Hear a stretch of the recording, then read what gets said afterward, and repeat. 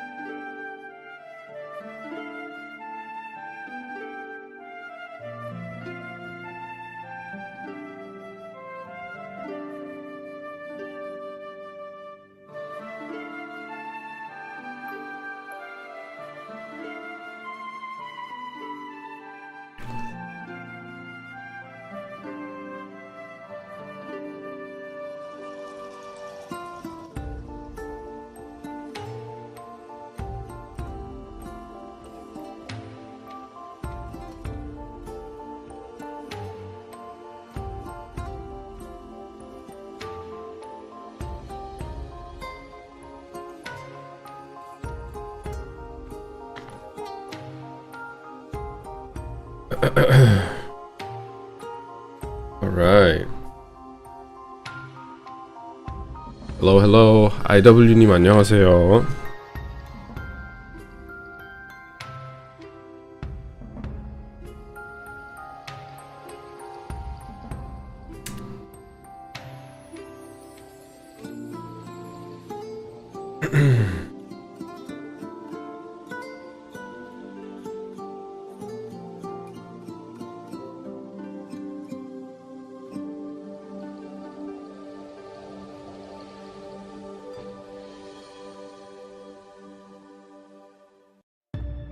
오늘은 시프 육성 좀 해보겠습니다.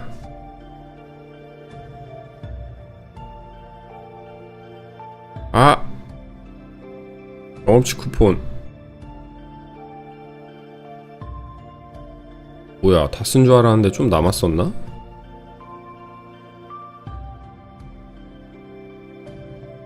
아, 아쉽네, 경험치 쿠폰.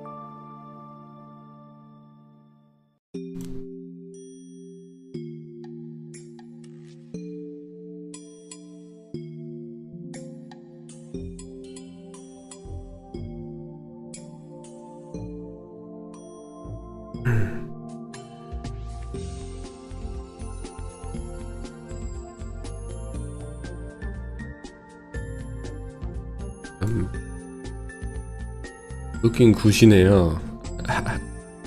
오늘 좀 스타일 좀 멋 좀 냈습니다. 제가 어떤가요? 볼만한가요? My style. 아니 그나저나 이거 왜 안 되는 거야? 이거 자꾸 스트레스 주네. 안 보이지? 보면 안 되는디. 어쩔 수 없다.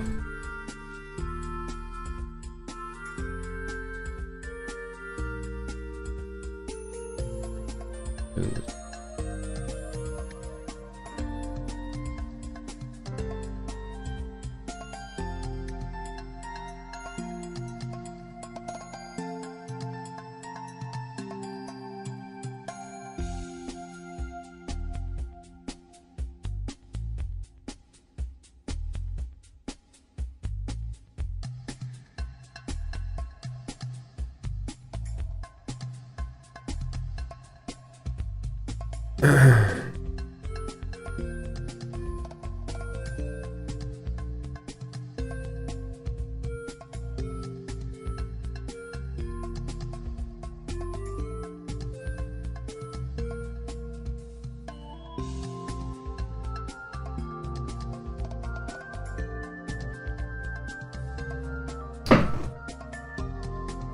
난 이건 뭐 나중에 해야 할 것 같은데 이게 왜 안 되지? 지금 어제처럼 하고 그저께처럼 방송해왔던 것처럼 이 쇼츠에도 라이브 방송이 나올 수 있게끔 설정하는 그런 게 있는데 그 설정이 지금 안 되고 있거든요. 그거랑 같이 키고 방송을 해야 하는데 쇼츠에서 지금 유튜브 쇼츠에서 라이브 방송이 되고 있는지 안 되고 있는지 확인이 안 되기 때문에 좀 마음에 거슬리긴 하네요. 포 사가고 아이를 사가고 충분히 사가죠. 오래 있을 거니까. 그리고 이 정도만 사가서 블렘 잡으러 갑시다.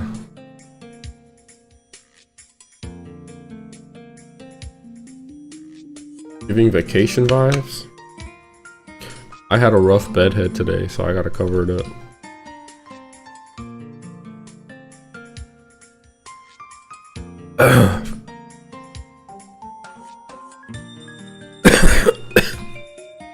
You know what it is?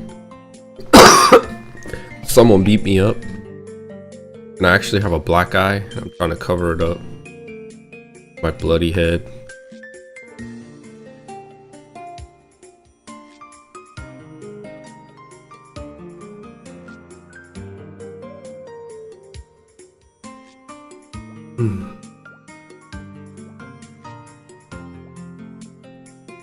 Like the music is slightly too loud. Ooh, shoot. Yeah, it looks like you are in Puerto Rico. My fit says I'm in Puerto Rico, huh?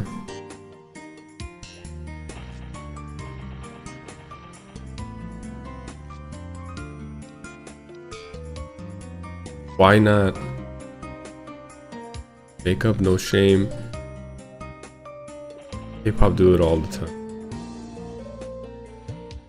No, they do. When celebrities get beat and they want to cover the fact that they have a black eye or whatever, they do cover it up like this.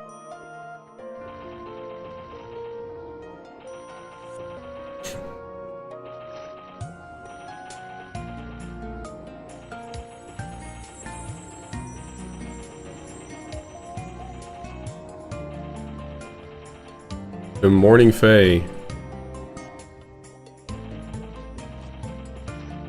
Beautiful morning.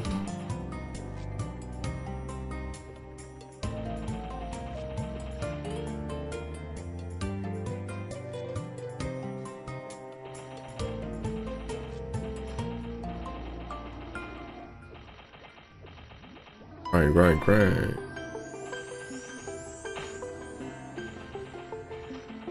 오, 시프. 네, 오늘은 시프 육성을 해보도록 하겠습니다.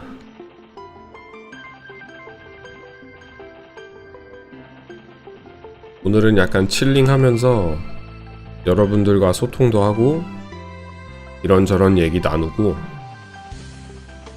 장공까지 노려보는 그런 방송을 진행해보도록 할게요.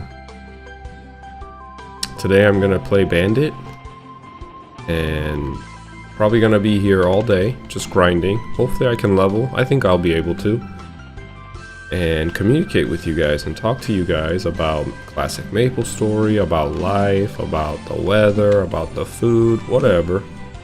And we're going to try to, while we're grinding, there's always this anticipation in the back of my brain, right? And that's the charm of Maplestory. I'm waiting for a glove attack 60% to drop by the mix golems. Trying to make some money and grind at the same time.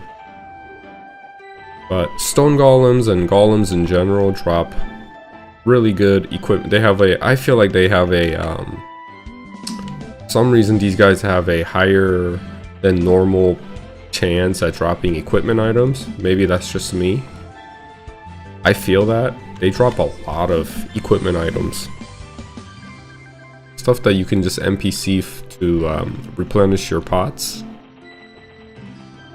We're gonna grind here today. Ooh. Does anybody know if I'm live on Shorts or not? Anybody? Nobody?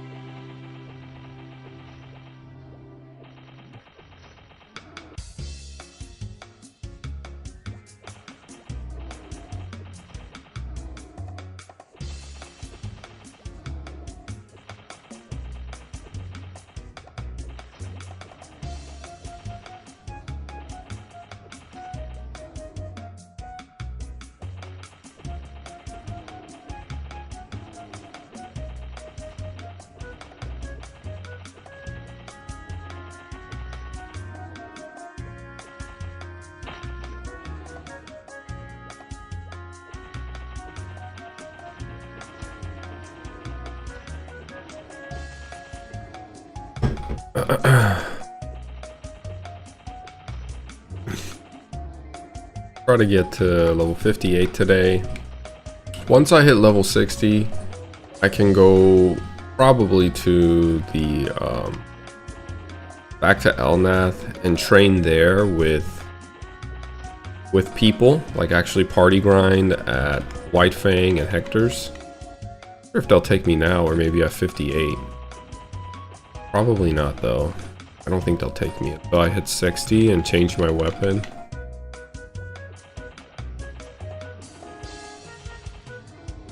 I could go to Cooley's. I have to pay money. I don't want to pay money.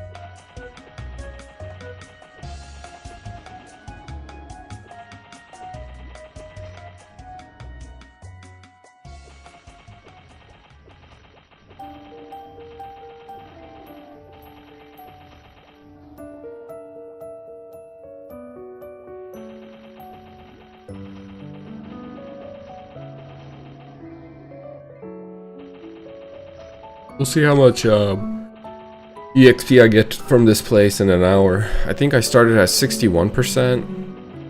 So we can tell how long we've been here by here.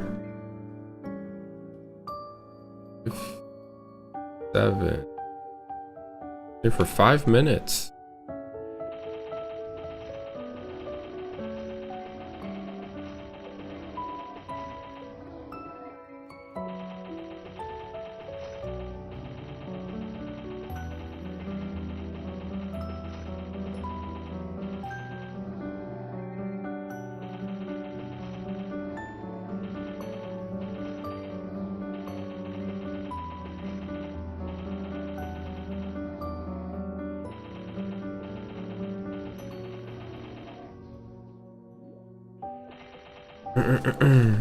Check something.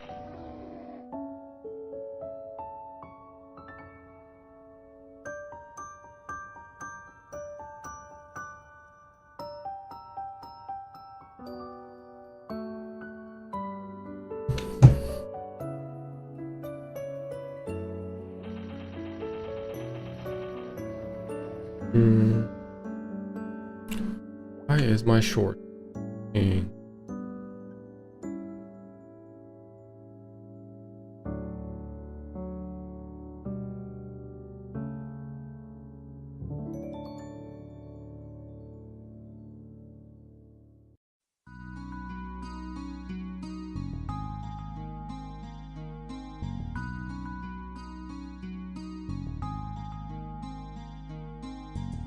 Is Bandit back flipping during Savage Blow?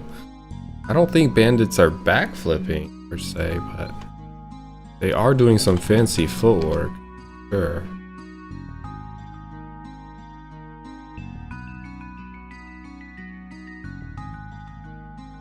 Let me see something here.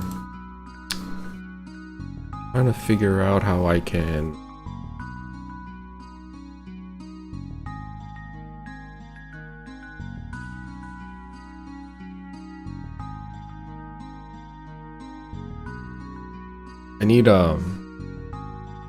need someone that's good in tech to help me, or who knows how to do these things way better than me. Your stream.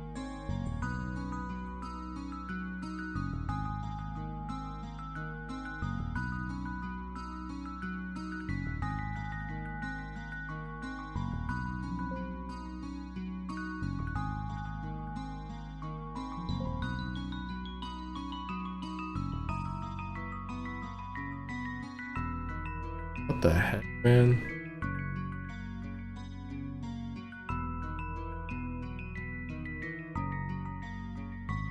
Says I'm definitely live.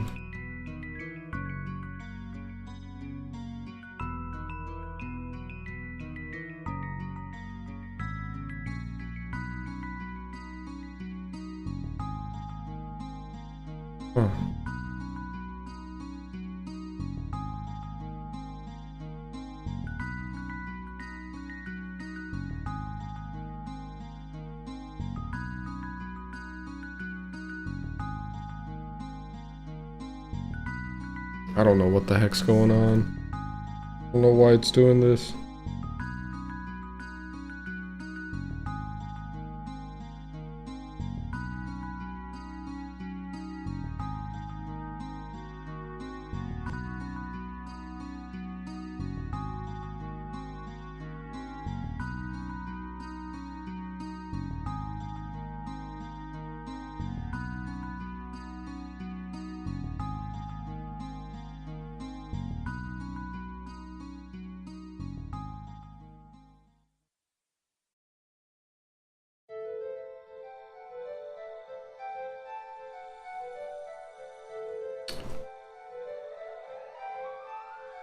한국말 해줘요, 조니파파. 한국말이요? 한국말 해드릴 수 있는데 지금 방송에 문제가 있어서 방송을 고치려고 하는데 지금 말로 거슬리게 말이요.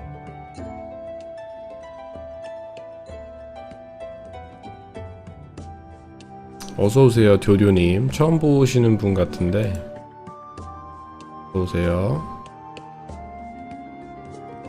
방송을 한번 껐다가 켜야 할 것 같은데 지금 보니까 이게 왜 안 되는지 모르겠어요.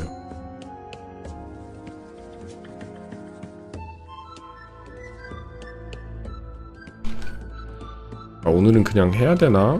후추 방송 없이 좀 아까운데. 오늘은 어쩔 수 없이 그냥 해야 되겠다.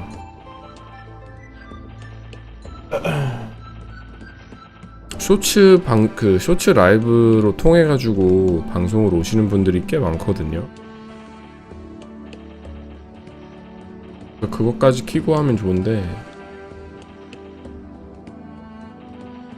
일단 그 OBS에서는 쇼츠로 방송이 지금 방영되고 있다고 하는데 제 유튜브 채널 가보면 그게 안 보이거든요. 그래서 이게 확실한지 확인이 안 되고 있는 상태라 좀 거슬리긴 하네요.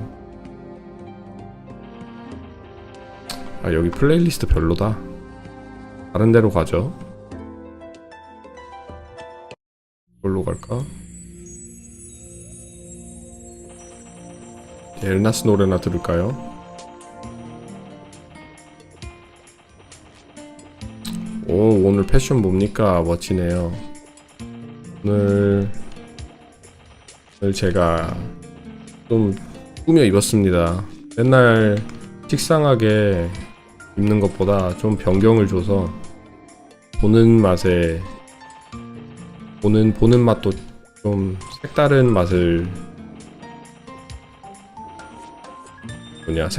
보여주기 위해서 버켓햇도 쓰고, 이거 제가 파는 거, 이거 모자 제가 파는 겁니다.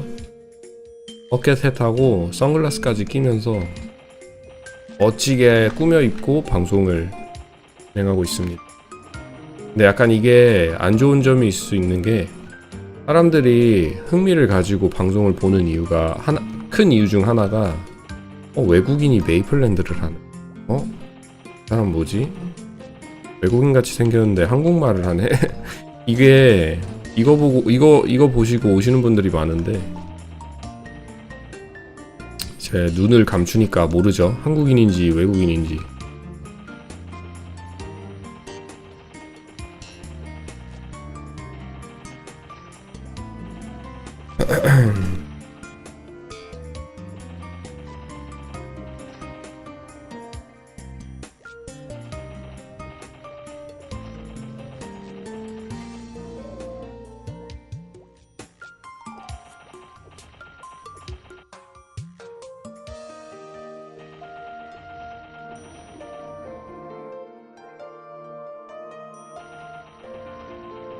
여기 꿀이네, 이 자리. 낚시 자리.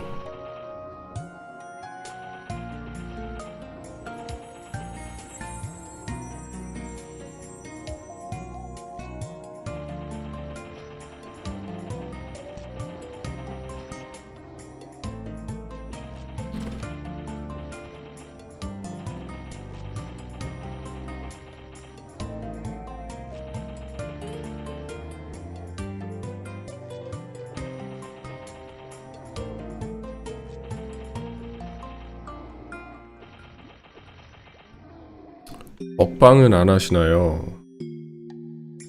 배가 고프긴 한데 먹방을 하면 뭔가 카메라가 좋아야 되거든요. 마이크하고 카메라하고 마이크가 안 좋으면은 그냥 추해 보여요. 방송에서 밥 먹는 거 뭔가 불쌍해 보인다고 해야 하나?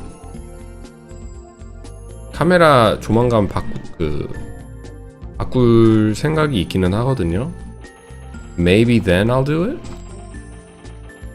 근데 지금은 이제 뭐 빵이나 이런 거 방송하면서 먹을 때는 카메라 끄고 마이크 끄고 먹고 하곤 합니다. 먹방 같은 거 하시는 분들 보면 카메라 화질도 굉장히 좋고 일단 퀄리티가 되게 높잖아요. 그런 상태로 해야 먹방에 의미가 있다고 생각해요, 저는. 그리고 먹방 자체를 해본 적도 없고 어떻게 하는지도 모르고 그냥 다들 맛있게 먹으면 된다 그러는데 그거보다 분명히 더 있을 거예요.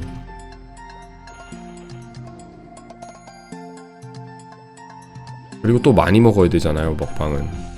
제가 먹는 양이 굉장히 적어요. 한 5번 정도 퍼먹으면 이제 억지로 먹는 수준?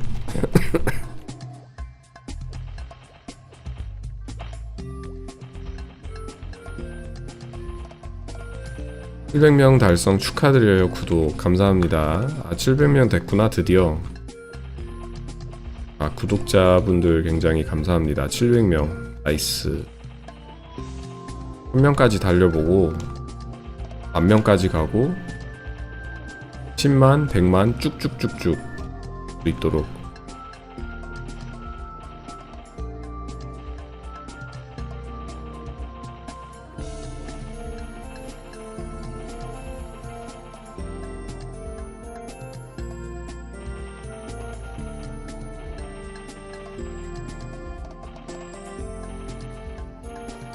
간단한 미국 스낵 같은 거 한 봉씩 리뷰식으로 해도 관심 있는 사람 많을 것 같다. 그거 괜찮은 아이디어이긴 하네요. 먹방까진 아니더라도 스낵 같은 거 방송하면서 먹으면 그건 정말 괜찮은 아이디어인 것 같아요. 한국에도 비프 저키 있나요? 간식용으로 먹기 정말 간편한 비프 스틱이라고 있거든요. 비프 저키 같은 거. 그런 것들도 방송하면서 먹으면 참 좋은데 에너지 보충도 되고 굉장히 짜고 맛있거든요. 비프 저키가.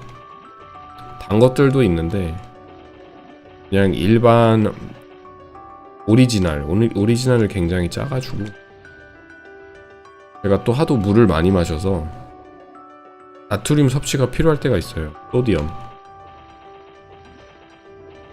근데 왜 미국에서는 소디엄이라 그러고 한국에서는 나트륨이라 그럴까요? 소디엄 나이트레이트? 이게 소디엄 나이트레이트인데 성분 이름이 미국에선 소디엄 그러고 한국에선 나트륨. 똑같은 걸 얘기하는 건데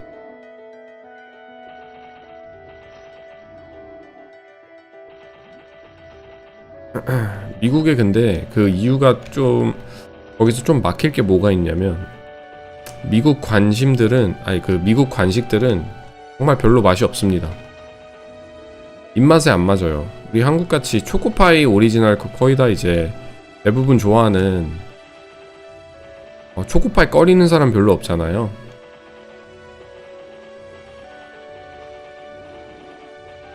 그리고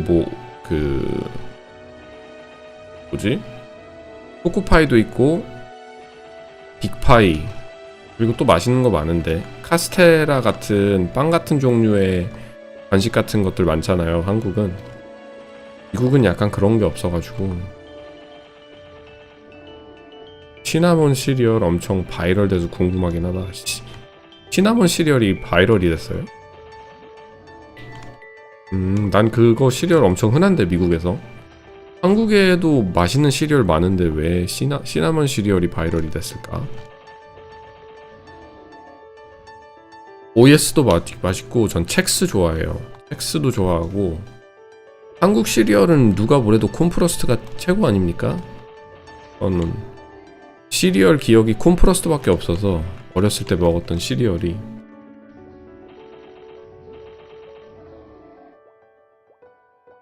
콘프러스트하고 또 뭐 있지? 다른 게 뭐가 있었나?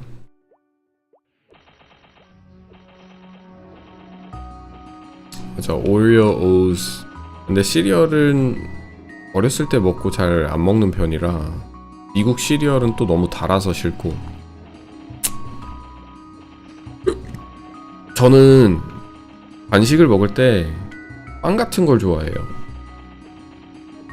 집에서도 가끔 이제 여기에도 H마트라는 게 존재하거든요. 그냥 우리 한국으로 따지면 롯데 같은 곳인데 그런 데 가면 한국 식품을 팔아요. 거기 가서 이제 장 보고 거기에 굉장히 맛있는 고기 부위를 파는데 갈비살인가? 하여튼 굉장히 맛있는 고기 부위를 파는데 거기 가서 이제 김치, 이제 와이프랑 장 보러 갈 겸 간식을 많이 사기는 해요.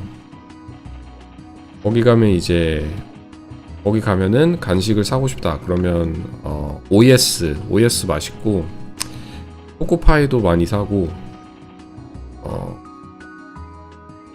빵 같은 걸 굉장히 많이 사요. 저는 시리얼은 국물이 진짜 우유 맛있죠. 앵무새 같은 시리얼이 있었다. 앵무새 시리얼 뭐지? 그 되게 무지개색으로 돼 있는 거 맞아. 나도 갑자기 기억이 안 나네. 저 뉴질랜드 잠깐 홈스테이 할 때 주식이었음. 시리얼이 굉장히 많이 먹으면 몸에 안 좋기는 해요. 근데 진짜 맛있긴 하죠. 간단하고 만들기 쉽고. 자꾸 먹는 얘기하니까 라면 땡기네. 어제 와이프한테 저녁 하지 말라고 제가 아침부터 나 라면 땡긴다고 했거든요. 그래서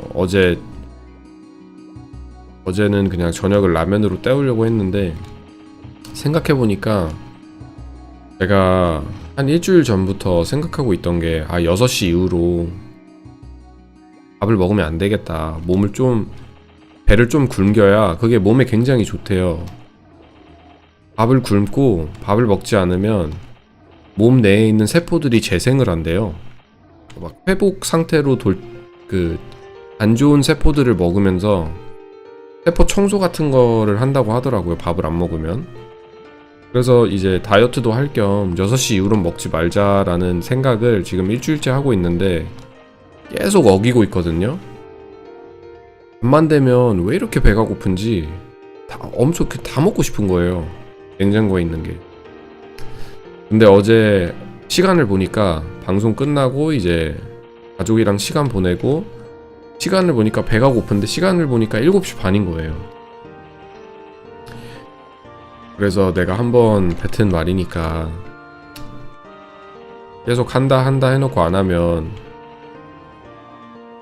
뭔가 좀 아닌 것 같아서 어제부터 저녁 6시 이후로는 밥을 안 먹으려고 합니다.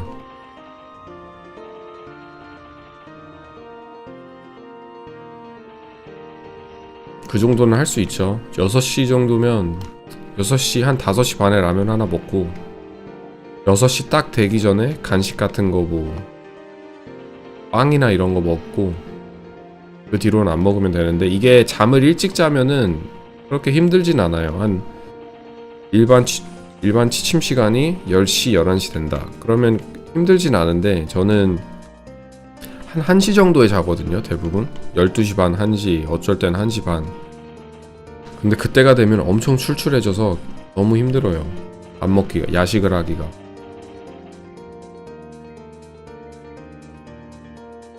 저는 하루 한 끼 반 먹어요. 점심때는 간단하게 먹고 저녁에 한 끼. 저도 아침은 잘 안 먹는 편이고 아침은 커피로 그냥 때우고 굉장히 안 좋지만 물 많이 마신 다음에 커피 마시면서 뭐 간단한 빵 정도? 그리고 이제 한 2, 3시 되면 엄청 배고프거든요. 그때 밥 한 번 제대로 된 거 먹고, 그리고 저녁에 한 번 또 크게 먹었었는데 이제는 저녁에는 안 먹는 걸로 하면서 물을 많이 마시면서 물로 때우던가 해야 될 것 같아요. 다이어트도 할 겸 밥을 사람이 몸을 굶기면은 그것만큼 몸에 좋은 보약이 없다고 해서 6시부터 굶어가지고 한 12시간 굶으면 조금이라도 도움이 되겠죠? 아침에 일어나면 엄청 배고프긴 한데 이제부터 아침을 챙겨 먹어야죠. 뭐 계란을 먹던 좀 제대로 된 거 건강 좀 챙기면서.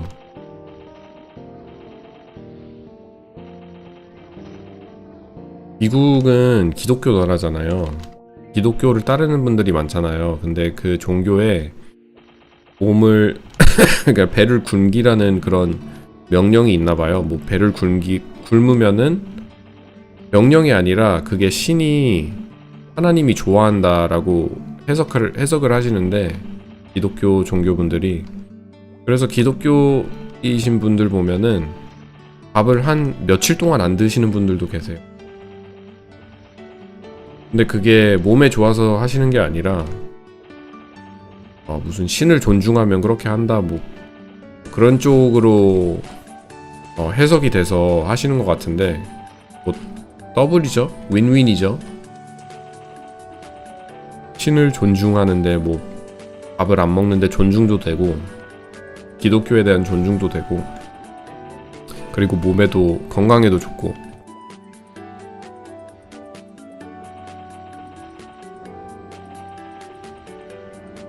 원래는 아침을 좀 챙겨 먹어야 된다고 생각해요. 저도 아침 안 먹고 가거든요. 근데 이게 고쳐야 될 것 같아요. 고칠 수 있으면. 아침 먹는 게 굉장히 중요한 것 같은데, 저녁보다는 아침 먹는 게, 그래야 이제 하루 일상을 시작하는 데 도움이 많이 되는데, 아침에는 이게 문제가 뭐냐면 아침 먹을 바엔 그냥 한 30분 더 자겠다? 이 멘탈이 좀 강해가지고 일어나기가 너무 귀찮아요. 일어나서 요리한다는 거 생각하면은 좀 너무 귀찮고, 그냥 한 30분 더 꿀잠 자야지 이 생각이 바로 들기 때문에. 그쵸? 아침에 이제 일어나서 알람이 처음 울렸을 때, 아니 알람보다 자고 있는데 갑자기 눈이 딱 떠져요. 근데 약간 해는 뜨지 않았고 약간 캄캄한데, 시간을 보니까 나는 7시에 기상을 해야 되는데 지금 시간은 새벽 5시 반이에요. 그때보다 행복할 때가 없죠. 1시간 반 동안 더 꿀잠을 잘 수 있다니. 나이추님 안녕하세요. 어서오세요. 그때 딱 이제 눈 감고 잠들려고 할 때가 그때가 천국인 것 같아요.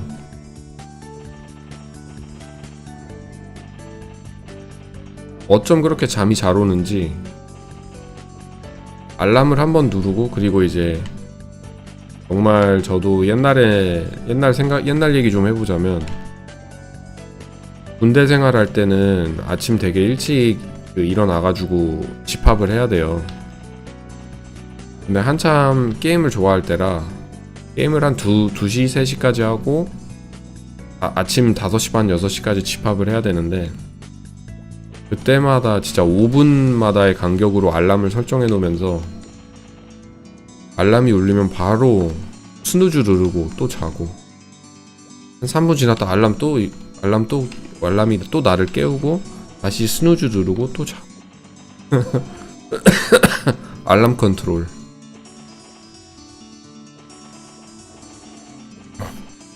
다들 어렸을 때 그랬을 거라고 생각해요. 학생 시절 때. 지금 동생이 한 명 있는데 고등학교 2학년이거든요. 걔도 보면은 아침에 일어나는 거 굉장히 꺼려해요. 알람을 한 몇 번을 깨웠다, 알람이 몇 번이나 울리는지 아침에.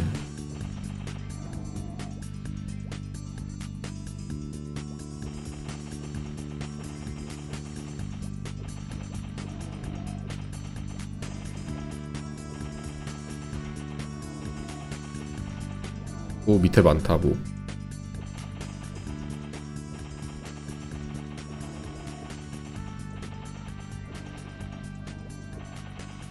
학생 시절엔 방학 때 아침부터 새벽까지 풀로, 지금은 못함.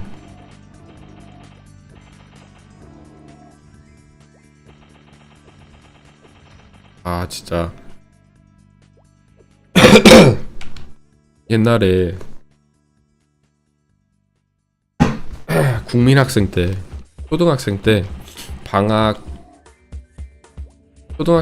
초등학생 때 겨울 방학이 얼마나 행복했던 시기였는지 나이 먹어서 느끼는 것 같아요. 청소년기에는 10시간이 적정 시간이라는데 성인으로 치면 새벽 4시에 일어나는 수준이라고.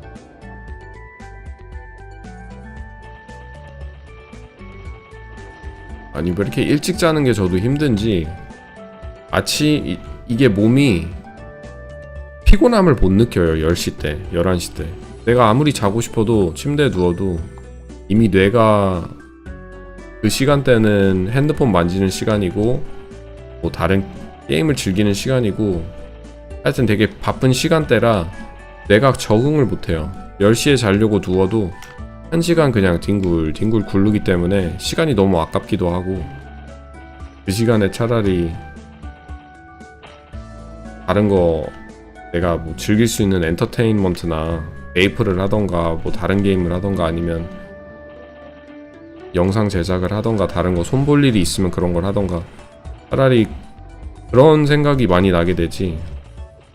침대에 자려고 10시에 누우면은 잠이 안 와요. 이제 12시, 12시 반? 그 정도 되면 슬슬 정말 이제 잠기가 오면서 눕자마자 자거든요, 진짜. 그때는. 내 메이플 이벤트가 많아서 빠지지 않고 사냥했음. 맞아요. 어렸을 때 방학만 되면은 무슨 이벤트, 이런 이벤트 저런 이벤트 하면서 학생들 게임에 온라인 접속시키려고 유저수가 늘어야 이제 넥슨도 돈을 벌기 때문에.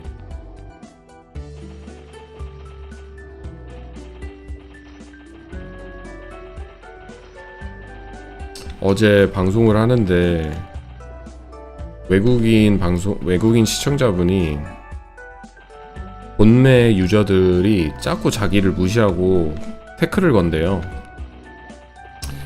그런 이제 저희 같은 옛날 메이플 즐겨하는 유저들은 옛날 메이플에 대한 그 노스탈지아가 있어서 아 나는 이 게임이 이래서 좋다, 본매는 이래서 하기 싫다 이런 얘기를 많이 할 때가 있잖아요. 근데 그런 말을 본매 유저분 옆에서 하게 되면은 미국에서는 바로 태클 들어옵니다. 한국은 어떤지 모르겠지만 아마 한국도 마찬가지라고 생각하는데, 그런 거 보면은 심리 상태가 좀 궁금하기도 하고, 아니 본매 좋아하면 본매를 하면 되지 왜 굳이 옛날 메이플을 좋아하는 사람한테 태클을 걸까. 그런 사소한 대화조차도 못할 정도로 그런 얘기 할 수 있는 거 아닌가요?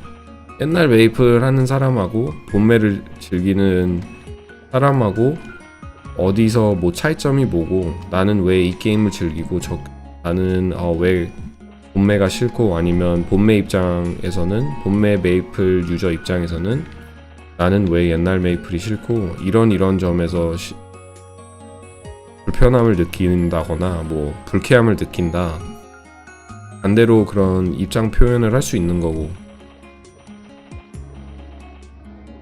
근데 그런 거조차 못한다는 게 굉장히 개인적으로 퍼스널 어택처럼 들리나봐요. 내가 옛날 메이플 하는 사람들이 본매는 이래서 싫다 아니면 옛날 메이플은 이래서 좋았다 이런 얘기 하는 거 보면은 그게 그냥 얘기로 들리는 게 아니라 본인을 공격한다라고 인식이 되나봐요.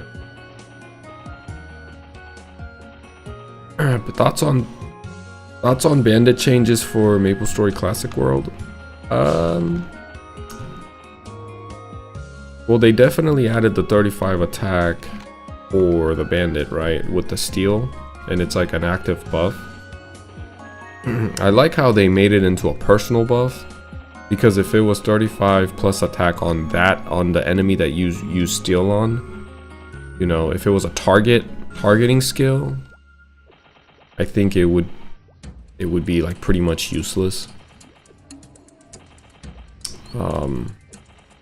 I think it's a good change overall. I do think 35 weapon attack is pretty crazy. That's a lot of weapon attack, and it's a, I believe, 10-minute buff or something like that. I think it'll be cool. Like when I'm playing the Bandit now in the second job right now, it is a little dull because I have to use Savage Blow the entire time, and there's no intermingling of other skills. I just have to keep my Dagger Booster and Haste up.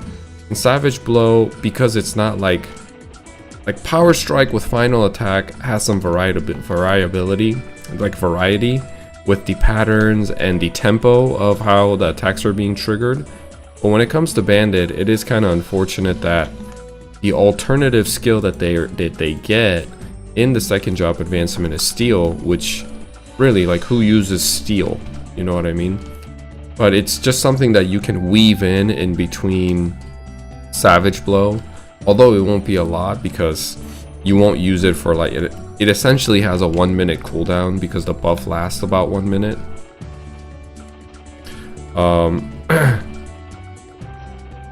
So you'll be able to weave it in here and there with Steel. I think it'll be okay.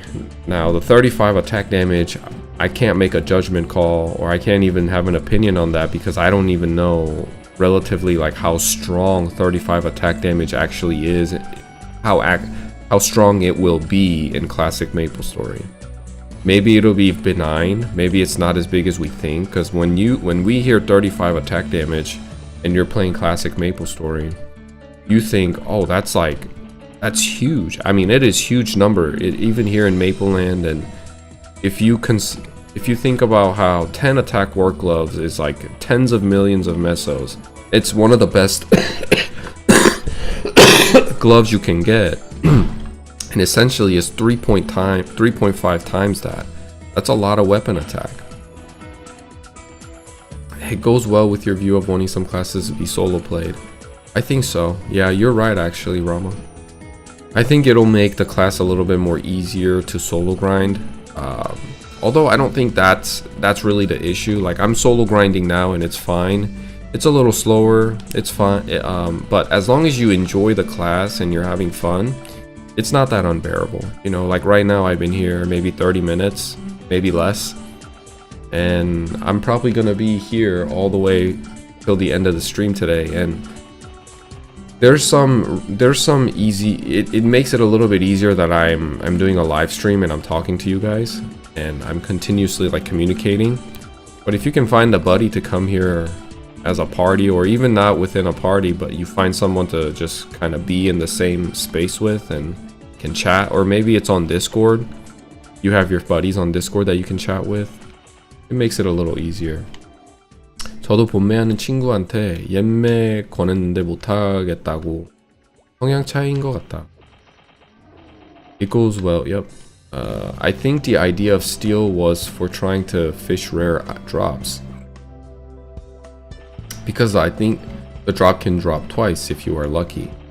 Someone tested that in Mapleland, and they actually used Steel before they killed a monster on white lichens to farm Ilbies, and it took him, oh man, there's a video. It was a great video, and he didn't have a lot of subscribers, but he essentially double dipped on white lichens who drop Ilbies. And it took him, oh my god, God knows how long. It took him like days until he got Ilbies, I think. 형님 미국으로 놀러 갈 때 추천하는 도시 있나요? 저는 일단 모든 조건이 맞는다면 캘리포니아 추천드립니다. 캘리포니아 아니면 플로리다, 그리고 하와이. 돈이 좀 많으시다, 그럼 하와이. 돈이 그렇게 많진 않은데 어느 정도 여유는 있다, 그럼 캘리포니아. 돈이 별로 없지만 정말 예쁜 줄을 보고 싶다 그러면 플로리다 추천드립니다. 뉴욕이나 이런 인더스트리얼라이즈 도시들은 가지 마세요. 더럽고 냄새나고 지저분하고 볼 것도 없습니다, 솔직히.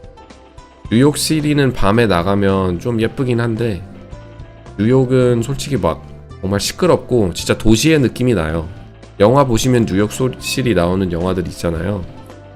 정말 시끄럽고 더럽고 쥐도 많고 쓰레기도 많고 노숙자도 많고 이래가지고 솔직히 비행기값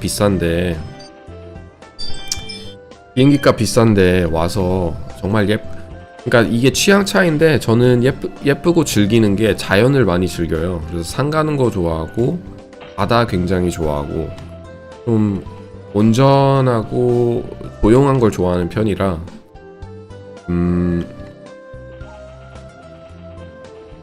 저는 플로리다 굉장히 제가 플로리다를 가가지고 정말 너무 예뻐가지고 와이프한테 우리 여기 이사가자라고 말을 했었는데 땡큐. 찾을 수 있나? 못 찾을 것 같은데. 아니 근데 너무 이뻐가지고 사진을 찍어 왔거든요. 플로리다를 가가지고. 아 여기 있다. 와 내가 여러분 이게 보이실진 모르겠지만 최대한 보여주도록 노력을 해볼게요. 해변가를 딱 해가 질 쯤에 나갔는데 보시나요? 안 보이실 것 같은데. 아, 안 보이네. 안 보이죠, 여러분? 보이나?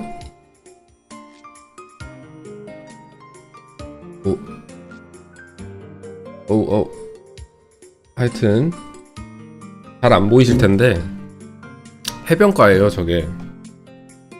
해변가가 이게 어떻게 돼 있냐면 설정이 그러니까 물이 되게 얕아요. 물 올라오는 게 이게 물이 발목까지 올라오는데 그게 바로 이제 깊어지는 게 아니라 해변가가 그 발목 깊이에서 쭉 이어져 나갑니다. 그러니까 거의 뻘은 아니더라도 우리 한국에 뻘 있잖아요, 동해 가면. 소리가 안 들린다고요? 소리도 안 들려요? You guys can't hear me?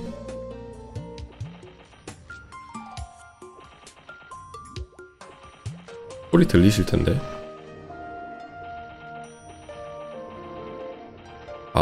Can you guys hear me? Can people hear me?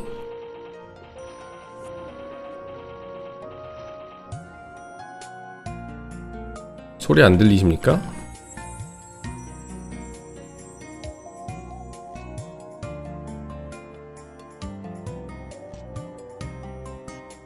들려요. 오케이.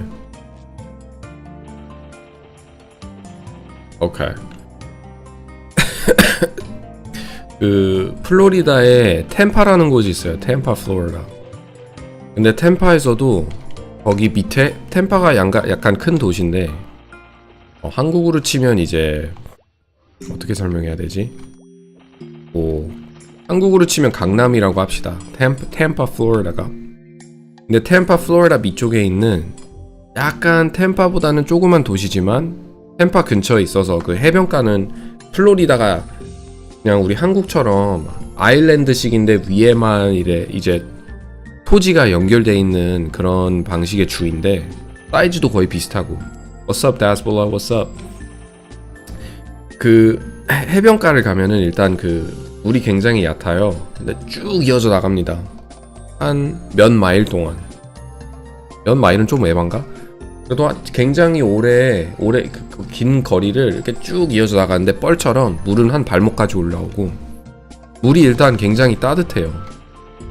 온순한 그러니까 물이 차갑지도 않고 따뜻하고 물도 엄청 깨끗하고 플로리다가 밤에 이제 나갔을 때 위에는 별이 굉장히 잘 보여요. 또 플로리다가 큰 도시가 아니라서 세라소라가 큰 도시가 아닌데 도시가 크면은 라이트 폴루션 때문에 별하고 달이 잘 안 보이거든요. 특히 별. 우리 한국 같은 나라는 이제 밖에 나가면 밤에 뭐 남산이나 큰 산에 가서 이제 아니면 시골을 가면 별 같은 게 잘 보이는데 도시 안에서는 별 같은 게 잘 안 보이거든요. 그 네온 사인이나 이런 것들이 너무 많아가지고. 근데 이제 플로리다 템파 세알소라는 그런 게 약간 적어서 밤에 나갔을 때 그 물에 비치는, 물에 반사되는 하늘이 달이 엄청나게 크게 떠 있었거든요. 저는 이제 해변을 걷는데 그 달빛과 별들의 빛이 바다의 물에 비쳐가지고 정말 끝없이 그게 정말 환상적이더라고요. 보이는 게 하늘이 바닷물 위에 비치면서 거기 이제 해변을 걷는데 사람들도 이제 굉장히 조용하게 노는 편이고 막 시끄럽게 놀고 계시는 분들은 없고 막 가족들이랑 와가지고 어린 애들이 막 뛰어다니는데 물에서 이제 아저씨들은 이제 아빠들은 애기들 보면서 조심해라 하고 그게 거의 메모리에 뇌에 박혀버려서 플로리다에 대한 좋은 감정밖에 없어요. 너무 가고 싶고 거기서 살고 싶고. 근데 거기 살기 좀 어려운 이유가 집값이 비싸진 않아도 거기는 일단 그 위치한 그 주가 굉장히 우리 한국처럼 제가 말씀드렸다시피 바다로 둘러싸여 있어가지고 태풍 같은 거에 피해를 많이 보거든요. 그래서 집을 살 때 보험을 들어야 되는데 그 보험값이 어마무시합니다. 플로리다가. 그래서 사람들이 집값은 플로리다가 많이 싸고 주도 굉장히 괜찮은데 두 가지에서 못 견뎌요. 사람들이 보험이 너무 비싸고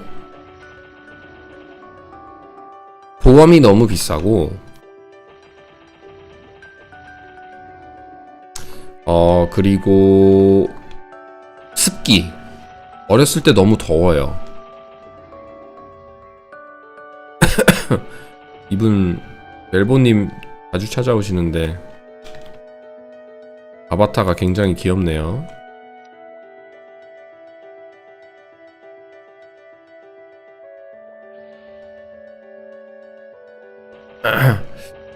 Do you plan on doing a reaction video today?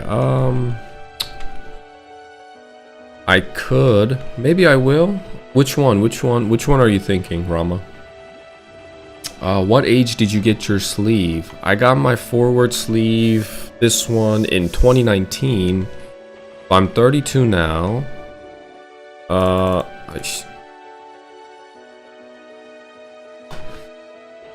I'm 32 now.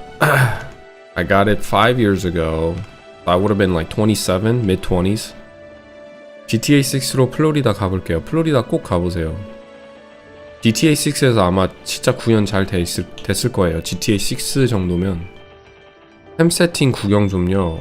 템 세팅이 좋진 않지만 잠시 구경 시켜드리자면 일단 자투 하나 먹었고요.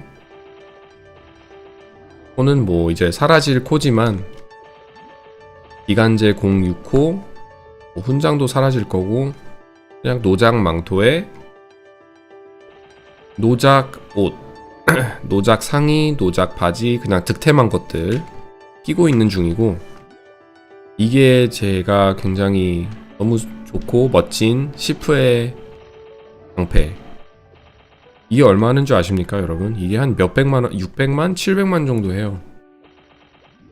그때 저번에 몇 주 전에 단검 시프가 버프를 먹었잖아요.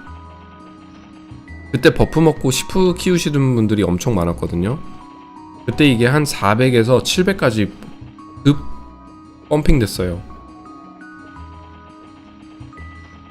저는 스프링필드 한번 가보고 싶다. 심슨 마을이라서.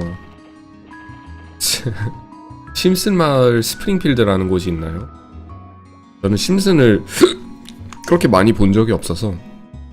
So, and then 그리고 태극 부채. So I have this 태극 부채, the Korean weapon. 이거는 이제 레벨 60 정도 되면 떡작 게타로 갈을 생각이에요.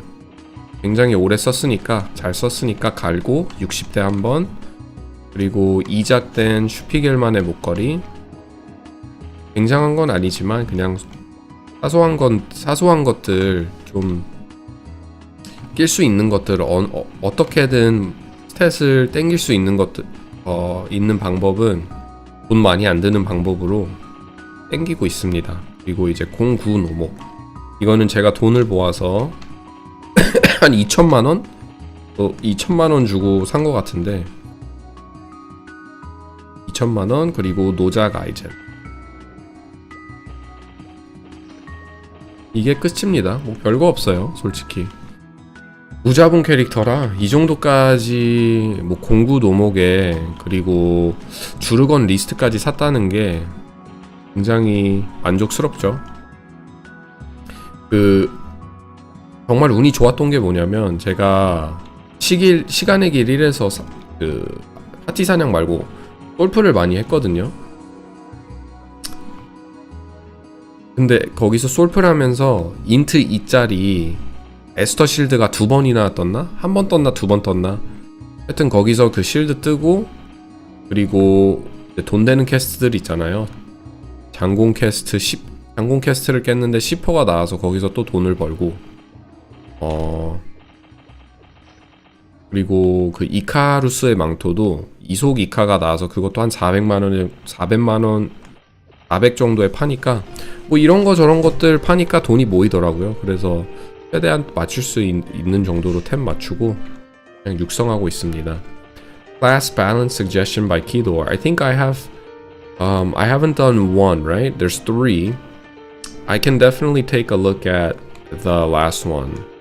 I'll try to do it today. I don't like making commitments and promises because things always come up, and I might be doing something here in a few hours that will not allow me to do a reaction video, or maybe I just really enjoy communicating with other people.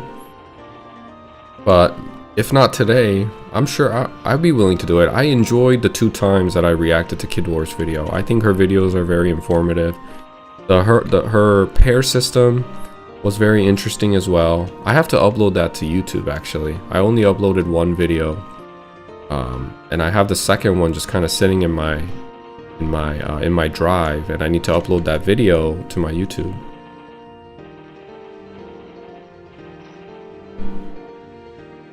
저는 자투 4,500에 샀는데 출시 때.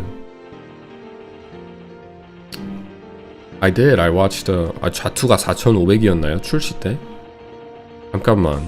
그러면 레벨 지금 엄청 높으실 텐데. 그쵸?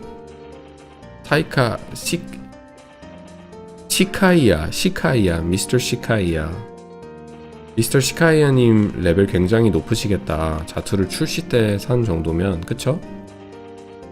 Oh, you watched the second video? I did. I actually did watch the second video. I don't know if you were here, but I did watch the second video. It was about the class synergy and pairing. I thought it was cool. I'll upload a video.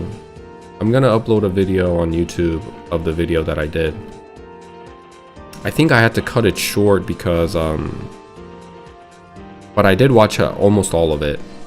But you'll see it on my YouTube here in the next few days. Let me actually check that I still have it. I think I do. Yeah, I do. Keydoor reaction video 2. Yep, I just gotta upload it. 170인데 접었어요, 다그나. 현타 오셨나? 너무 안 올라서 경험치가.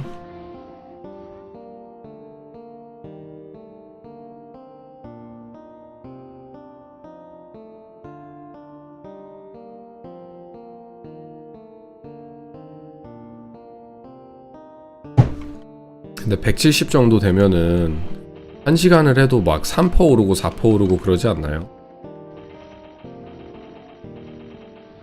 쉬었다가 하세요. 쉬었다가. 너무 아쉽긴 하겠다. 그때 되면은 그때 되면은 딱 느낌이 캐스트매니아보다 물론 더 힘들지만 캐스트매니아를 도전하는 제 심정이랑 비슷했을 것 같아요. 퀘스트 매니아를 도전하면서 퀘스트 400개를 채워야 되는데 한 350개쯤 되면은 너무 귀찮은 거예요. 하기도 싫고.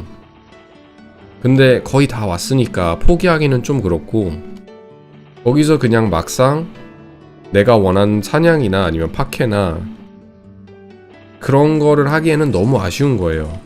근데 이제 퀘스트 하기에는 너무 질리고 싫고 머리 아프고, 그 느낌이랑 어떻게 보면 비슷할 것 같기는 한데 170이 되면은 너무 아쉽잖아요. 그때까지 공들인 시간과 그런 게 다 있으니까.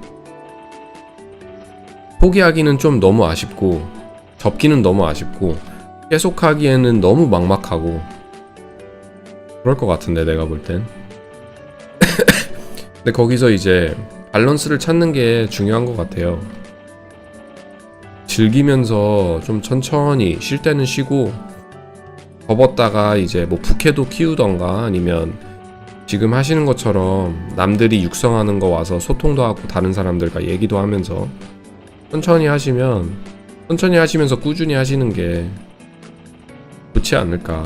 그리고 레벨업에 너무 목매이고 효율을 너무 따지다 보면 어느 순간 게임 하는 것 같지가 않고 그냥 숙제 같은 느낌이 들기 때문에 더 멘탈적으로 지치고.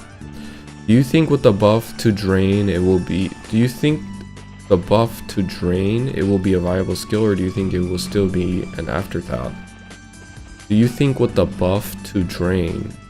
I'm not exactly sure what you're asking me, Faye.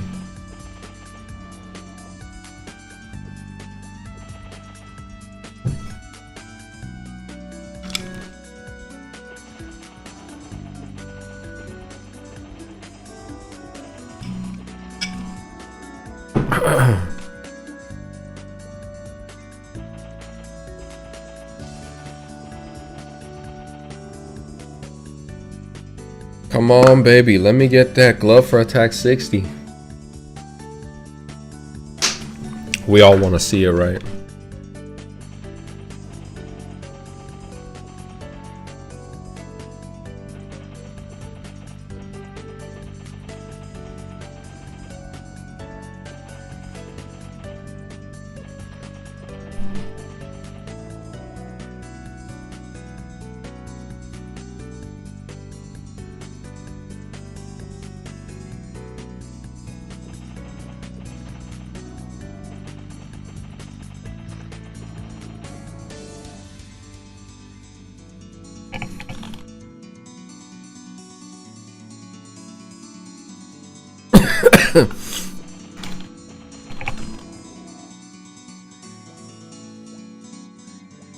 Plank님이 assassin skill called Drain. It got a sizable buff in my opinion.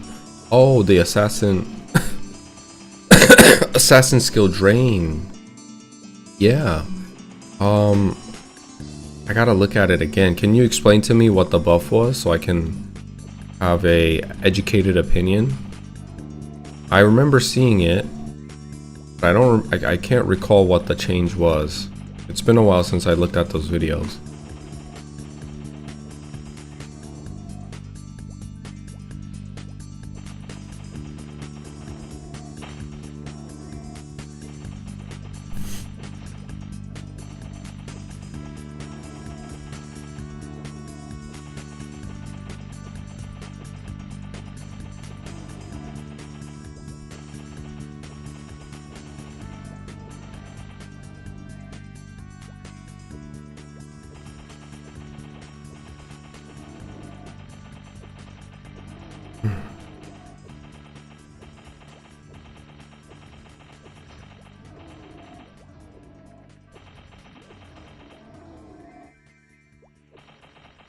Oh shoot.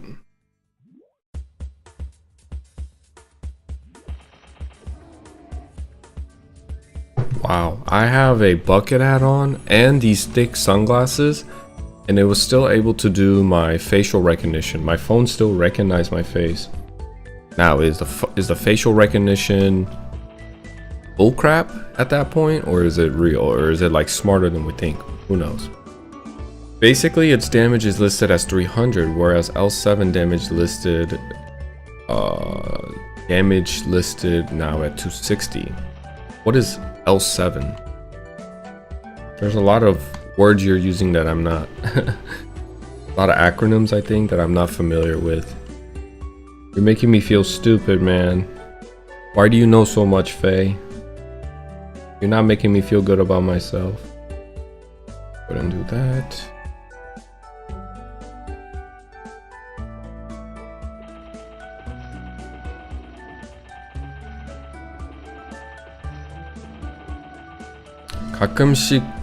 가끔씩 접속해서 투민을 먹으려고 하는데 잘 안 뜨네요.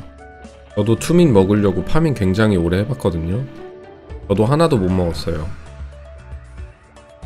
호문쿨루 202호에서 용기사 키울 때 70에서 80 정도까지 주 사냥터였는데 거기가 진짜 안 나오더라고요, 투민이. 시간의 길에서도 많이 사냥해봤고 안 가본 곳이 그 토끼 나오는 곳.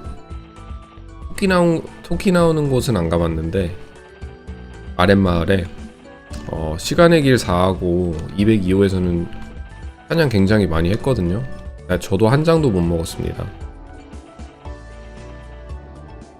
Oh, lucky 7. I see. Do you think the min-maxers will prefer it just due to the fact they may do slightly more damage while also healing? Well, the thing is, Drain is 300, but Lucky 7 is 260. Is that incorporating the fact that it hits twice, so it's 130 each hit? I wonder how that will work actually. Yeah. Is there gonna be a cooldown to... Like, there's no way Lucky 7's total damage is 260%, while Drain is sitting at 300. I wonder how that's gonna work. Because yeah, at that point, why would you not just spam Drain?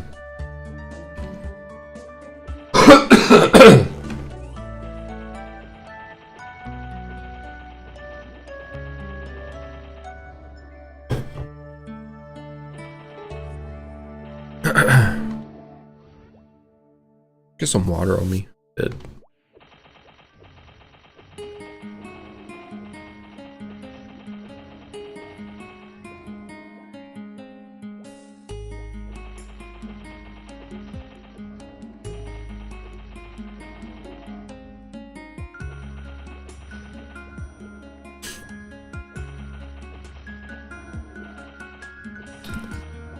Well, maybe in the second job advancement, they will use Drain a lot more often now. I mean, if it's at 300, I don't see why you wouldn't just replace... Oh, maybe the crit ratio. There you go. There's a good explanation. When you hit twice, each damage has a chance to proc a crit, right? If it's true to how it was in old school Maplestory. So, if you take that into calculation, you probably still do more damage with Lucky 7. Drain just does a lot more damage now than previously.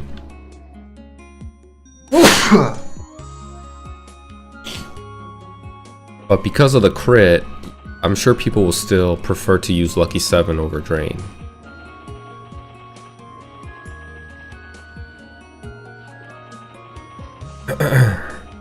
And then once you hit third job advancement with Shadow Partner, at that point Drain is really just useful as a utility skill more than anything.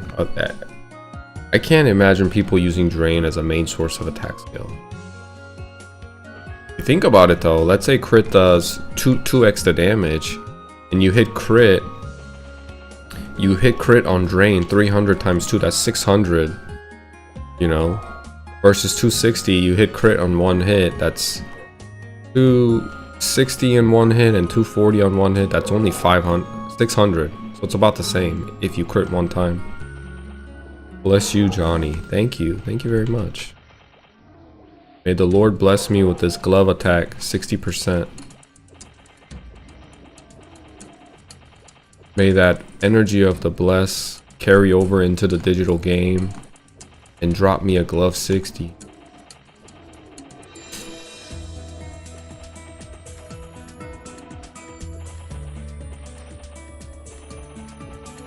I have a feeling when Classic Maplestory releases, they're going to only release up to second job advancement. I'd be surprised.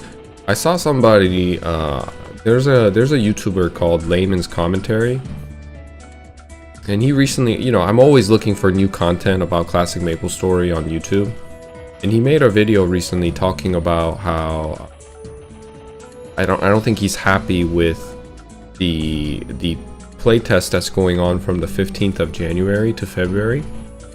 And it does seem kind of weird that they're only giving players 2 hours of playtime, and they try.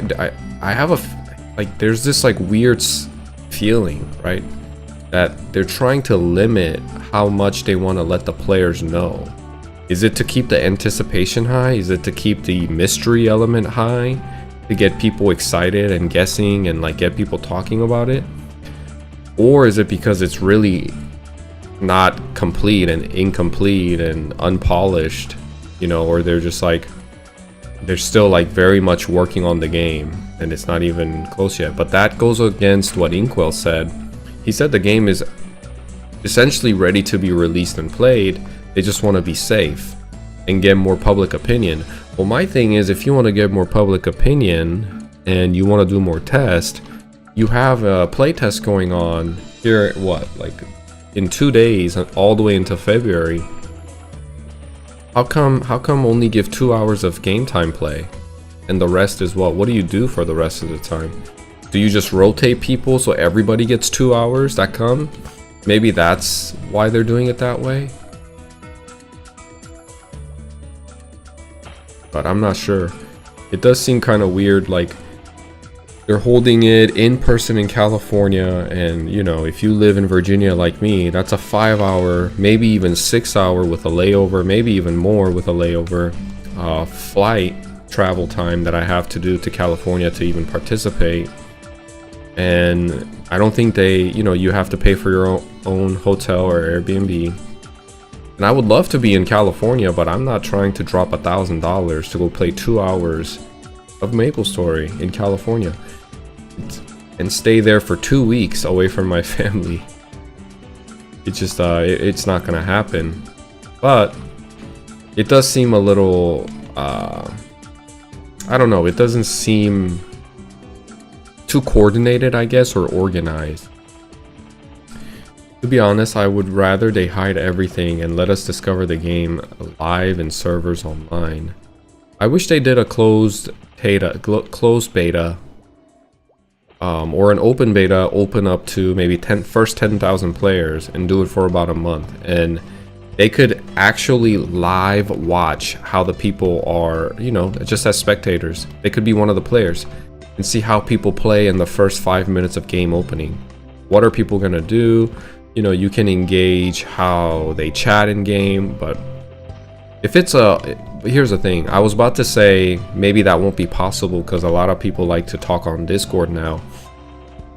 But if it's a closed beta, there's no guarantee that you and your friends are definitely gonna get in. It could just be you and a bunch of strangers. You might be the lucky one out of the pot that got picked, but your friends didn't. So maybe they're maybe because of that, people will chat in Genesis Training Ground 1 and, you know, level together, actually chatting, making friends. That would be valuable information that the developers could see and learn from, and see how people like kind of gauge the genuine reaction of the players that are playing the game. But it seems like they don't want to go that route. They want to do it in person, in studio, in California, live, for a limited amount of time, and I'm not sure exactly why they would do it that way.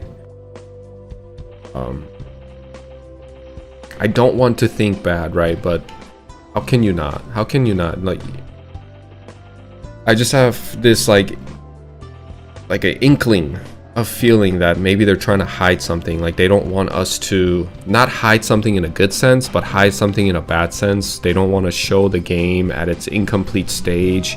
They only want to show us, you know, like in the MapleCon in September, I believe, or the one that just happened not too long ago. I guess that was a few months ago now, so it's been a while. They only play test in certain maps and certain stages and certain instances of the game. I believe they tried Kerning Party Quest in that MapleCon playtest, and they only play for like 15 minutes is what I heard per person. I feel like they're trying to keep some stuff really buried and make sure we don't see it. Well, at least not yet, because the game is incomplete. That's like the pessimist in me talking, right? You know why I think that more than anything lately? How is it, here, I'm about to tell you something really crazy. You guys ready? How is it that the richest company in the world, Apple, how is it that they're the richest company, they're the most successful, I think it's Nvidia now, but they're by far the richest company when it comes to the phone market, cell phone market. And they've been the richest company for the longest time, maybe for a decade now.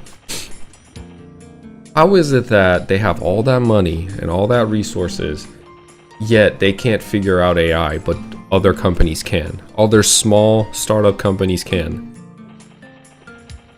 So what Apple just did, what I heard yesterday, is that Apple essentially has given up on AI, and they're going to integrate Google's Gemini into their Siri. So Siri is going to be a fusion of Apple, whatever Apple had, probably not much, because Siri, everybody knows Siri is really bad. They're going to bring in Google's Gemini to replace Siri. Essentially, that's what's happening. Siri's going to be gone. They're going to try to hold on to like a little bit of Apple symbology, Apple icon into the Siri, but you might as well replace Siri's icon and everything about Siri to Google's Gemini, because they just couldn't figure it out. Siri has sucked for the longest time, and it was a well-known thing. A lot of people complained and moved away from Apple, especially because Google phones and Samsung phones AIs were just killing them and blowing them out of the water. And now they're just going to bring in Google's Gemini and replace their AI. And why do I talk about this? I talk about this because it puts in this element of doubt in my mind that these companies always have an answer. I don't think they always have an answer. They're still trying to figure it out. And some companies are really incompetent. And I feel like sometimes Nexon is that. I don't want to believe that. It surprises me that they were able, they made banger games like Arc Raiders, and like the games itself are really good. But that doesn't mean, that it doesn't always mean, that doesn't always make it true that they're not going to make mistakes. They're going to make mistakes, and they could be incompetent on certain projects. I'm not gonna lie, more we speak about Discord as a community, the more I keep thinking about proximity chat in game, like limited to same map in training and few feet in town. Maybe free market would be a mess. Oh my goodness, yeah. Proximity chat in free market, it's going to be like an Xbox Live. It's going to be like an Xbox Live, how it was back in the day, where they're just all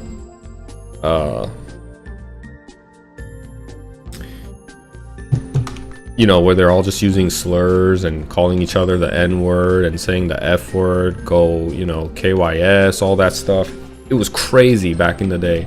You go into Call of Duty, Black Ops, or Halo, or whatever it is, into a lobby, and you got these kids who haven't hit pre-pubescent. Their voices are so high, it's like you can tell these are little kids. They're just saying the most outrageous thing on chat. They're just saying whatever they want. I don't know where their moms are, where their parents are. They needed some whooping. I heard they were late to the party in terms of their investment into AI data centers. John, can you become rich enough to buy out Nexon and run like an amazing company it should be? I don't think so, man. I can give criticism, but it's probably beyond me. These people are a lot smarter than me. They've been doing this a lot longer than me. The only thing I have on my belt is that I've played Maplestory for a long amount of time, and I think I have a pretty good understanding of what Maplestory great and why people why people have nostalgia trips when it comes to classic games like Classic WoW and Classic Maplestory.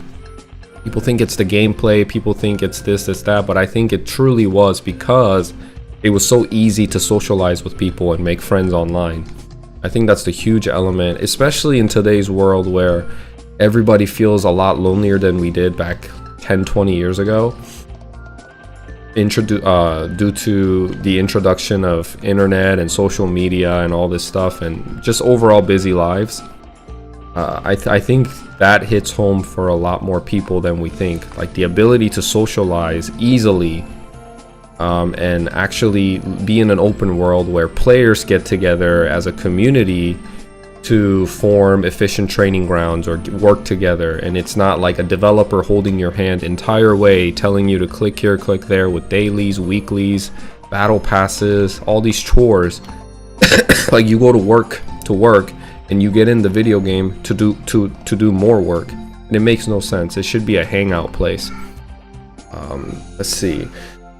Future will be a mix of applications that are better for certain solutions. This is not only in big companies, but also for every company. I've heard that there's not going to be a giant AI that knows everything, but it's going to be like multiple, like a difference.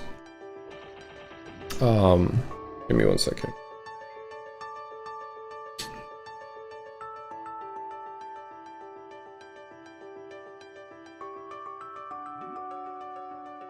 It's going to be multiple applications that are specifically trained on whatever, and that's going to be like essentially the powerhouse of AI. And maybe like really in the distant future we'll have super intelligence like general AGI, artificial general intelligence. Okay, maybe you all are in the know better than me. I can't think of one thing positive that has come from an AI. It's mostly garbage. Well, I will say AI has helped us. Well, we wouldn't know because we're not going through it unless you're fighting cancer or you're fighting a bad disease. Apparently, AI has done tremendous work on finding like in the medical industry. It has done a lot of work to simulate protein buildups and identify wrong proteins that could lead to cancer and stuff like that. I just hear about it, but because I'm not, thank God I'm not like detrimentally sick, I don't have to know much more than just reading headlines and an article piece. When it comes to AI, what good has it done? So I sell clothing online, right? So I have a little bit of a touch and a little bit of a taste when it comes to Shopify, when it comes to all these softwares that offer AI like bundle pack, like subscription packages. Like Canva also uses AI, and I have Canva. That's for YouTube and for my clothing business. And AI is good at certain things. I will say, when I tell an AI in Shopify, hey, can you write me a code that will allow this section of my webpage to behave this way, or like very simple things, because I'm not a coder, I don't even know how to ask it. I don't speak its language, so it's hard for me to get in depth and ask the AI exactly what I want it to do. But so my workaround is I usually use AI more of an assistant. I'll do the work myself and figure it out, like searching, Googling, or like one way or another. And then if there's certain things that the AI could do, maybe to reduce the time. That's one thing AI is good at. It's good at reducing the time you spend on certain things that are tedious or repetitive. They're very good at like dealing with numbers and organizing things. Now, when it comes to like, because what you're asking the AI, the reason why AI can't really figure out when it comes to creating things or taking demands from a person that requires multiple steps is because we don't speak the AI language. So if you, and that's the biggest, I think, hurdle they have in the AI is when you tell an AI, right, like, teach me how to make coffee, it's gonna show you the most basic way to make a coffee. But if you if you ask AI, well, I want the coffee to be smooth, and like all these subjective languages that pertain to the experience of the individual, like what is a smooth coffee to you might not be exactly smooth to the person next door. But when you tell an AI anything that when it comes to your subjective experience and you inject that into the chat, it sometimes the answer isn't satisfactory. That's because AI is trying to serve a mass amount of people, and they're just trying to serve. They're trying to do their best and serve and give the right answer that fits for, let's say, 90% of the population. And that's just an example with the coffee thing. There's many more. Like if I ask an AI, hey, create me a website that gives this type of vibe, get this type of feeling, and I want this to happen when customers visit. They're gonna do it, but is it gonna be up to your standards, or is it gonna meet your subjective needs, or is it gonna fulfill your subjective checklist? AI is just trying to try its best to give what the person that's typing in the prompt is asking for, but I think it fails in that aspect. So when I was working with AI, I would ask AI to just organize my stuff.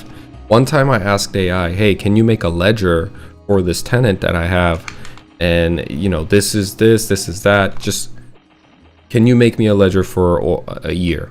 And boom, it did that like pretty clean in a second. So when it's very objective, right, you're giving it demand, you're giving it instructions, demand, very clear cut on what it is. When there's no emotion in the prompt, it does it pretty well, in my opinion. It saves me a lot of time when I'm trying to organize, work with numbers, create Excel spreadsheets, stuff like that. It did really well. It's funny how much time it takes Nexon to release a game that was already released before.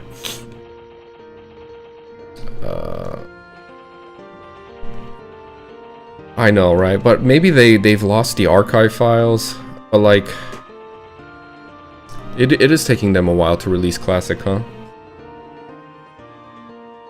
They gotta, this is what I mean. Sometimes I have my doubts with the competence level of these companies, and maybe Nexon really just lost the old files. And only the users that make private servers, or, you know, like Maple Worlds, Maple Land, Artale, these people have it one way or some way, but maybe the company itself doesn't, and they have to recreate everything.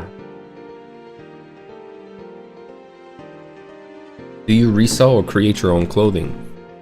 I create my own clothing. I have a clothing line, a brand, and I think once my YouTube channel grows a little bit, there's an option for creators to sell their merch in their channel, and I'll probably have that link in the future. Would you be a fan of them having AI for NPCs in Maplestory, for example, to be more interactive with players? I think that would be great. I don't see why that would be a bad thing. But one thing I will say, what happens is, here's what I'll say about using AI in NPCs and integrating just smarter NPCs into a game. Sometimes it become I think they would have to do a delicate job. It's a delicate job to make sure they don't cross over that threshold of making the NPCs just unbearable and too much. Sometimes I play a game and the NPC, they really want you to notice the NPC. So they put a lot of animation time, a lot of delay, giving them cutscenes, and giving them chat prompts that they put too much emphasis on that. But I think some players, I don't want to say majority, but maybe like half the player base, just wants to skip all that stuff, especially in a 2D game where the graphics aren't too interesting. There's not much to look at.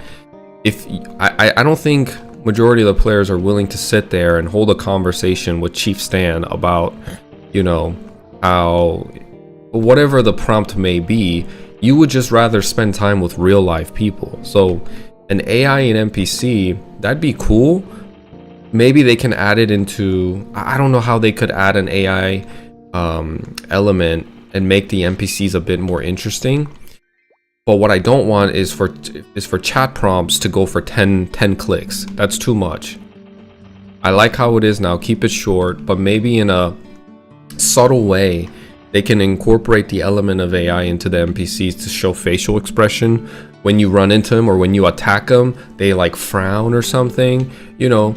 Or if you drop like, I don't know, like milk in front of them and they start drinking milk, make them feel a little bit more lively, and people that are interested, you know, maybe that's a great gateway for people to enter. So if people are really interested in AI, in NPCs, and they wanna get to know more about the lore of that NPC, they have this system in Mabinogi called Familiar, or maybe it's Familiar. it's something where you can build a relationship with an NPC, but it's not through talking. It's not, you can talk, sure, but you can also gift them stuff. You can you can do quests for them, and it unlocks I'll just say relationship. It builds a relationship with that NPC, and it could be like a gateway. And the more you build a relationship with that NPC, the more you get to know about the lore. Now, there can't be any incentive reward wise, right? Because then people are just gonna not do it for the core reason, which is enjoy the lore of Cheif Stan or Maya or you know, a Manji.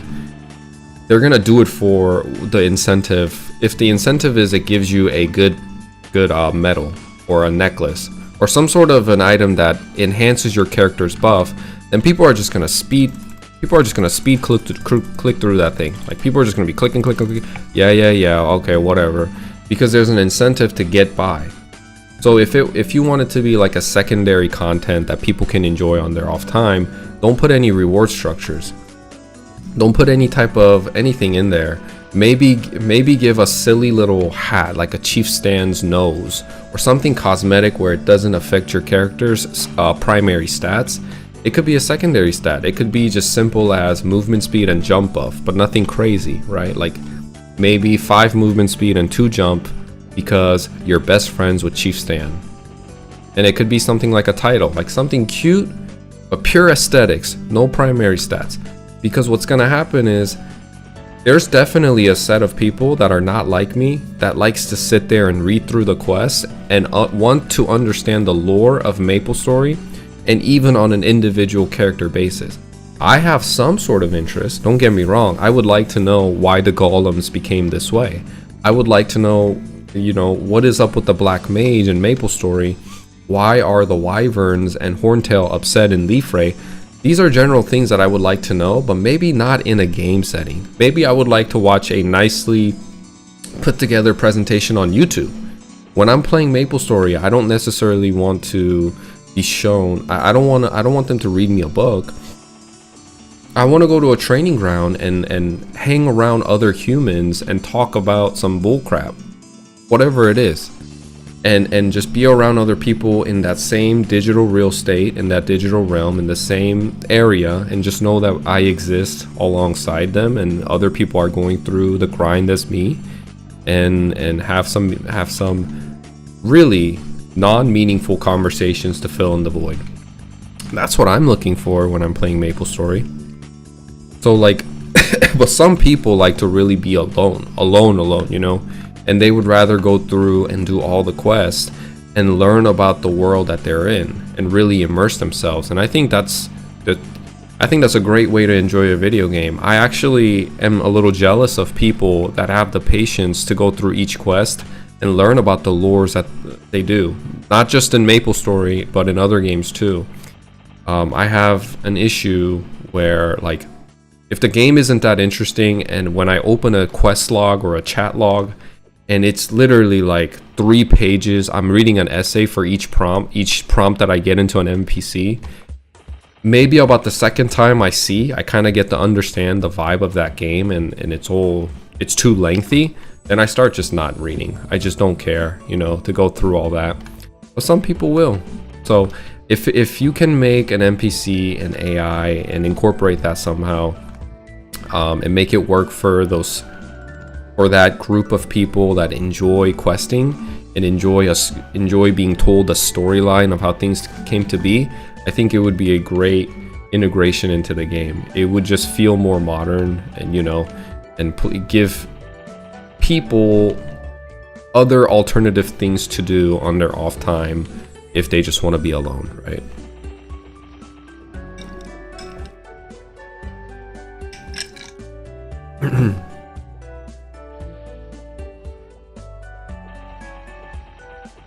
I think that's what I really like about Mapleland, is that they do things like that really well. Not with like live agents with AI, not with AI with NPCs, but when it comes to Mapleland doing events intermittently in between big patches, They release event items like this. It's just a pure aesthetic. Sorry, I'll just show you like this. This. It's just a hairpin that goes on my head, but it's an event item that I got. Doesn't have any limited time, doesn't have any crazy buff, but it's pure aesthetics that I just like collecting. I love collecting things like this. My Dragon Knight has more, but I also got this Rudolph hat. Rudolph antlers, my bad. As an event item, and it lights up when you jump and you just look like a little Rudolph. It's pretty cute, right? I like collecting things like that. And I think it's a good way to fill in the void, make the game a little bit more live and interactive. Do you think nostalgia carries this game? I think Gen Z is not interested. I do think nostalgia plays a huge part, yeah, for sure. I guess we're just different, you know, like when I look at Gen Z and the games they play, okay, you know, we were that age when we first played Maplestory and we had a great time. How come they can't? Like, what's the issue, you know? They just grew up in too much exposure to fast-paced thing, exposure to high levels of dopamine, and especially like, you know, kids that grew up on iPads and stuff and watching a lot of videos growing up, they're gonna want something a little bit more fast-paced. They're not gonna understand the charm of this game. But hopefully there's enough people, enough young kids, even in a large, like in the whole population of kids in general, hopefully there's a group of kids who will find charm in this and carry out the nostalgia into the next generation. You know? I don't want to believe that Maplestory is going to die out with our generation. I want to believe that there's more to this game because one, it's affirming my belief and my view and my analysis of the game. And that's always, you know, it makes me feel sane, I guess. And two, there's really no other game like this.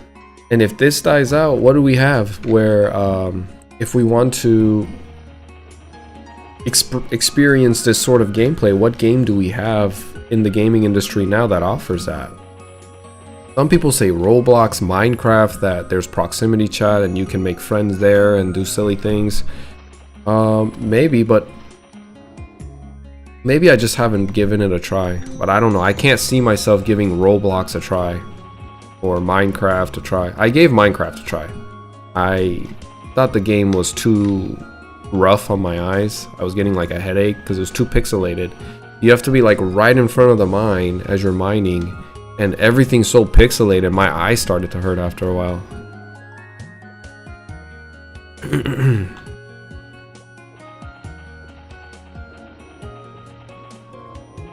But maybe those games are similar to Maplestory in a way, and I just haven't tried, so I don't know.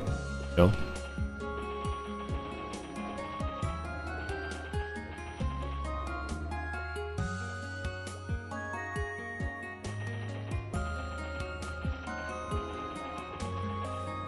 Like, I want to believe that the reason why I'm enjoying Maplestory and the reason why I have such a strong passion for Maplestory is more than just my nostalgia kicking in. That there's something genuine and objectively true about this game that other games don't, and that I can put into words for others to see as an objective truth, that it's not a subjective experience, that I'm just high on nostalgia, that there is an objective metric that can be gauged from this game, that other players can too if they just gave it a try.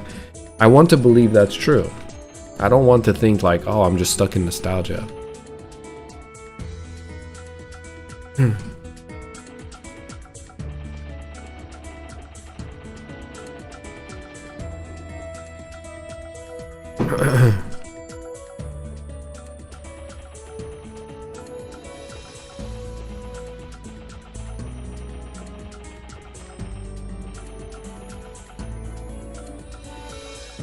That is very relatable. It is true, yeah. I think we all want to believe that, right? Like, it's a game that we all, like, if there's a game that we play and we enjoy, we want it to be that, like, it's just not me enjoying the game, that other people would enjoy the game too if they played.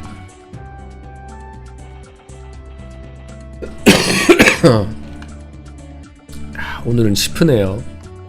네, 오늘은 시프 육성을 하고 있습니다. 어서오세요, 짱님.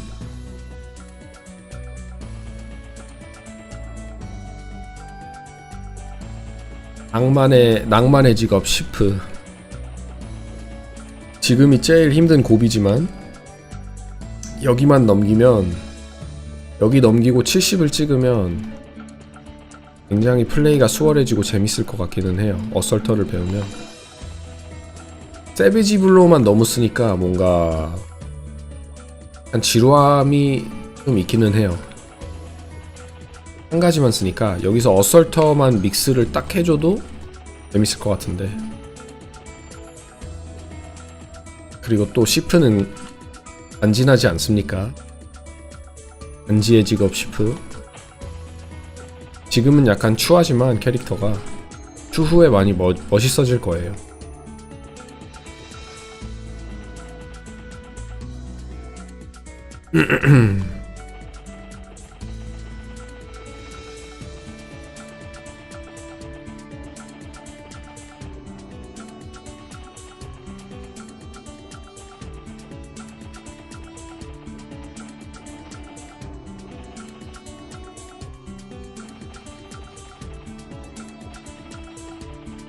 천류 혈참살이네요. 세비지 올라온 자. 오, 한자를 아시네. 베어서 하늘에 피가 흐르게 한다, 그런 뜻이. 우와, 저 늘 궁금했거든요. 시프에서 나오는 한자가 이렇게 아시는 분 만나니까 너무 신기하다. 천류 혈참살. 류는 뭐 뇌를 말하는 거겠죠? 라이트닝, 번개, 류, 그쵸? 혈은 피, 참은 뭐 참하게 죽어라, 좋게 죽어라 이런 뜻인가? 참이 굿이잖아요. 굿. 살은 살인할 때 살, 그 살인가? 제가 이 한자를 한번 알아봤거든요. 구글에 쳐봤어요. 시프에서 나오는 한자가 뭐냐, 영어로도 검색해보고 한국어로도 검색해봤는데 없어요. 이게 정보가 찾아보려고 해도 구글에는 없던 걸로 기억하는데 아시니까 참 신기하네. 돌조각도 많이 사시나요? 돌조각이요? 그냥 상점에 팔고 있는데요.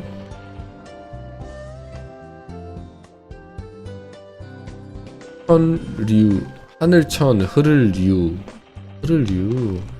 이혈, 엘참, 죽일살. 우와, 진짜 멋있다. 이거 저장해놔야 되겠다. 한자 진짜 멋있는데요.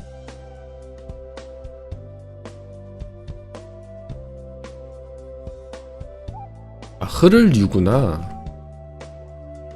흐를류, 피혈은 알았고, 하늘천. 천류라고 해서 나는 뭐 천둥, 뇌, 류 그런 유자인 줄 알았는데 아니구나.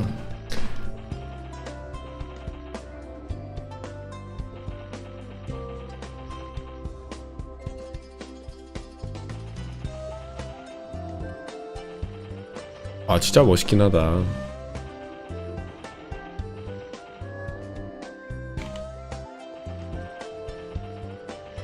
하늘천, 흐를류, 피혈, 벨참, 죽일살. 죽여주네 한자.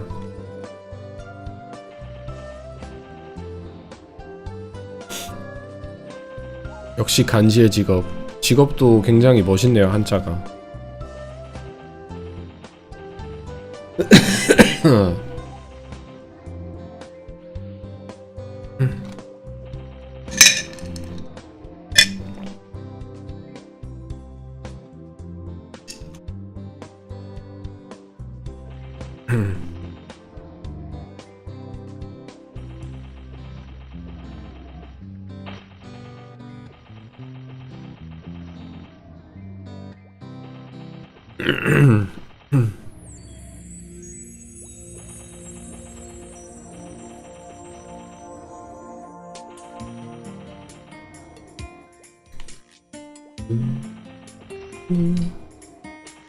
I'm thinking that maybe with a thief, you can take avoidability pills.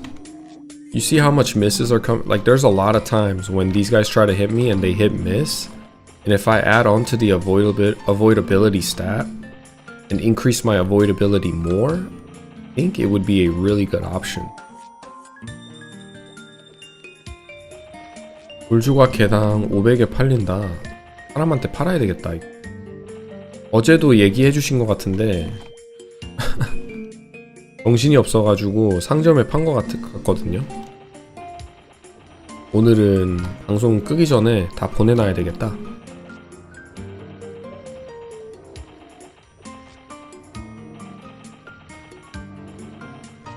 1시간 넘게 했을까요? 조니파더 거의 2시간 했네?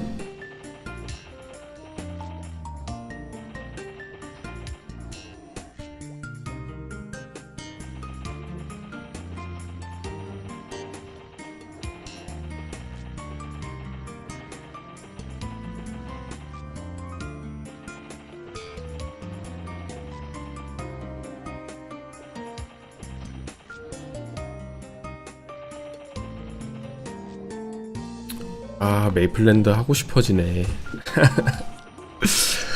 아, 메이플이라는 게임이 원래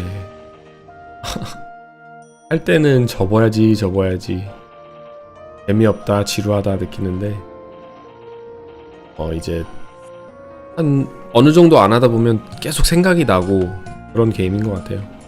솔플하긴 힘드냐고요? 그렇게 힘들진 않아요. 힘들지 않습니다. 저는 솔플하는 걸 꺼려하지가 않아가지고 게임을 즐기는 걸 그냥 느슨하게 즐기는 편이라 스트레스 받지도 않고 어차피 지금 그러니까 멘탈부터 차이가 좀 있는 게 저는 이런 걸 즐기는 것 같아요. 그냥 뭐 파티하면 좋기는 한데 뭔가 부담이 있다고 해야 하나? 가끔은 그게 좋기는 가끔은 이렇게 부담 없이 솔플하는 것도 좋아하기 때문에 저는 나쁘지 않습니다.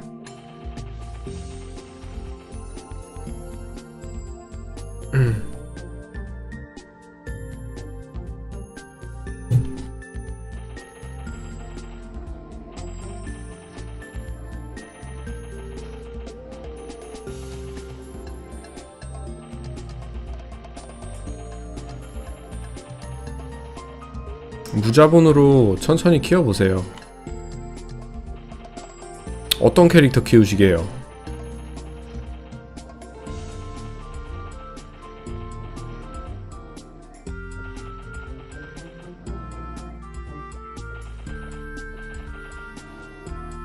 시원하게 팔라딘 한번 해보시죠. 팔라딘 이왕 무자본으로 하는 거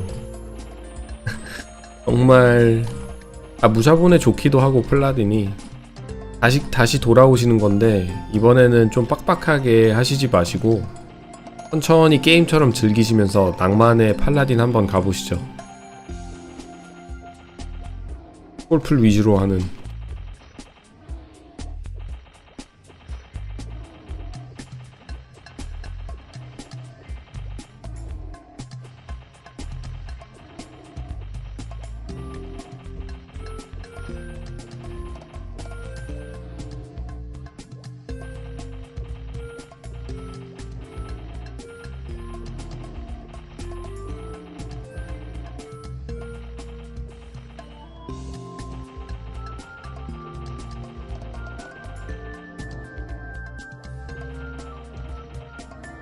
옛날에 키우던 게 아직 남아있나 모르겠다. 옛날에 팔라딘 키우셨나요?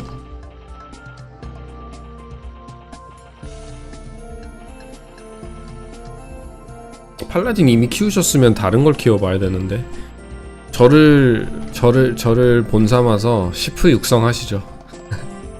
저희 3차를 바라보면서 같이 시프 육성합시다. 많은 분들은 4차를 되게 기대하시는데 시프는 저는 3차가 굉장히 많이 기대가 돼요.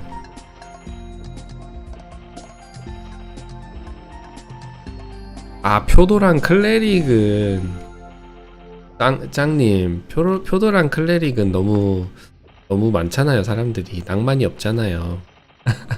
이번에 나이트 한번 키우시죠. 무자본으로 키워서 열심히 퀘스트 다 깨고 돈 되는 퀘스트, 그리고 아예 이제 게임처럼 즐기실 거면 퀘스트 매니아 도전하시면서 하루에 퀘스트 하나씩 깨기. 그러면 한 2개는 깨야 되겠구나. 아니다, 하루에 퀘스트 3개 깨기. 하루에 3개만 깨면 4달 안에 퀘스트 훈장 얻을 수 있습니다. 퀘스트 매니아. 퀘스트만 깨고 레벨업을 해도 진짜 한 레벨업 많이 할 수 있거든요. 50까진 찍을 것 같은데.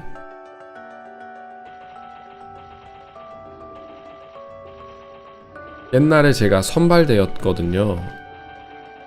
무슨 자쿠미나 혼테일 선발대라는 소린가? 선발대가 뭐예요? 그런 선발대. 메렌 출시했을 때 바로 클레릭 키워서 60레벨까지 올렸다. 초창기 유저시구나. 근데 메이플을 접으셨네, 안타깝게. 그때 핵이 너무 많아서 무고밴으로 같이 묶여서 밴을 먹었다. 아하, 그런 일이었군요. 난 또 고레벨 유저분이 현타 와서 접으신 줄 알았는데.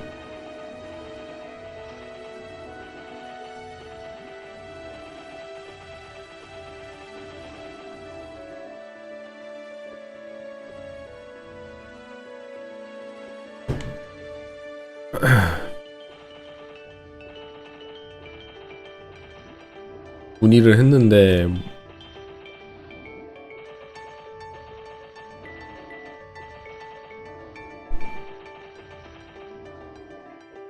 그때면 궁수들 원숭이 숲 인기 있을 때였네.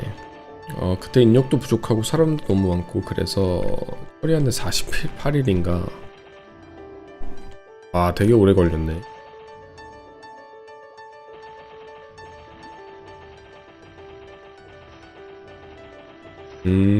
좀 어이가 없긴 하셨겠다. 안타까운 일이네요. You stream on Twitch as well or YouTube? I'm streaming on Twitch too.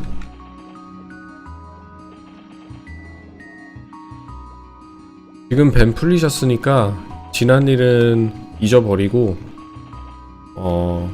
페이지 육성 갑시다. 페이지가 퀘스트 하기에도 좋고 게임을 빠질 수도 있는데 게임 빠지는데도 좋고. 근데 그때 캐릭을 쥐고 접었는지 그냥 놔두고 접었는지 기억이 안 난다.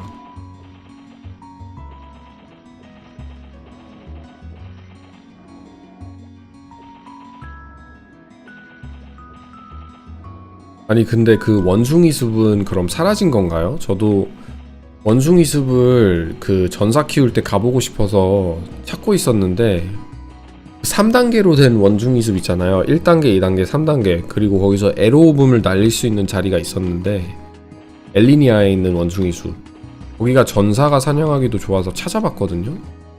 근데 없어졌나봐요. 지금 그때 원숭이 숲이 인기 있었을 때라고 하셨는데 약간 추리를 해보자면 옛날엔 있었는데 지금은 없다? 사냥터가 너무 효율적이어서 해버렸나? What's your Twitch name? I can't find anything on your YouTube profile. Let me see. I remember visiting Korea as a kid and seeing people play Maple in PC방s. Did you play in PC방? I did, man. PC방s were great. Let me give my buddy here Twitch. Let's open for him. My Twitch name is actually in Korean, so it's hard to find.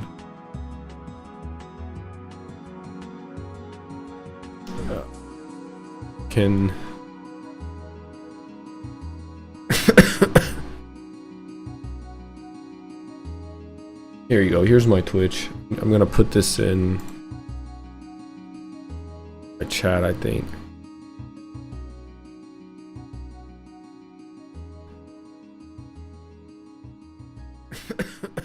That's my Twitch. Let's see. 옵수가 아마 줄었을 거예요. 백섭도 많이 당하고 덕분에. 백섭까지 당했었구나.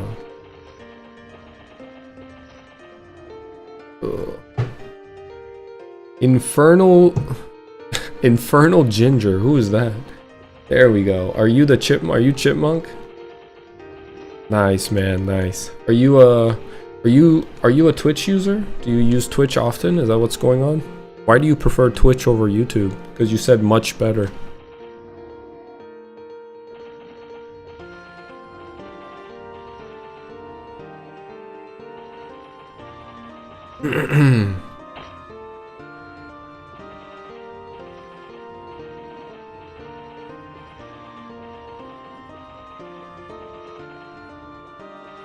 I'm just used to Twitch's format and layouts. Oh, gotcha. Okay, man. See, I'm more of a YouTube user. I'm not very familiar with Twitch, so... And this is my old Twitch channel that I made a while back. When I used to stream, like, Final Fantasy and all that stuff. Like 2017, 2018. 형님, 한국에 사시나요? 미국에 삽니다. 안녕하세요. 어서 오세요. Lord Jesus Christ 님. 아멘.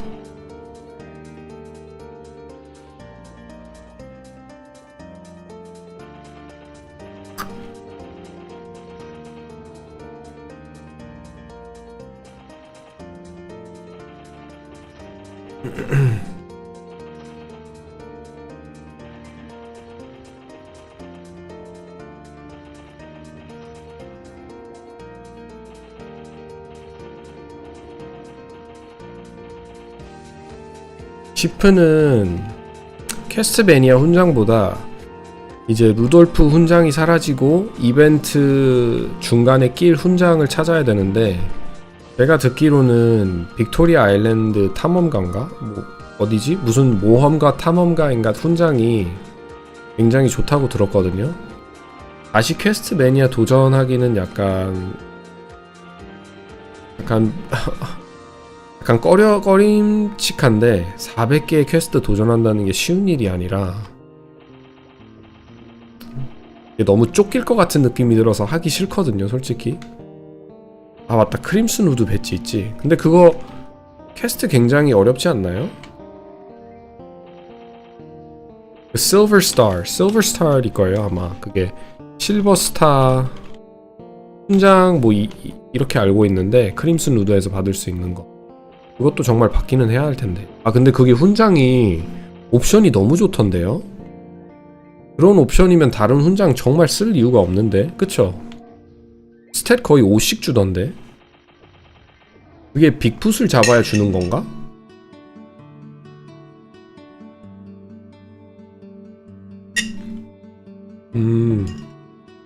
빅풋을 잡아야 되는구나. 빅풋 굉장히 어려운데. 메렌의 의자 구현됐죠? 의자는 구현됐고 창고는 아직까지는 없어요.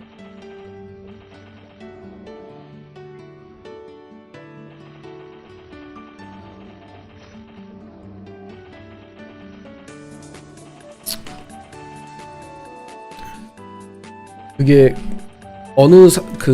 메이플이래. 유튜브 하시는 분의 방송을 봤는데 빅풋한테 몸박당하면 1만 넘게 데미지 들어오는데 그거는 어떻게 해야 할지.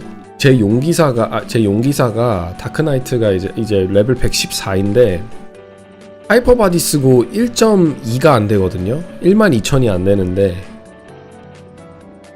격수분들은 어떻게 잡아야 하는지 빅풋을.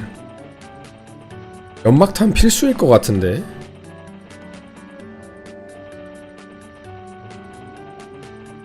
잠시만요.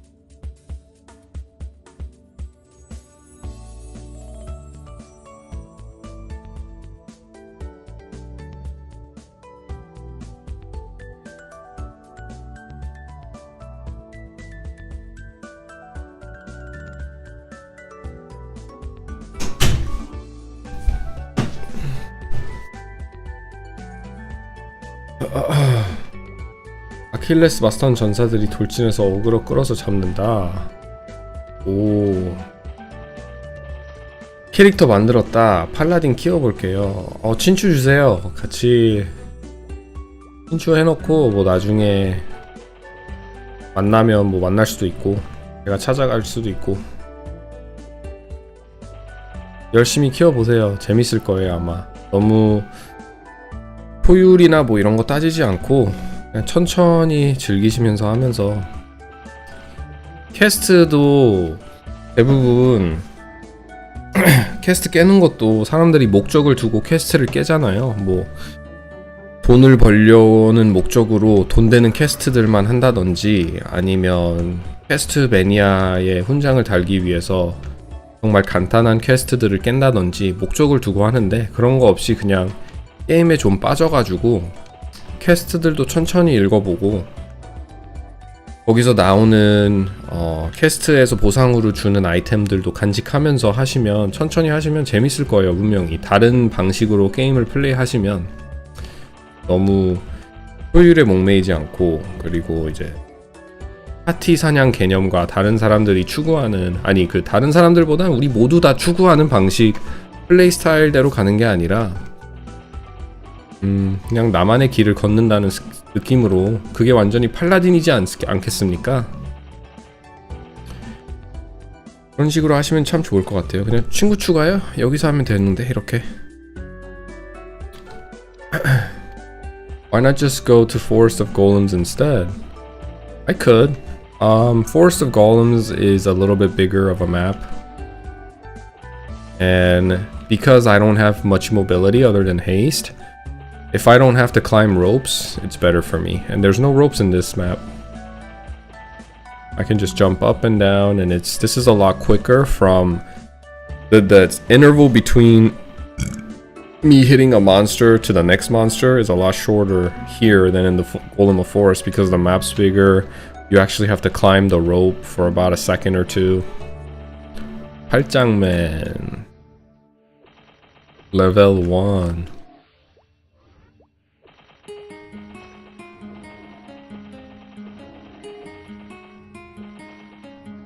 I'm just used I love Lith Harbor music so much, so nostalgic. Agreed.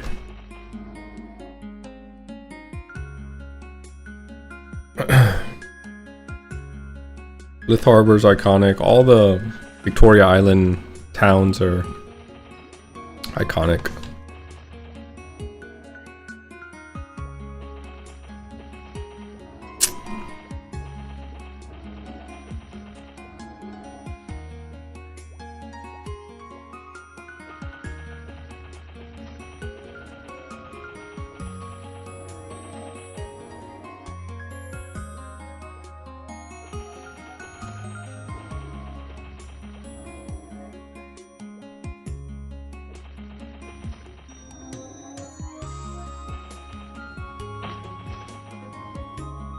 아 근데 장비템 진짜 안 뜨네 오늘. I think I only got one loot today, which is this. Other than that, no loot. Been here for about 2 hours.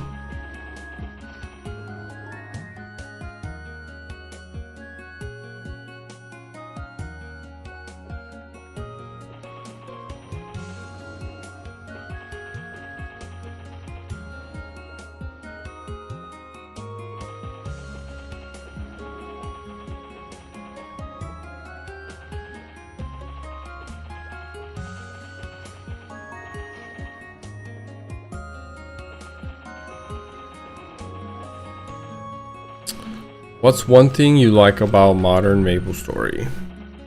Modern Maplestory. The last time I played, it's been a while, but I'm trying to remember from the last time I played, which was maybe 2 years ago or so. Didn't play much. It was just one of those things. Okay, let me give Modern Maple a try again. You know, after you play a couple of video games and it's just none of them works out, none of them is itching that feeling, and you get this dangerous idea that maybe Modern Maplestory is good and you're the one that's been wrong this entire time, and you let yourself get fooled again. That was the last time that happened was 2 years ago. and I logged in and got through the very strenuous introduction of character narrative, character identity forming through cutscenes and yada yada text that I didn't read. And I got through it. I got to I started grinding. And what did I enjoy?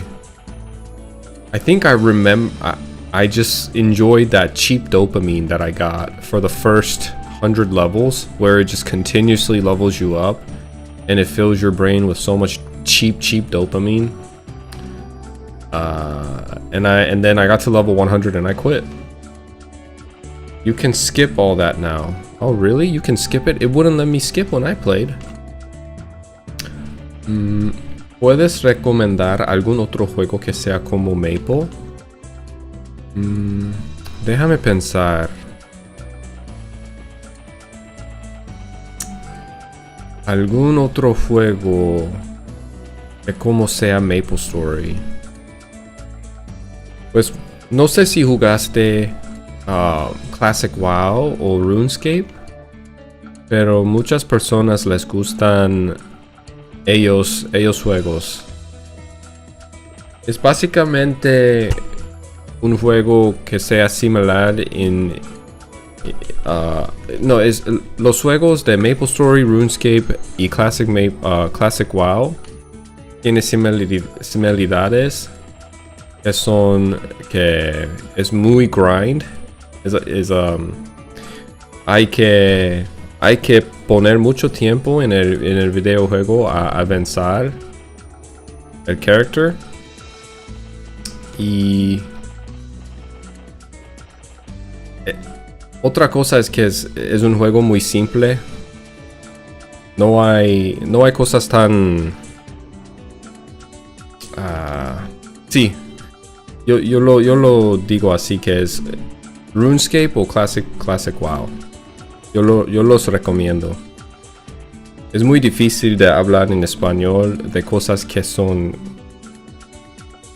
difíciles de tema. No tengo las palabras por esos. They added a skip beginning story feature because so many people just told NPC chat. Yeah, they added it to GMS in November. Oh, okay. It's a recent addition. Yeah, I didn't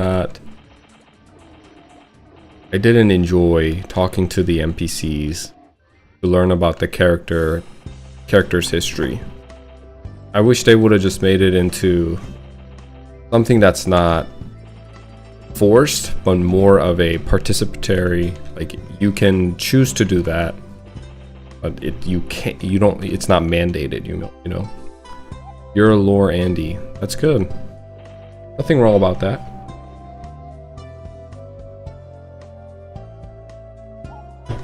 I think my thing is, if I enjoy the game, I'll eventually want to know about the lore more. But I want to first experience the gameplay to see if I want to invest my time to learn about the lore in the first, like prior to playing the game, to learn about the lore. To me, I can't do it. I gotta first see if this game is for me, then I'll invest my time into learn about the lore. 1 second.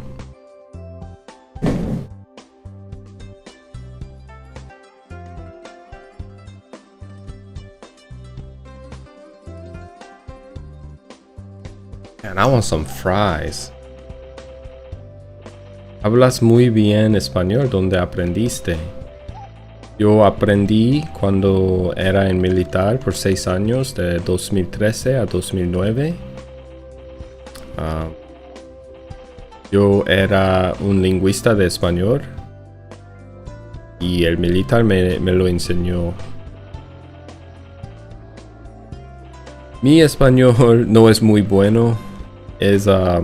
Yo puedo hablar cosas básicas, pero cuando necesito hablar cosas más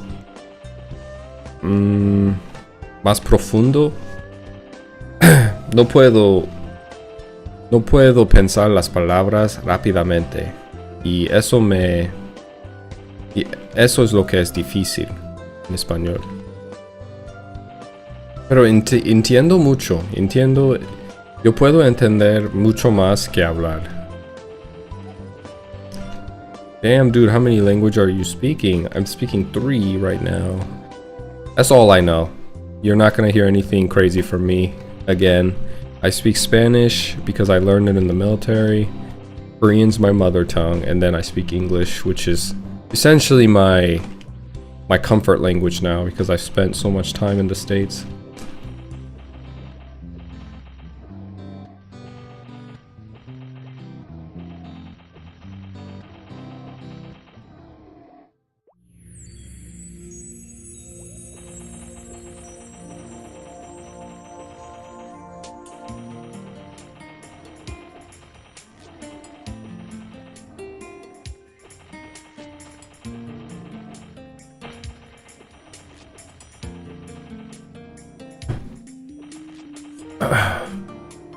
Very impressive. Thank you, man. Appreciate it. Oh, thank you. Thank you for being a respectful citizen. I never know how to reply to people that say thank you for your service. Do I say, yeah, that's right? Or do I say, thank you for saying thank you? Do I say you're welcome? I feel like it's too... If I say you're welcome, it's just like too... It gives off this weird vibe, like, yeah, you better thank me. You know which people are most impressive? Afghan people. Tell me why. I swear all of them... Oh yeah, because they have different dialects, right? Is that what you're talking about? With like Pashto, Urdu, stuff like that. Hebrew. It's very impressive for sure.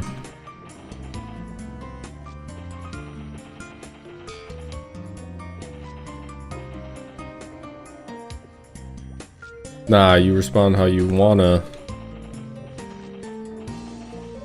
You respond how you wanna. It's a crazy world. Farsi. Oh, exactly. Farsi. I respond by saying it's my duty. I don't know. If somebody said to me, thank you for your service, and I said, it was my duty, sir, I just feel like I give off too much G.I. Joe vibe. And I'm not that, you know, that's not my mask. That's not my identity. I really am not that guy. But if I say it was my duty, it just seems like I was like, someone's like shooting a movie. And it seems like a script off of a movie line. So I really don't know how to respond when people say thank you for my service. Most of the time I'm like, thank you for like, you know, being respectful. Thank you for your kind words. Something like that. That's what I say.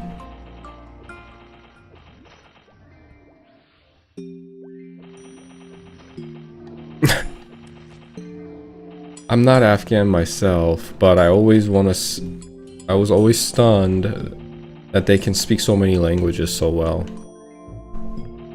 I had a chance to work with a lot of people from Middle East in the military and also post-military, and they're very impressive.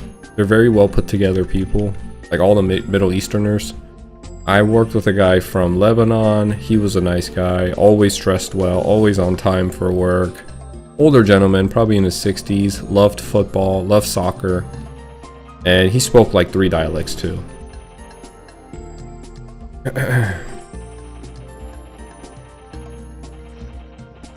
Also worked with a guy from like Turkey. A lot of people were from Turkey. Those guys were good people too. Really good people. Very friendly. A lot of them were pranksters, the ones that I worked with. Never like that we have to go to the military for some countries. For discipline reason, it's great. Other than that, no thanks. Hate wars. I'm from Turkey. Oh yeah, you're from Turkey. That's cool. It's crazy how I'm talking about Turkey and you're from Turkey. Oh, a Japanese streamer. I wish I could speak Japanese, bro. I love Japan. Aishiteru Hapon. I think Japanese culture is so cool. I was on Instagram the other day and I'm just scrolling through my Instagram and I came across a post where it's like famous Japanese like haiku or Japanese philosophy of understanding of the world, like little quotes and stuff, and I read all of it and I think it's so cool. it was like just so amazing. The way they understand the world at the fundamental level and a philosophical level is very distinct and unique. And the whole discipline thing when it comes to Japanese people are so cool. Their whole samurai culture is really cool. Just everything about Japan I really like. I visited Japan too. Osaka and Kyoto. Osaka was amazing. It's like what you would expect Japan to be. Neon signs everywhere. Very busy streets. It was still clean though. You know what's crazy about Japan? It's busier than New York. I'm serious. I've been to New York too. It's busier than New York, but it's clean. There's no trash on the floor. Even if it was, it's very minor. The city is very clean. It smelled good, but very busy. And a lot of neon lights. I took a lot of photos. Now and then we went to Kyoto after that. Kyoto reminded me of more of a rural part of Japan. And it was beautiful, man. I love the both two distinction that the tour guide gave us. He took us to Osaka to kind of get the general feel of what you would think Japan would be. And then he took us to Kyoto afterwards to see the beautiful nature. I mean, it was beautiful. We went to the bamboo forest. And then we also went to this big river in the middle of a town. In the middle of just like what you would see in the 80s Japan. We saw, and we went out right around the time kids were getting off of school. So we would see kids get off the bus in their Japanese uniform, and they look so crisp and clean. And these kids are so adorable.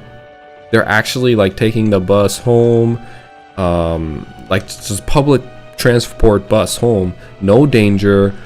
There's really like no threat of danger anywhere in that country. Like anywhere I go, I feel safe, even at nighttime. I went to Kyoto and beautiful, like just beautiful town. I saw guys with thighs this big because they were pulling people in the back on the tread, and it was like the service that they're doing. They didn't have a taxi. They just had these guys who were just jacked from cycling all the time, and it was like an old school where you would stroll people around, and it was like a bike system, and he had it attached to the bike, and people could sit very comfortably in the back while he's pulling them. And they would do an entire tour of Kyoto, and they would take you up the bamboo forest, and it's an uphill. These guys were crazy. I mean, their thighs were so big. It was actually amazing to see. If you guys seen One Punch Man, some of you guys are probably anime fans, I would assume. Have you ever seen in One Punch Man? One Punch Man is a main character, but there's the writer, the ramen writer or something. He's like some sort of writer, and his whole identity is riding bicycle, and I think they gave him an episode for it. It kind of reminded me of that. Man, yeah, talk about service exactly, man. It's pure awesomeness. I love Japan.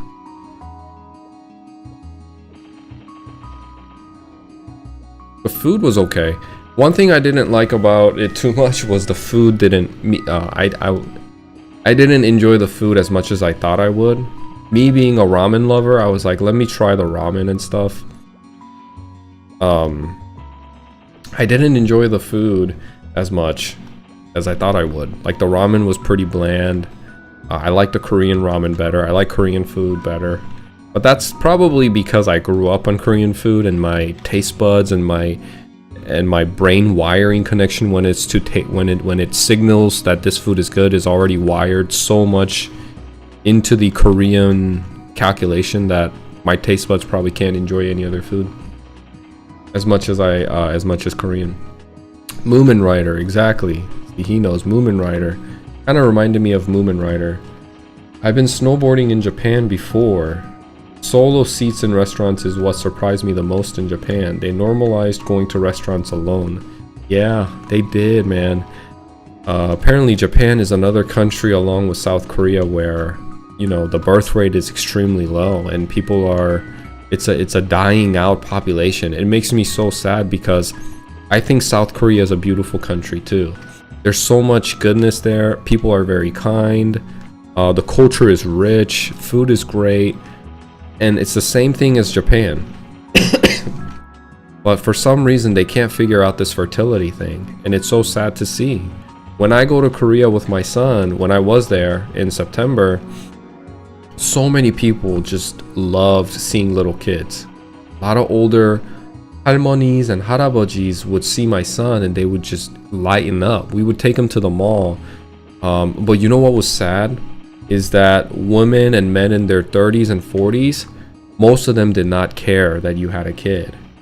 They were so busy and consumed by other things in life that when they would see my kid, it's usually the not the admiration, but like the adoration. Looking at my kid and going, oh my god, he's so cute, usually came from the older folks. The younger folks they wouldn't even make eye contact most of the time. They were too busy on their phone. For a while, I actually was reselling watches and jewelries that I sourced from Japan. Stunning quality as always. Japan is really good at making things too, you know, and we all know that.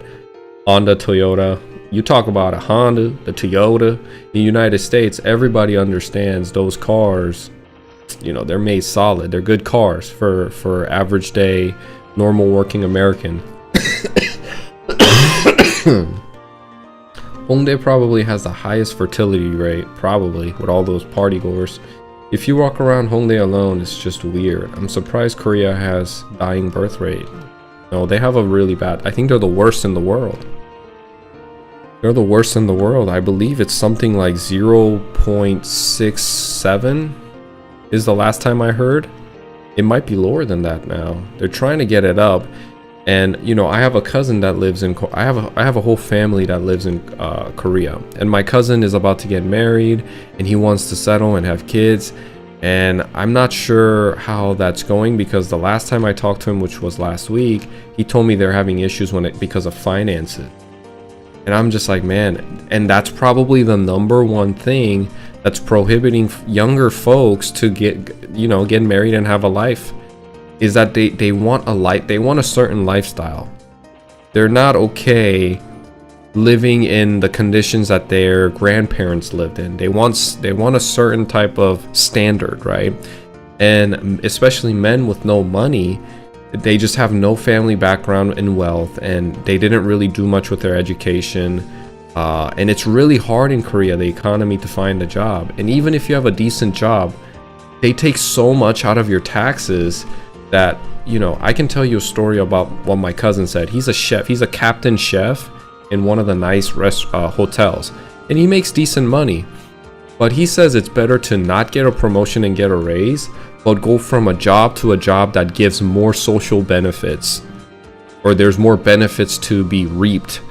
And when I heard that, I'm like, man, y'all have gone too far into taxation that it's backwards now. You can get a nice paying job. They'll take so much of your money in taxes, and they'll give those tax benefits and like social benefits to people that don't have jobs. So what happens is a lot of older folks and people without jobs and younger folks or people with disability get all this money from the taxing working class, and it's prohibiting the working class to make any sort of like wealth. They can't build wealth up with that money. So because the money they get that's not taxed, their net income goes into providing for a woman that has such high standards in Korean standards, that essentially they're really stuck between a rock and a hard place, and they kind of feel squeezed. And a lot of men just stay single, and they don't pursue marriage. They don't pursue any of that because they feel like it's gonna squeeze the life out of them, which it will with the current system. So I have a lot of empathy for Korean men, and I have cousins that are in my age range. One guy became an accountant, so he's made it. He's good. It's a lot of studying you have to do to become an accountant in Korea, but he passed the national exam and everything. He's good. One of my cousins who works at the hotel as a chef, he's essentially telling me like he's having a hard time finding middle ground with his fiance because she wants a certain type of lifestyle that he can't provide, and she wants him to be working 2 side jobs while working a main job. And you know, it's not necessarily all her fault.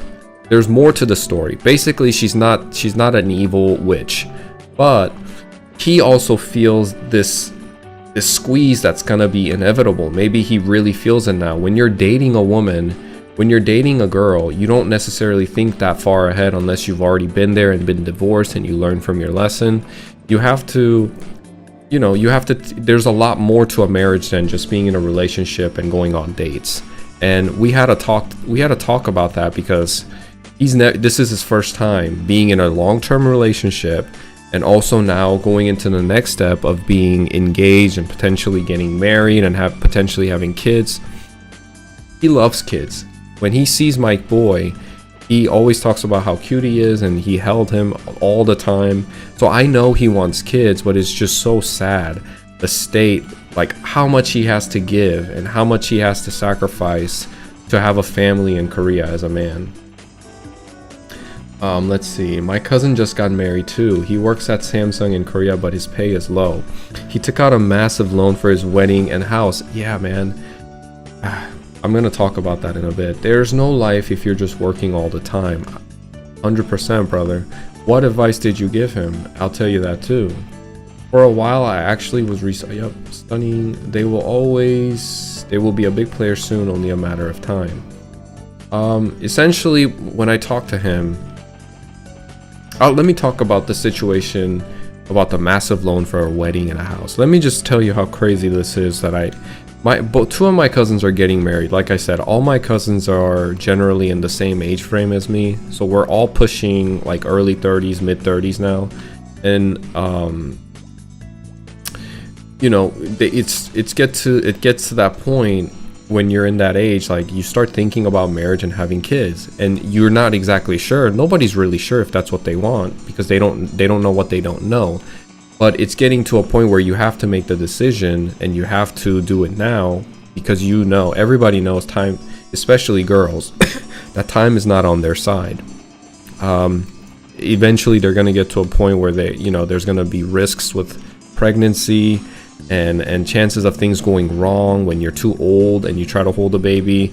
It could, like, the baby could have issues coming out.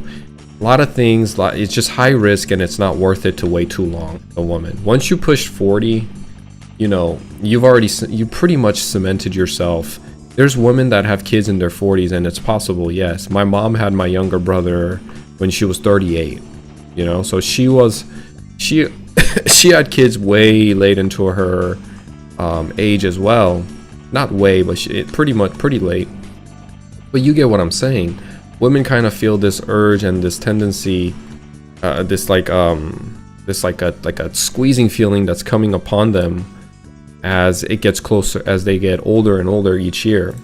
Well, my cousin, my girl cousin, who's the same age as me, she met a guy. She's been with him for maybe 3, 4, or 5 years, and you know, they're very hardworking people.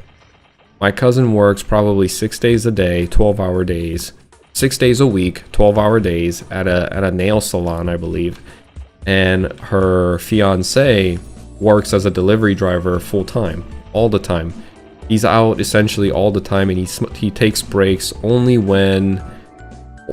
just to like spend time with family, or spend time with his like if they're going on vacation or something, he'll take time off. But most of the time he's just out there living that rider lifestyle. Koreans call delivery drivers that deliver in motorcycles, they call them riders.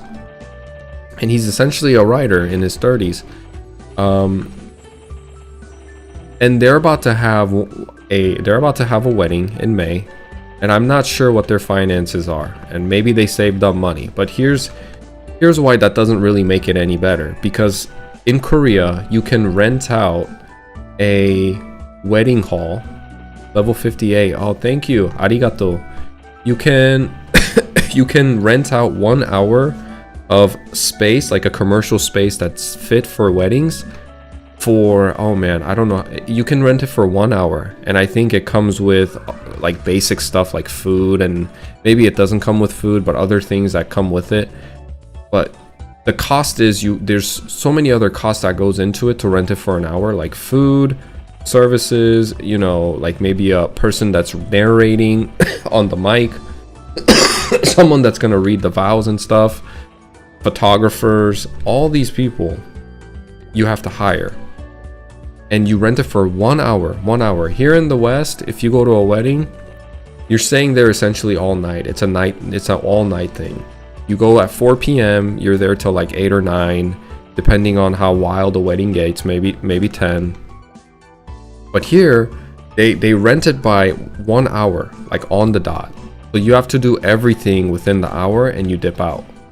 They paid, I think they said they're paying about $30,000 for their wedding, including the wedding dress, the photograph, renting out the space for 1 hour, food and everything. $30,000. I was like, are you kidding? With what money? And they said, well, we have to get a loan. We have to go into, you know, and I'm like, at some point you have to sit down and ask yourself, like, you know, why am I spending $30,000 in an hour? What is the purpose? If two people are in love and they want to get married and have a vow and have a meaningful wedding, does it require $30,000? No, it doesn't. You can do that at a nearby church with a pastor, and you know, if you want $30,000 worth of an event, you're trying to show out at that point. Like, the meaning could still be there, and the whole reason for a wedding could still very much exist in your local church that you can hire a pastor for or rent out a space for. Tenth of that price, $3,000. I think $3,000 is a lot of money. You know what I mean? I think you should do it in less than 1,000. But because there's so much pressure to meet the standard of what, you know, you just don't want to get ostracized. I think a lot of women feel that way in Korea because it's such a small country with heavy and a very concentrated culture, and a lot of, you know, it's like a small country with a huge population and a concentration of culture and customs in a very tight fit country. Everybody wants to conform and meet the standards set upon one another. And when you see your best friend Betty get married to the Samsung vice president, and now she had $1 million wedding, part of you who went to high school with her, like Susie, let's say I'm Susie, part of me that went to high school with Betty wants to show out, or at least have something similar to that. And maybe they don't see the full picture. Like, they didn't marry a vice president Samsung guy. They didn't get that lucky in life. They just married some guy who's, you know, working a 9-to-5 job, a normal job, and he can't match that. But, you know, and you know how I know this? Because my wife is somewhat like this, and all the women that I've been with are kind of like that. They want to show out. They want to show the world. It's not for that momentary meaning. It's not to really enjoy that moment, but it's that plus more for a lot of women. They want to show out. They want to show their friends on Instagram and on TikTok that they're living a life just like the girls that they see on the social media network, that convinces them that if they're not living life like them, luxurious and traveling all the time, and, you know, to a certain level of standard, then you're not living a good life. And they want to conform, and they want to appeal to that culture. It's an unbelievably high standard that most people cannot afford. But because we're trying to one up one another, or trying to live, or we have someone that we really idolize, maybe a family friend or a family member or a cousin or something, and they're rich and we want to live like them, we start putting these really backbreaking standards and pressure on ourselves, and it's what's killing the fertility rate eventually. That's what I wanted to get to, is all these imaginary standards that we didn't have 20 years ago are coming into play, and it's so much pressure for both men and women to conform to the new standard that's being put upon one another. And I think it's a really bad thing. Unfortunately, we have the same problem here in the Middle East. Yeah. And you know, I don't.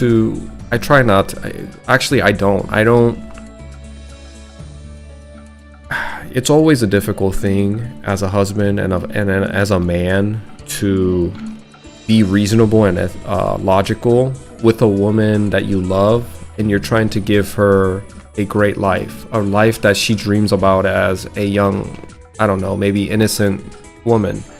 We don't live a luxurious life. You know, most of us are just hardworking men, and we're trying to get by and do best for our family. And, you know, a lot of us, I would say like at least 80% of us are like that, hardworking people. But we don't have tens of thousands of dollars that we can spend for just one night of event. But you know, we want to make sure that our loved ones feel loved and give them what they want. And it's difficult. I have a hard time dealing with that too. Putting my foot down for something that's totally out of the line, out of pocket, like having a birthday party for $10,000 for a night. Extremely like a hard no. But from a woman's point of view, I feel like they really want to give that, like, you know, they want to live in the moment and make sure they get to experience all the beautiful things in life. And it's hard to find that balance on where to say yes and where to say no. And you know, I want to make sure the first priority as a man should be to you know, keep his family safe from the really terrible things like hunger, starvation, putting a roof over their head. But when those things become so normalized, I guess, or feels like it's not an immediate threat, then people start having other type of needs that they want to fulfill. But I'm pretty standard, I'm pretty basic, and a lot of my friends are this way too. They want to live a safe and comfortable life with their loved ones. And you know, when that becomes pretty normalized, then you know, women want to crave more. Women want to have more experiences. They want to travel more. They want to see the world. They want to go places with with the baby and stuff like that. So I guess it's just naturally what happens when the standard of living kind of goes up and there's new things that people want. When hunger isn't an immediate threat, you don't really think about being hungry in the future. You know what I mean?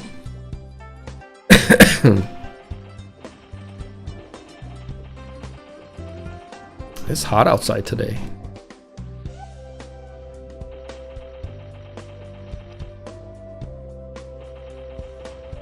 But yeah, spending $30,000 in an hour in a wedding was pretty insane to hear, and that they're gonna get a loan to do it, because after they do that, they you know, they have to get into another loan to buy appliances. They have to get in another loan to get a car, because right now they don't have a car.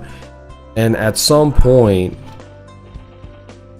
I just think it's gonna be really hard to have a happy relationship when you're 100K in debt together, and you know, you're just strangling one another to go work more, to go make money, to go.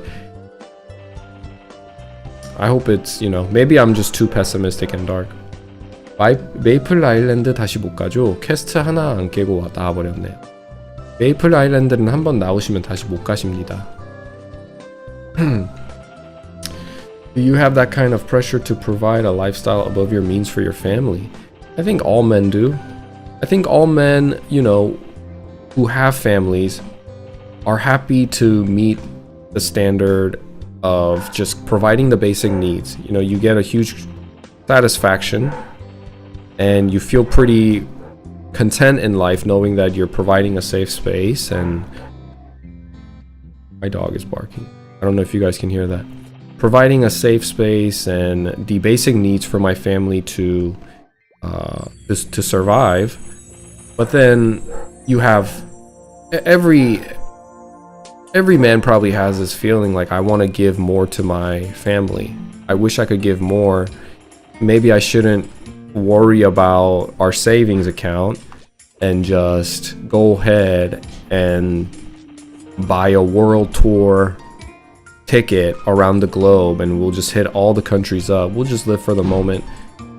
You know, I'm sure those type of things I want to do for my family, for their happiness, but I think you really have to act as a plank and act as a foundational foundation of your family. You have to be the structure for your family to make sure you don't sink the boat that you're in, or crash the car you're driving, as a metaphor. So it's just trying to find the balance of, we can spend here a little bit to have a great, meaningful family time, take pictures, all that. It's good, it's beautiful, but you know, I can't go too much, because then the whole ship will sail, and next time we're not arguing about do we have enough money to go eat out, it's do we have enough money to pay the bills. And that's a very different conversation, way more serious, and it opens doors to things that, you know, that you as a man need to take control of and make sure it doesn't go in that direction. Sometimes it's the man that want to spend, and sometimes it's the woman that has to put the man in place. Oh, I'm buying the wrong things. But vice versa, one person is the structure and needs to like be a lot more logical and methodical about finances to continue the ship afloat and continue the car engine revving. And the other person, you know, has to kind of follow. Dude, as you talk about family and priorities, I couldn't agree more as a guy and a new father. I know, right? I mean, I'm a new father too, and I'm relatively new into my marriage, and it's always difficult finding that balance. Like, I want to give my son and my wife everything, and I probably could, but will that be good for our longevity?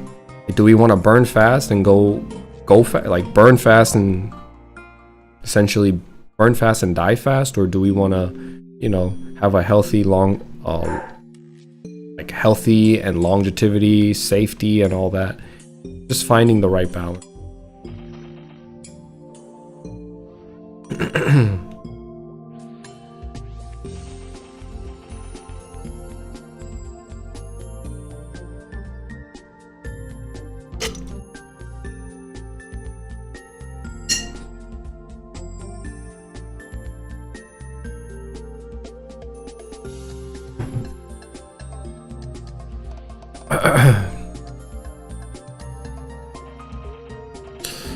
Said I was gonna talk about something else. What's up, millionaire? What's going on? First time chatter. Welcome to the stream.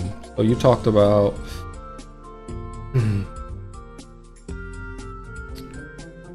got a massive loan for his house and wedding. Yep. So you just get in a loan after a loan, after a debt when you get married in Korea, and I think it's because they want, like, I asked my cousin, hey, don't you think it's better to just have a wedding maybe a little bit more privately or secluded, maybe at a nearby lake? You know, a lot of people here in the West have weddings by the lake because it's free. You don't have to rent out any place. If it's a nice weather, it's nice. It's all good. I think it's a great thing. I asked her that, but she's like, who does a wedding like that? That's not a wedding. That's not how you do a wedding. And I'm like, who told you there was a right way to do a wedding? But I don't think she, you know, because the country is like that and the culture is like that, they never think outside of what's expected, I guess. You know, that's a good word, expectation. There's a certain amount of expectation from one another in the Eastern culture that if you don't do it a certain way, you'll get ostracized silently. You know, and I think they fear ostracization way more than the Westerners do. It all circles back into how Eastern people are a lot more community centric. They have this mentality of herd mentality, and the whole country conforms to a universal culture. Whereas here in the West, it's a lot more individualized, and we have certain people are like, I didn't really know this, but apparently my stepfather was a druid. Like, he claimed to be a druid, and he could talk to the wolves, and you know, he told himself all these things. I don't know if it's true or not, but he was really good with animals, I will say. And he followed that philosophy and that ideology into his everyday life. So he didn't adhere to any type of standards being put on by the society as a whole, or even by his city or his little community that he had. He just had his own way of thinking, an own way of philosophy, and he built a family around that philosophy and ideology. And that family started making friends that could either, you know, be okay with that type of lifestyle and their point of view in life, or their perspective in life. And they had a very small herd, like a very small community, compared to, like, let's say, look at Korea and Japan. The entire country lives in a bubble of like a universal culture that they adhere to, you know. So that's very that's probably the main difference, right? My wife and I are very practical. We spent about $3,000 for our wedding, but we did what we could to keep our costs down, and majority of that money was spent on catering than anything else.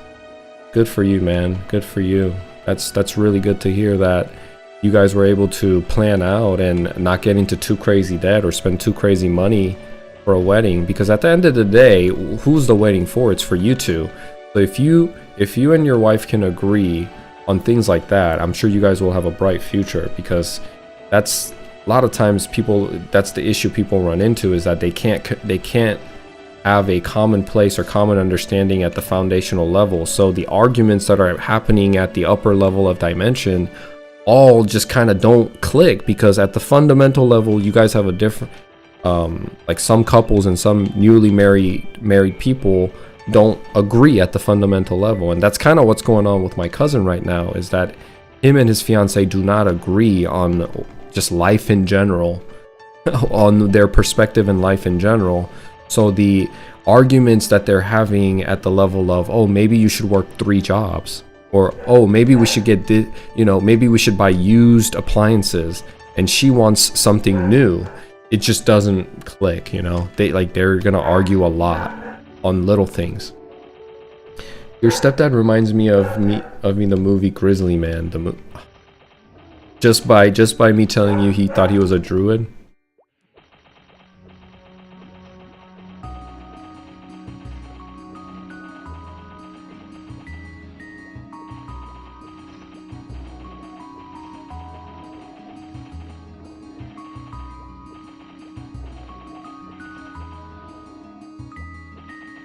저 팔짱맨인데 전에 키우던 파이터가 있어서 이거 마저 키워볼게요.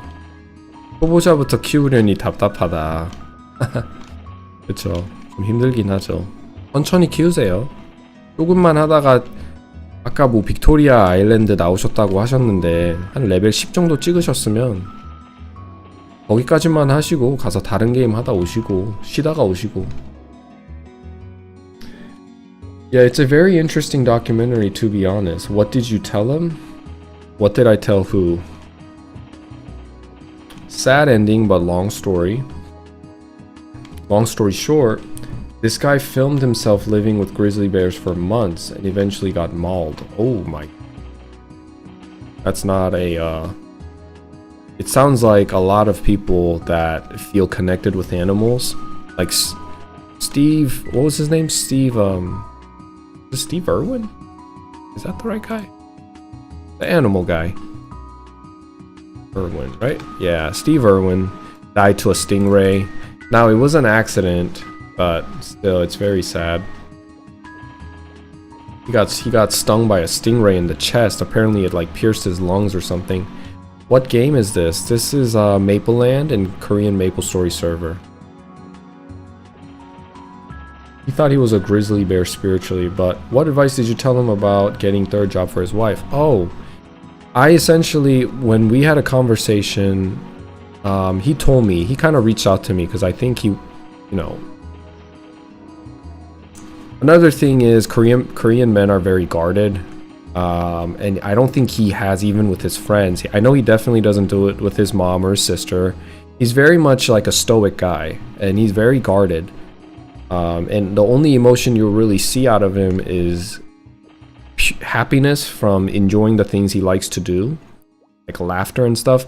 I've never seen him cry or open up or talk about any emotional thing outside of that dimension of emotion, which is, you know, when you're having a good time with your buddy or your cousin, you obviously see that. But I think he he messaged me and we talked on Discord for a bit, because I'm assuming he doesn't have anybody to really like get advice from, and he knows my history. I've lived with like 2 other females before I got married. You know, it's pretty normal. Sorry, my game kicked me out, so I gotta connect back in.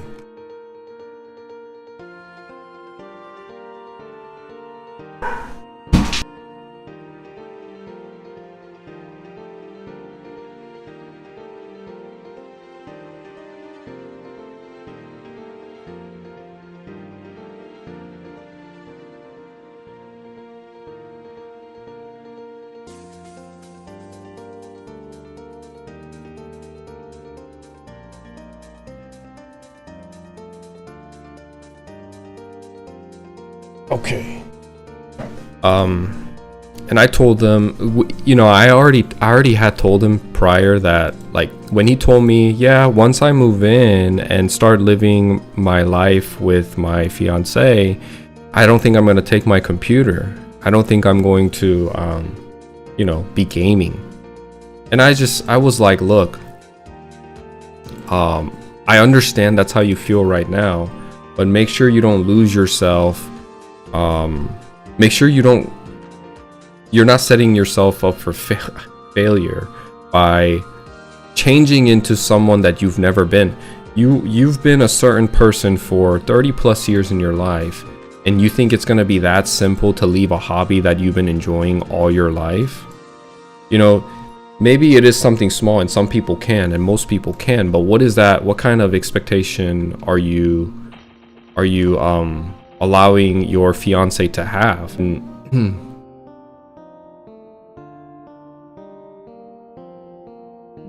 should be connected. And what kind of, you know, like, what are you really getting yourselves into? If you, like, what is a meaningful marriage? You're supposed to be happy with the person you love. Just because you're getting married to someone doesn't mean you have, you know. I think let me tell you what I think about what a marriage is. When you marry someone, in my opinion, you have to be with someone that you can enjoy being in the same space with, and not have this yearning to really strangle one another. When you are stuck in the same room, same house, 24/7 with one person, it's very important that you guys are able to coexist together without disagreeing all the time. And initially, when you're in a dating phase, and this is what I told my cousin, kind of word for word, when you're in a dating phase of your relationship, you don't really think about that. It's just all nice and fun and very loving, because one, you don't live together. The times that you're seeing one another is to go out there and spend a good time. Maybe go on a date, go to a restaurant, eat out. You guys are all dressed up, look pretty, put on a face. The lady has makeup on. You're well dressed and nicely put together. You're setting yourselves up for a good time, and you know, you do have a good time when you go on a date. But that's the only times that you spend time with your significant other if you're not living together in the same house. Once you start, and he hasn't even lived in the same house yet with his fiance, and they're already having issues. But the biggest hurdle, one of the biggest hurdles, comes when you start living together in the same house with your fiance. And this doesn't have to be with a fiance or a wife. This could be just a simple thing as a roommate too. When you live in the same house, especially as grown adults, when you're so already molded into a certain type of lifestyle, and there's certain things that bring you peace. There's a ritual to your everyday pattern, or there's a pattern and a ritual to your routine days. And someone coming in and interrupting that routine or that peace and not being okay with the fact the way you are can have a huge problem in the future. And I told him not to take that lightly, because right now you can tell your fiance anything. You've never lived with her.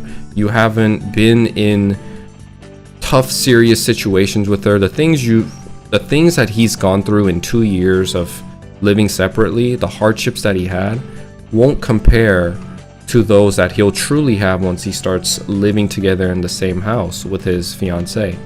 And I told him, don't take it lightly. And I told him, I'm not telling you this so you can play Maplestory with me, and it's not that, but it's just the idea of you thinking lightly that you can change. You've been playing video games, whether it's Maplestory or whatever it is, for at least good 20 years of your life, if not more, and you thinking that you're gonna let go of one of your biggest hobby because with the power of love, and you want to live in the same house as this woman, it's a lot of work, and it's not as easy as it seems.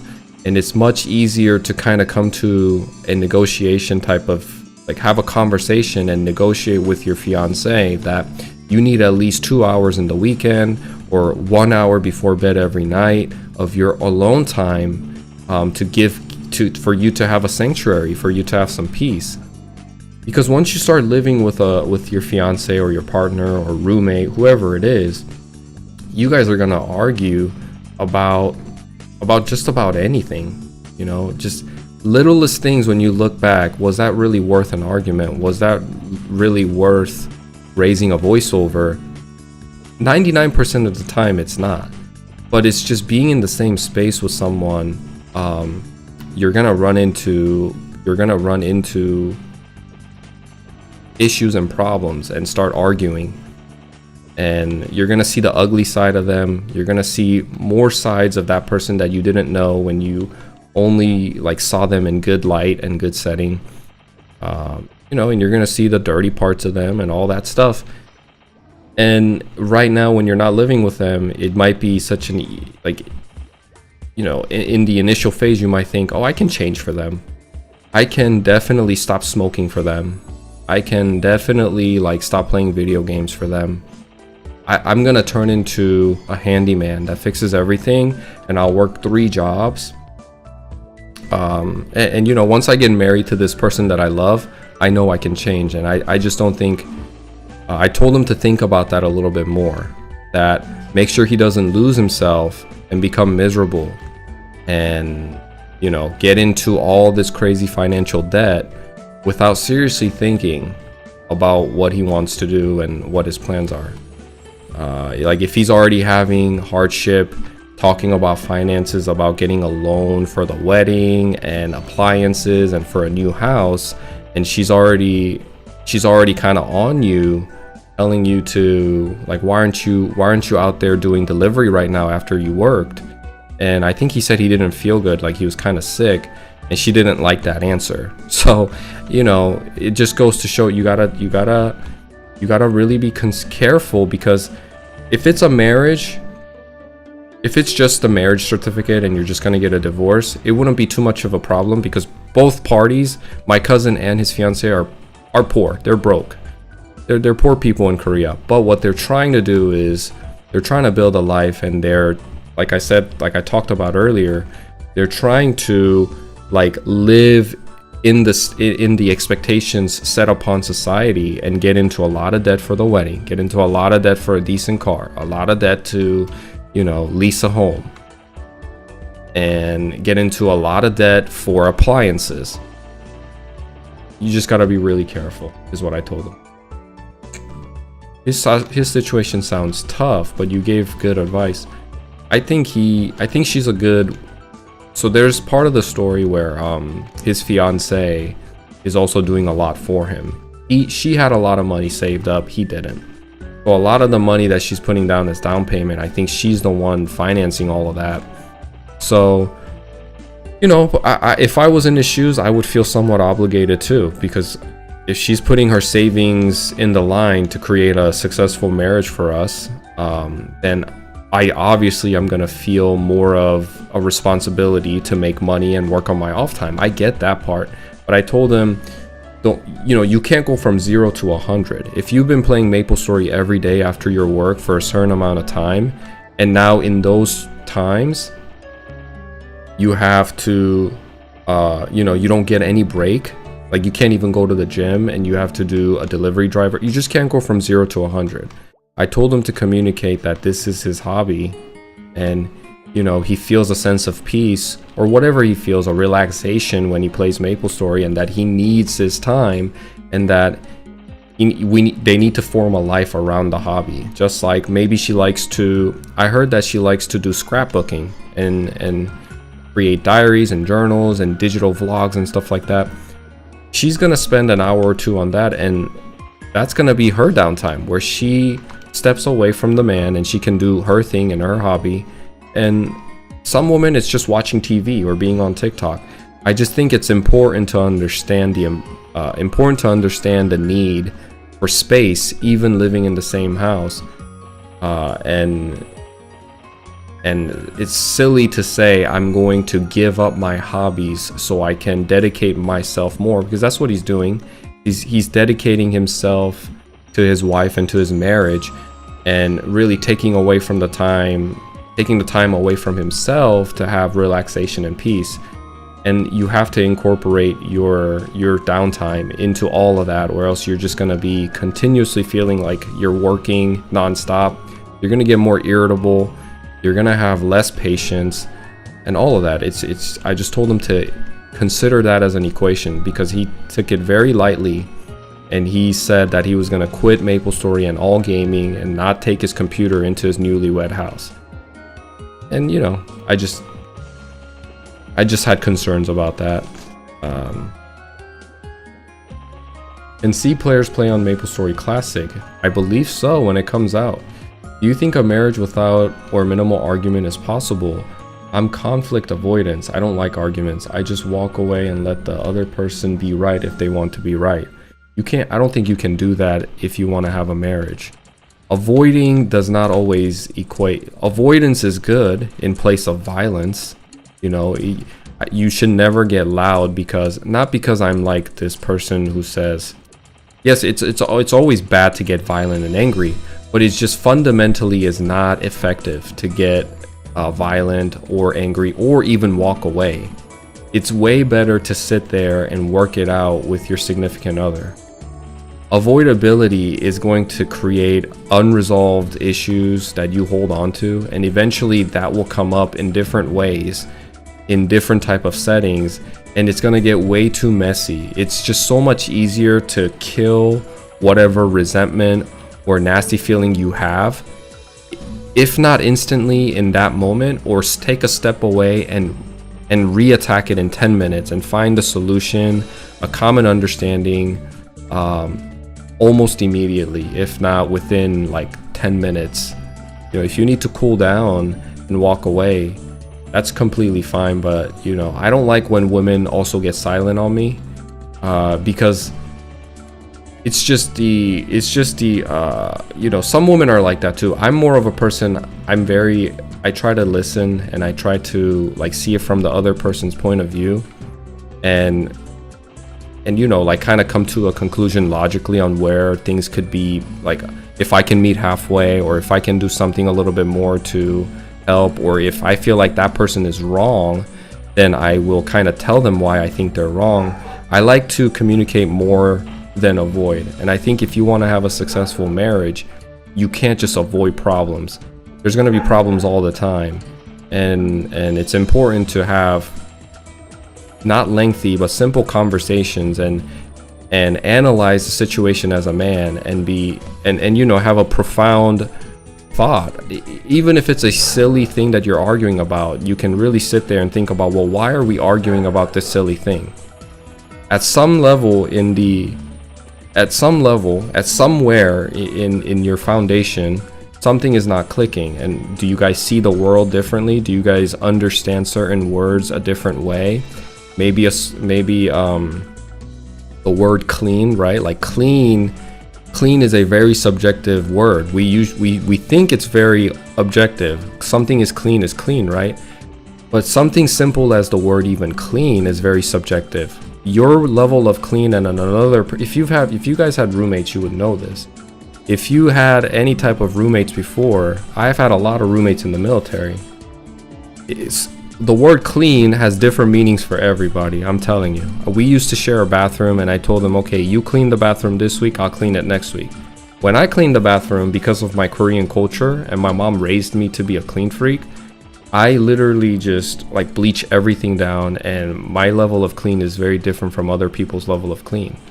And some guys said he cleaned it and I just didn't think he did a great job. And those type of issues and conversations will definitely come up in marriage. And you'll never have that unless you live with the woman prior to getting married. Okay. 안녕하세요. 준영님 안녕하세요. But we have no problem talking things out. My marriage is low confrontation argument.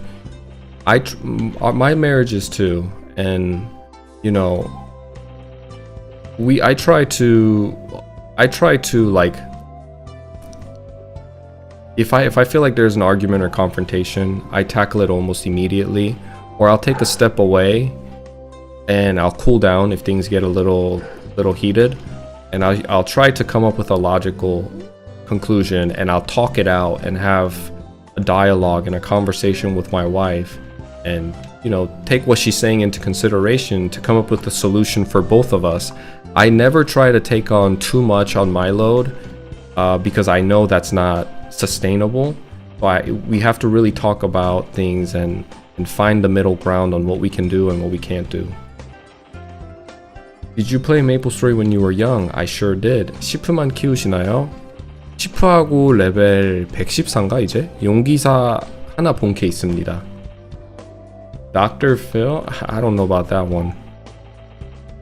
I'm just talking with people, you know? We're just communicating about everyday life, sharing experiences. These are pretty common experiences that men in our age have right now, so I'm sure it's relatable to a lot of people. A lot of you guys are probably like me, late 20s into late 30s, and that bandwidth of age, and we're all trying to, you know, start a family or have a wife, or you know, all that stuff. I'm sure there's a good portion of you that are like that.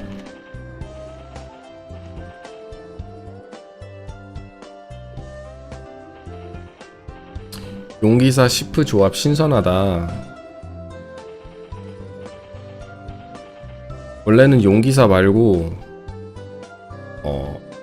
다른 직업을 키우려고 했는데, 친척 동생이 제발 이상한 거 키우지 말고, 제가 비주류 직업 좋아하거든요. 시프도 그래서 하는 거고,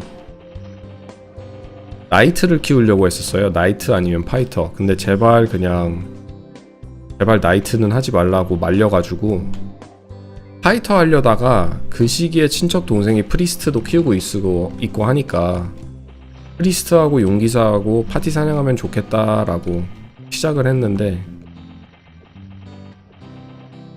히어로를 키우는 게 더 좋았을 것 같아요. 히어로가 더 재밌어 보여, 솔직히. 시간의 신전까지 쭉 가십니까? 시간의 신전까지 가야죠. 열심히 해야죠, 할 수 있을 때까지.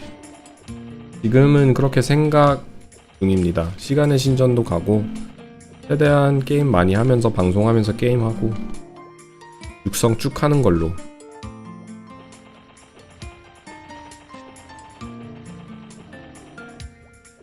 지금 나이트 떡상했는데 아깝다. 버프 먹어서 딜이 세다.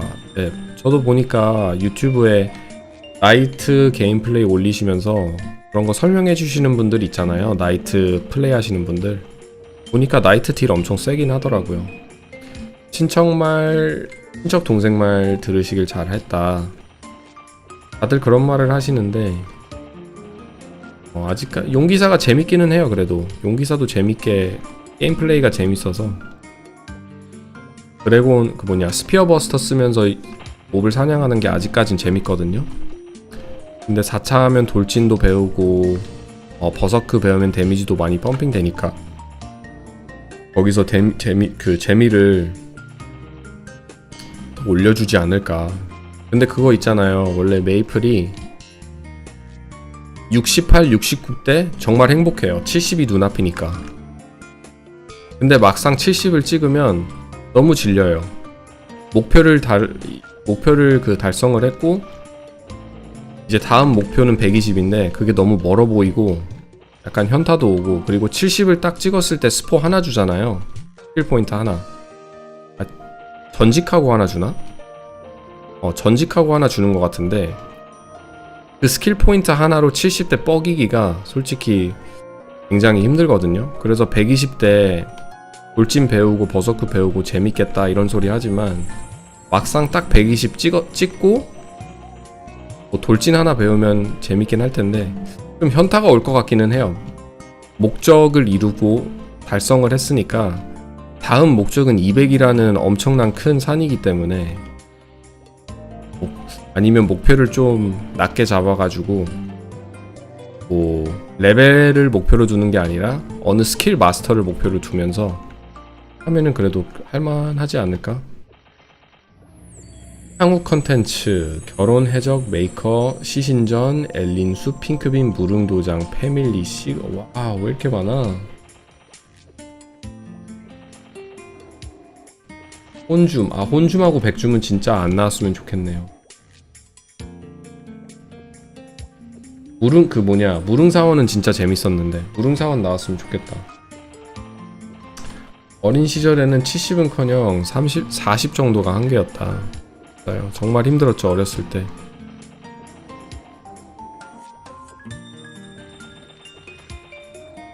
딱 50 찍고 나면은 50까지는 그래도 할만했거든요.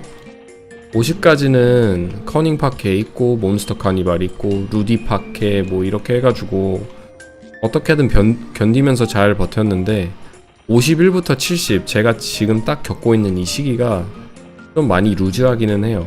밀리고.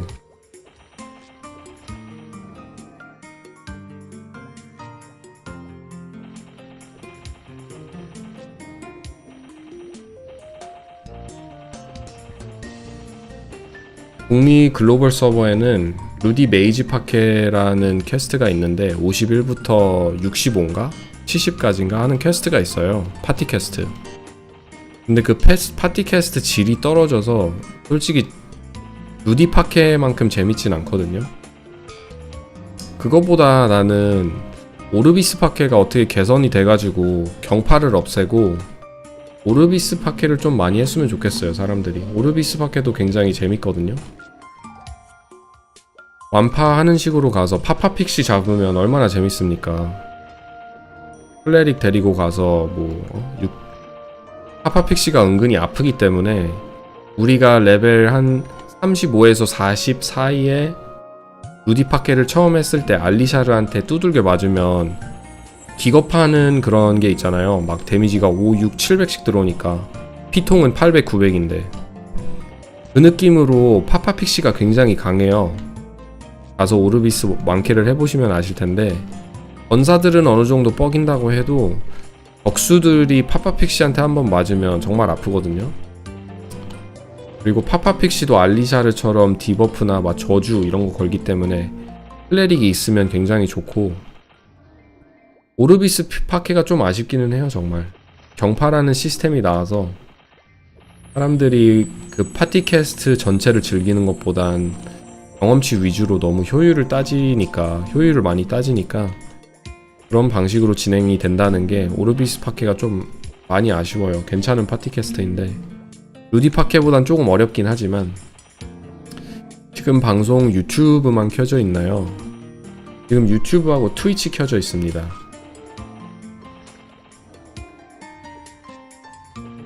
숲이나 치지직은 노노? 이게 뭔가요? 숲은 아프리카구나. 저는 숲은 못하고 한국 방송 그 플랫폼이기 때문에 트위치하고 유튜브만 하고 있습니다.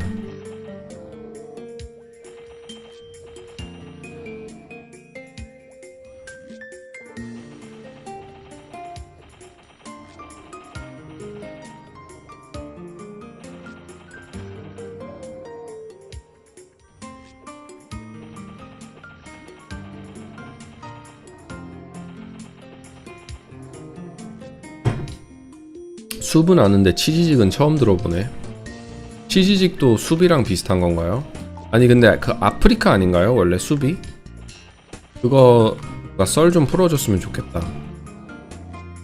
왜 숲으로 바뀐 건지.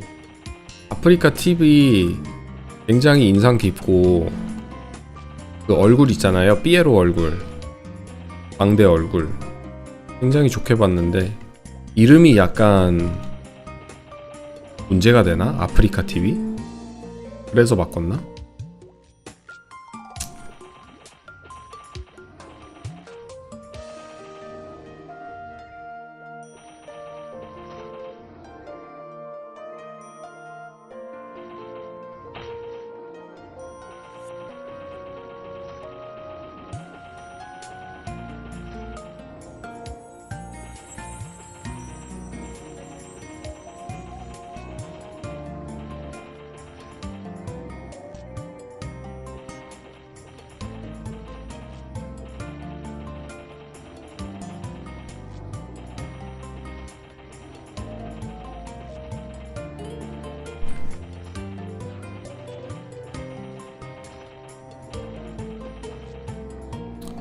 숲은 아프리카 TV가 워낙 이미지가 안 좋아져서 새 단장할 겸 숲으로 바꿨다. 치지직은 한국 포털 사이트 네이버에서 운영하는 스트리밍 플랫폼. 네이버도 굉장히 장수하네요. 그쵸? 옛날에 한국에서 할 때 네이버 지식인 엄청 많이 사용했는데 요즘은 네이버 가면은 좀 사용이 불편하긴 하더라고요. 그리고 예전에 그거 아시죠? 요즘 이게 문제가 돼서 사라진 것 같은데 인기 탑 검색어, 탑 10 인기 검색어 그날 주간 베스트가 아니고 당 일간 베스트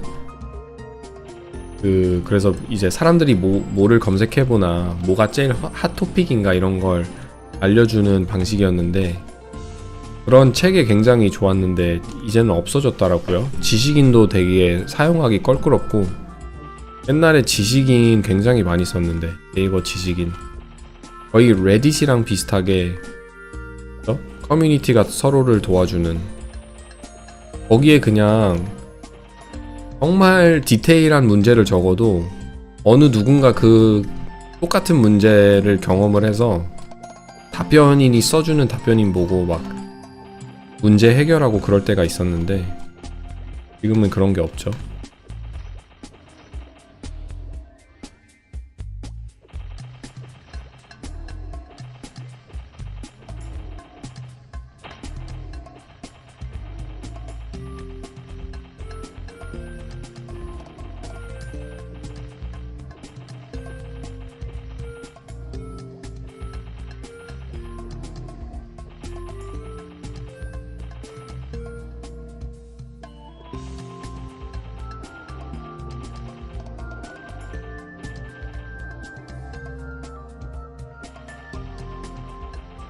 Oh, my monkey leveled up. 맞아요. 요즘은 다 구글 쓰니까. 한국에서도 레딧이 있나요? 한국에서 레딧이 존재하는지 모르겠네. 미국은 레딧 많이 쓰거든요. 레딧이라고 커뮤니티 사이트인데 그런데 사람들이 도와달라는 그런 글도 많이 올리고 문제 같은 거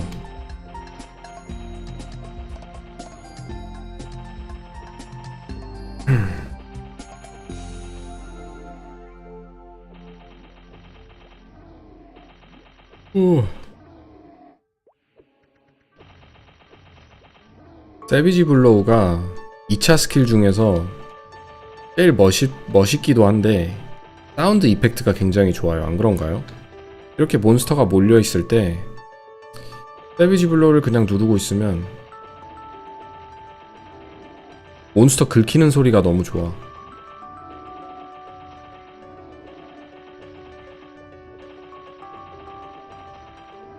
미국에서 레디 쓰는 것처럼 한국에서는 DC 인사이드를 쓴다. 그렇구나. DC 인사이드 들어봤어요.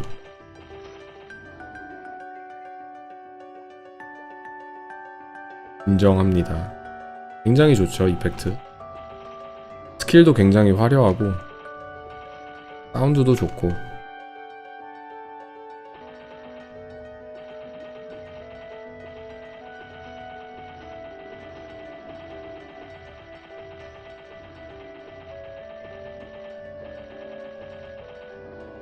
아, 너무 좋아요. 브금도 좋네요. 이게 어디 브금이지? 이게 엘리니안가? 여기 브금 아시는 분?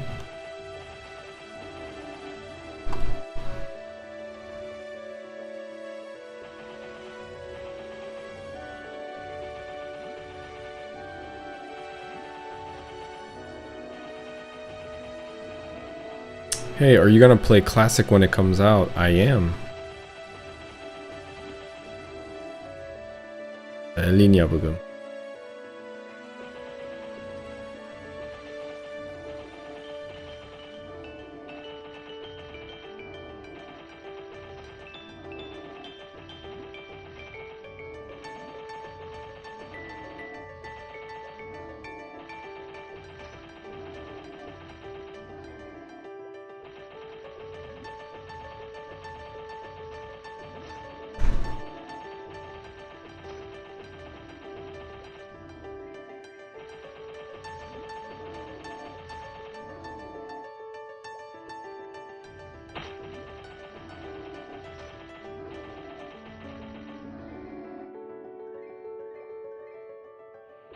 돌조각 몇 개 모았는지 잠깐 볼까요? 그템 그래도 하나, 둘, 셋, 넷, 다섯에 돌조각은 별로 안 많네요. 많이 모았을 줄 알았는데. 아, 여기는 어디죠? 여기 어딜까요? 여기도 엘리니아에 위치한 곳인데 저는 노래 제목까지 압니다. 이거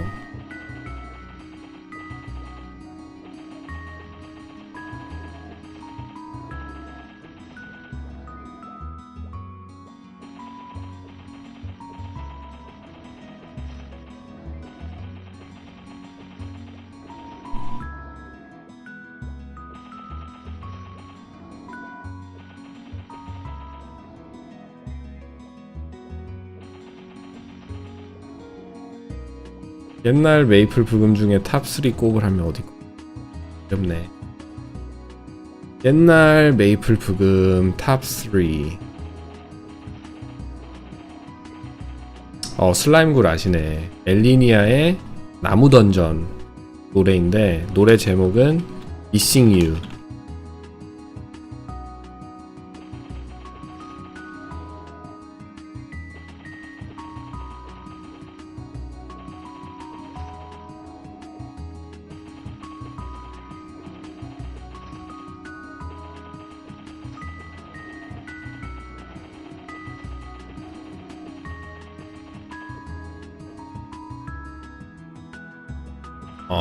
탑3 노래를 뽑으자면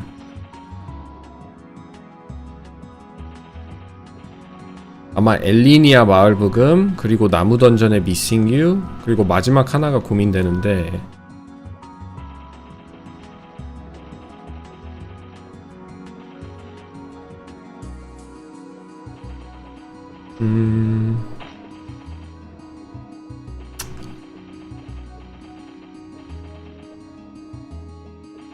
그리고 저는 그것도 굉장히 좋아하거든요.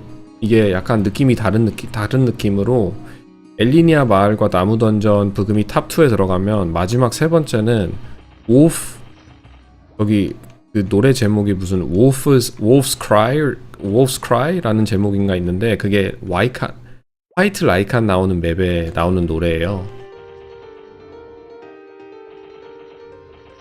거기 노래를 잠깐 제가 들려드리자면 노래가 이렇게 되거든요.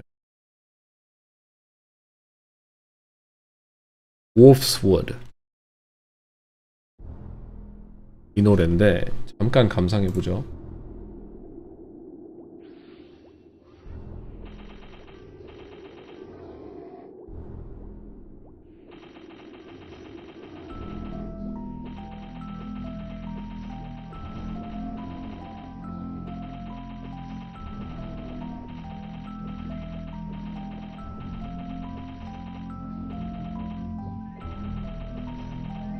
이 노래 굉장히 좋아합니다. 제가 가끔 갈 때 여기 노래를 굉장히 좋아. 여기 이게 아마 죽숲에서도 이 노래가 나올 거예요. 난 저게 앞에 나오는 삐삐 소리가 너무 으스스하다고 해야 되나? 으스스가 맞죠? 으시시? 으스스? 무서워서 좋아요. 늑대 울음소리도 너무 좋고.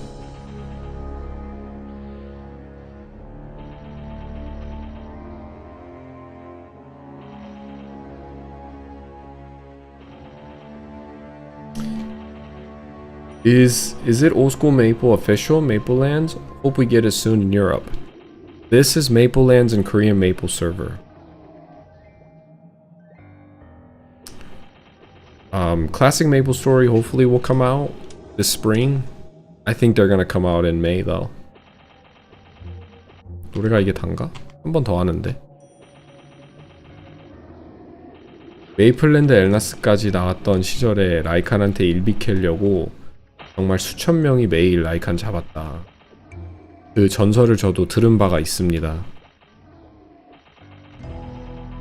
일비가 1억 넘게 할 때, 그쵸? 지금은 거의 7천만 정도 하는 것 같은데. 정말 안 가죠. 화이트 라이칸 일비 캘려고. 차라리 듀얼버크를 잡던, 바이킹을 잡던.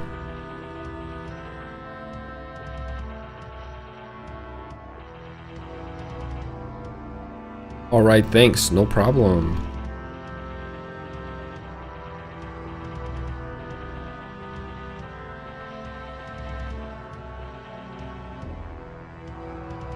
Classic World will be the official OSMS game. Mapleland is not moving to the GMS Maple World server. Europe should get full access to Classic.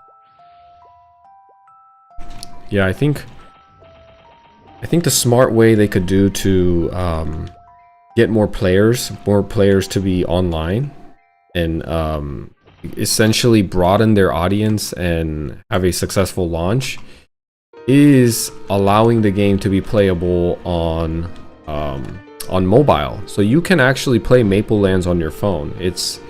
They have this adaptability and cross-play system integrated where PC players can play with people that are playing on their mobile.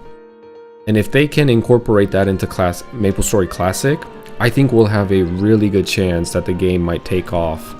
This game is simple enough that you can play on mobile, and it's easy on the eyes, right? It doesn't require like in-depth UI or like a UI system in the game.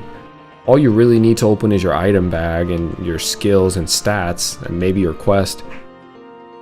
I think it would be a great integration if they can allow Maplestory Classic to be played on mobile and cross-play into PC.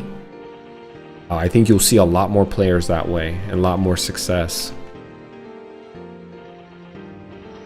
메레는 언제부터 하셨나요? 리플레 이후에 시작하셨나? 리플레가 나오고 출시된 후 시작했습니다. 제가 9월달에 시작했으니까 그때 한참 처음으로 이벤트 한 게 할로윈 이벤트였나? 아닌데 할로윈 하기 전에 무슨 다른 이벤트가 있었는데 하여튼 9월 중순쯤 시작했어요.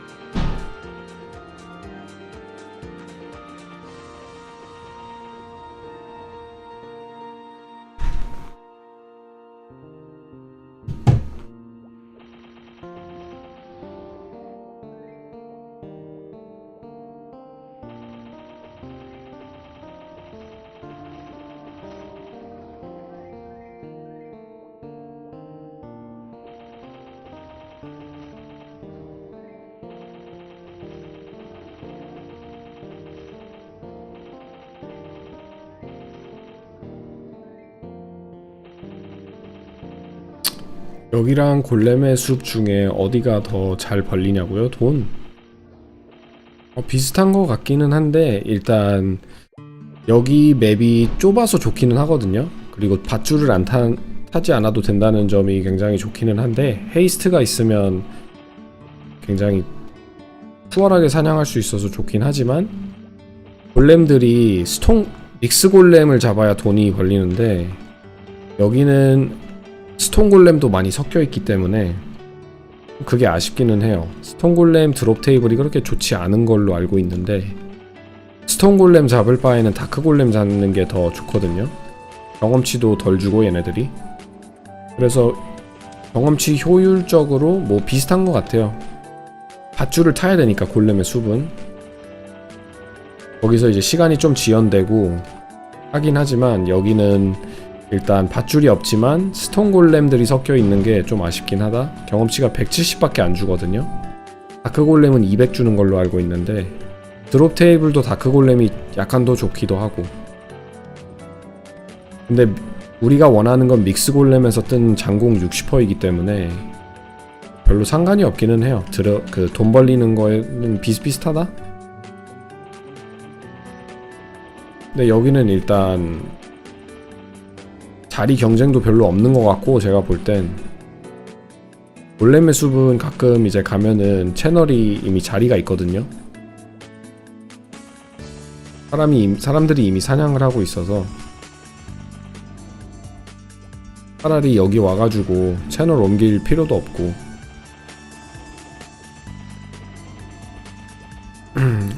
빨리 60레벨 찍어가지고 제가 차디찬 벌판 보여드리겠습니다. 파사.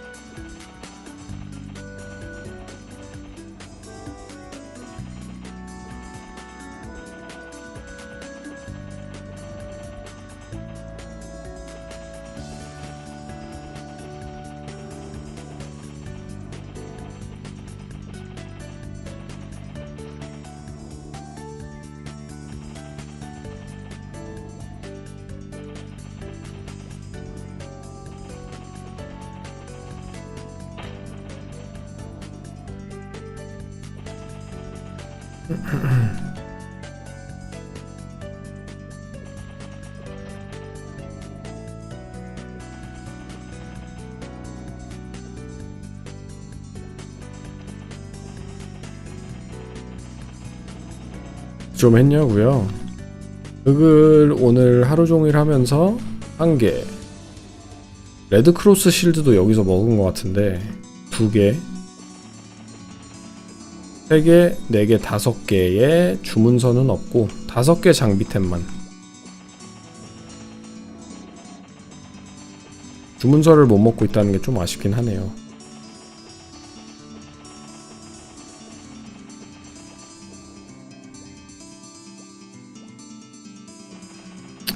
What do you think about traveling in Maplestory with the boats and all other stuff? I think traveling system is great the way it is now in old school Maplestory. I'm not a big fan of teleportation across maps with a click of a button. I like the idea of physically moving your character to like an essentially a hub location where players gather to cross the continent.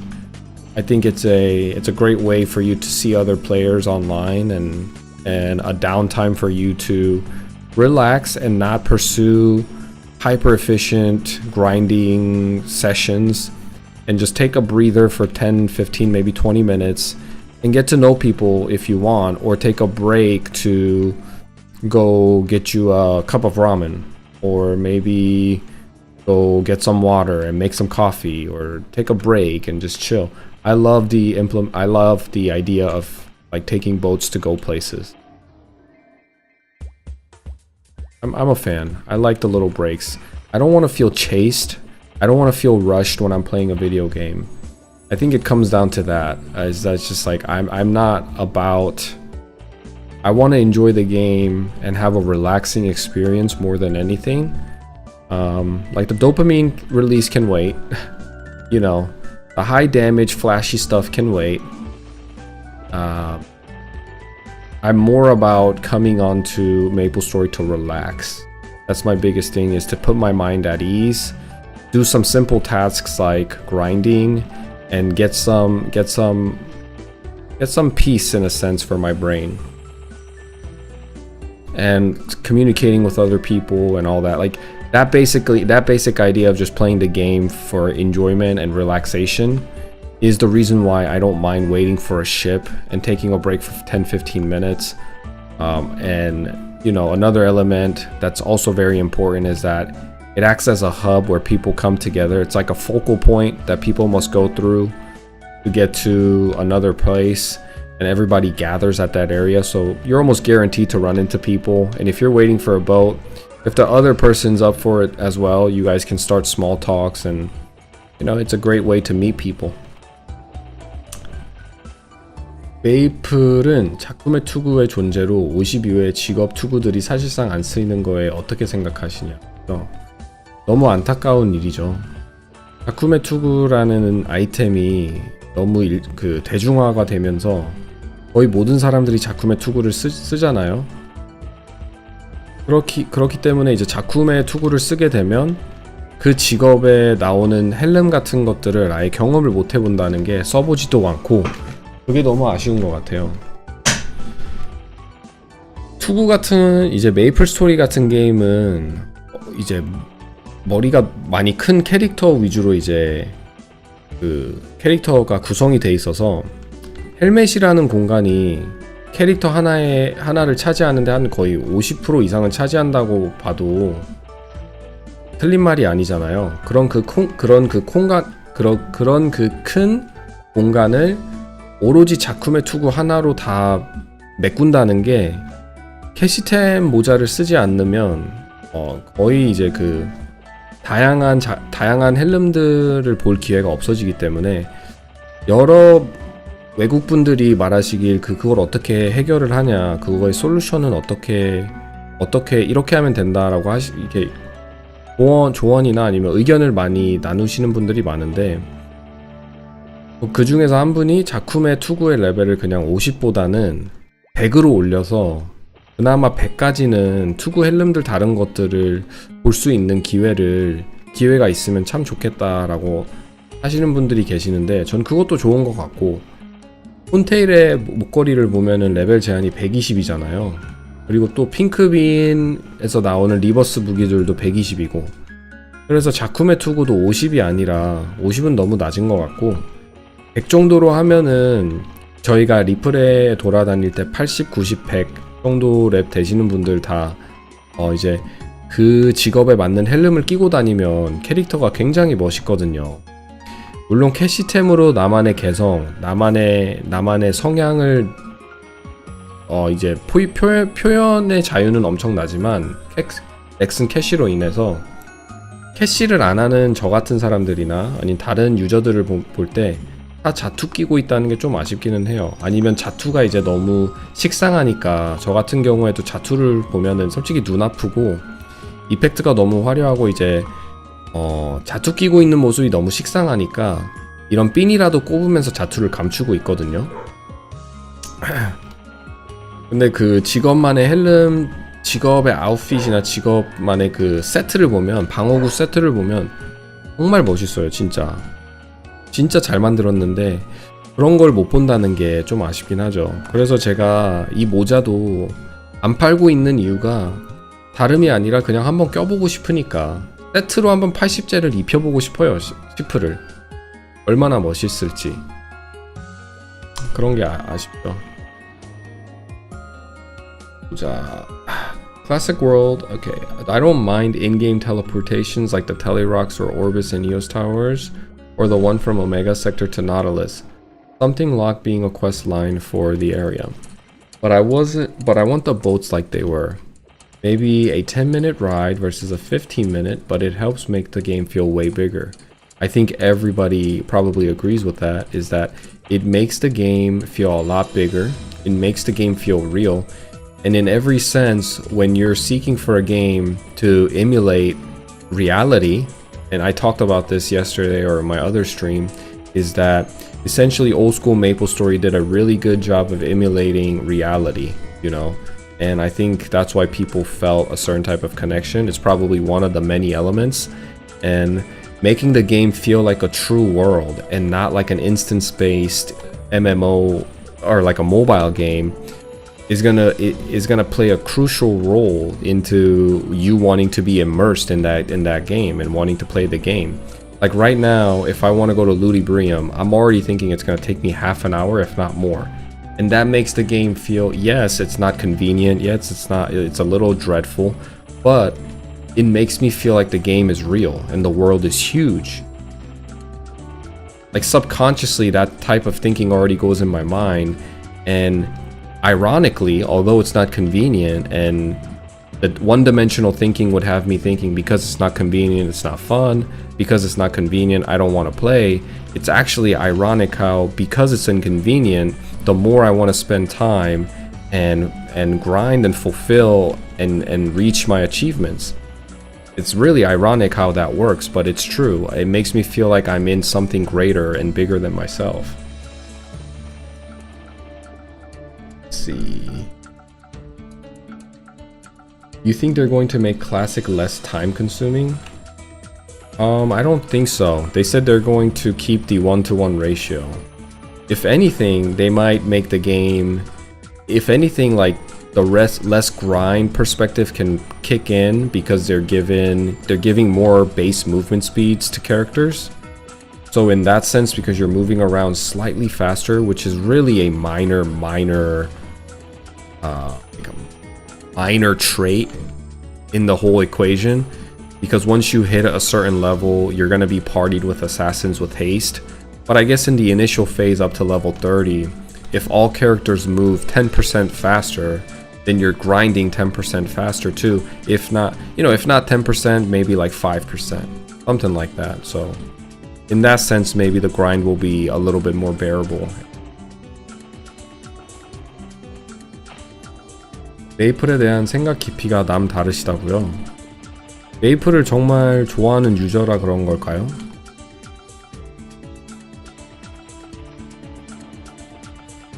낭만과 철학이 있다. 좋은 말 감사드립니다. 좋은 말인 거라 믿어요.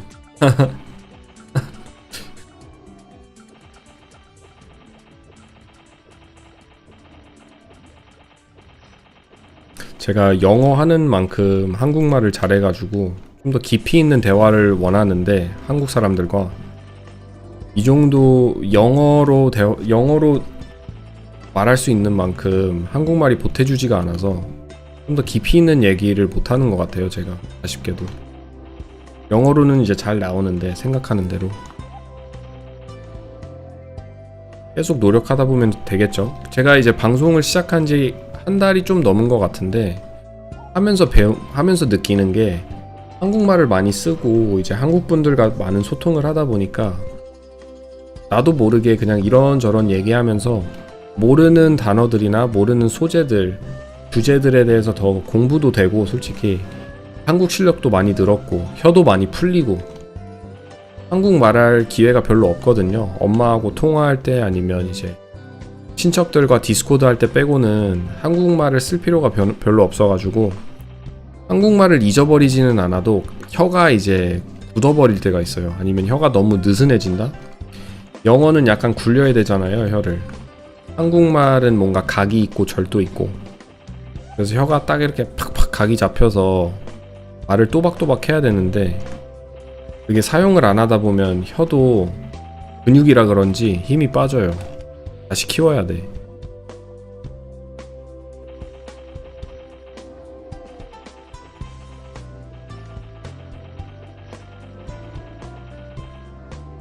마지막 30분은 조금 잔잔한 음악으로 들을까요, 우리?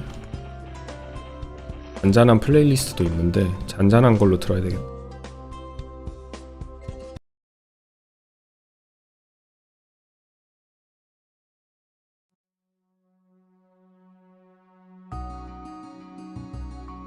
이거 괜찮죠?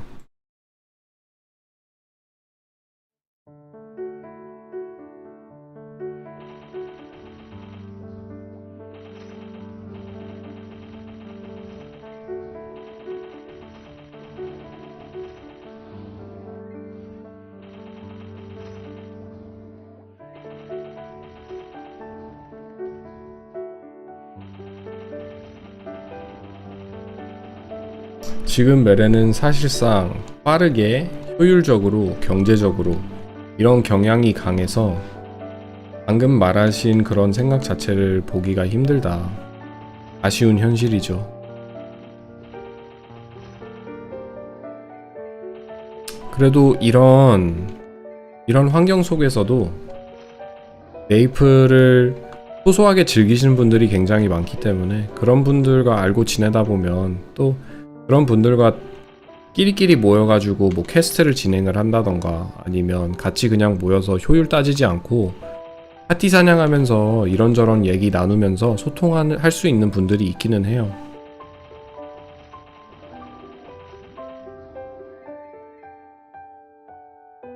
그래서 낭만, 철학 있는 얘기 듣기 참 좋다. 하긴 요즘 유튜버 분들도 보면은 굉장히 게임을 효율적으로 만들려고 하고 자극적으로 콘텐츠를 만들기도 하고 그런 게 많은데, 물론 열심히 하시는 거니까 뭐라고 할 수는 없고 그게 옳다 아니다라도 솔직히 말할 수 없는데, 저는 그것보다는 약간 좀 다른 방향으로 방송을 잡아서 천천하게 그냥 즐기는 식으로 효율 그런 거보다 따질 필요도 없고 그냥 나만 즐거우면 되는 거니까, 그리고 내 주변 사람들만 즐거우면 되는 거니까 게임을 즐기면서 사람들이 분명히 이런저런 얘기하는 것도 원하시는 분들이 있을 거예요. 그리고 메이플랜드의 유저대를 보면은 그 연령대를 보면은 대부분 나이가 이제 20대 후반에서 40대까지 이렇게 늘어져 있잖아요. 그분들이 대표적 연령대이잖아요. 그런 분들은 자극적인 것보다는 내가 볼 땐 조금 더 차분하고 깊이 있는 얘기를 얘기를 하면서 소통하는 걸 원하지 않을까. 그리고 요즘 시대가 굉장히 외로운 시대이기 때문에 저도 외롭고 결혼한 저도 외로워요. 친구가 없어가지고. 이런저런 얘기를 할 수 있다는 것 자체가 굉장히 좋은 것 같고, 이제 자극적인 거는 분명히 그런 컨텐츠만의 그런 컨텐츠를 좋아하시는 연령대가 우리 연령대에서 분명히 존재할 거예요. 그리고 좀 젊은 층의 유저분들이 좋아하지 않을까 하는데, 좀 잔잔하게 소통하면서 하는 방송도 있어야 그걸 원하시는 분들이 우리 팩님처럼 좀 천천한 방송을 원하시는 분들이 있을 거 아니에요. 그런 분들이랑 같이 게임하면 좋죠. 제가 그저껜가 IW님하고 그냥 모여서 숲갈에서 마지막 남은 30분을 파티 사냥했는데, 용기사 할 때. 저는 그런 거 굉장히 좋아하거든요. 경험치는 어차피 더 빨리 오른다고, 그 경험치가 제일 빨리 오를 때가 언제인 줄 아세요? 내가 게임을 즐기고 있을 때 경험치가 제일 빨리 올라요. 게임을 뭔가 쫓기고 있다, 아니면 내가 이 정도 효율을 내야 된다, 자극적으로 콘텐츠 내기도 좋고, 뭐 내가 망둥이 쩔을 받았다, 아니면 남둥 쩔을 받아서 1시간에 뭐 70% 올렸다, 이런 콘텐츠도 좋고 다 좋은데, 그것보다 정말 경험치가 제일 빨리 오른다고 생각할 땐 내가 게임을 즐기고 있고 뭔가 나만의 공간을 찾아가지고 나만의 그 플로우 스테이트를 찾아서, 젠이라고 하거든요. 젠. 나만의 젠을 찾아서 이걸 그냥 아무 생각 없이 이 순간을 즐기다 보면은 어느 순간 업해 있고 어느 순간 10% 올라 있고 20% 올라 있고 시간은 엄청 빨리 가고, 그런 걸 저는 더 추구하기 때문에 더 찾고, 그래서 파티 사냥하는 것도 좋기는 하지만, 그리고 이제 길드원 분들이나 시청자분들이 저한테 많은 좋은 에너지를 전달하기 위해서 전달해주고 싶어서 와서 쩔 받아라, 아니면 와서 내가 이거 해줄 테니까 와라 부르시는 분들이 계셔요. 간혹 간에. 근데 그럴 때마다 이제 예전에는 그냥 받았는데 좋아요, 한번 가볼게요 하고 받았는데, 이제는 한 번, 두 번 더 생각해서 내가 정말 그런 식으로 방송을 하고 싶은지. 그리고 어제 느꼈는데, 어제 망둥이 쩔을 받았거든요. 어제도 시청자분들이랑 소통을 거의 5시간 연속으로 했어요. 채팅이 많이 올라와서 어제.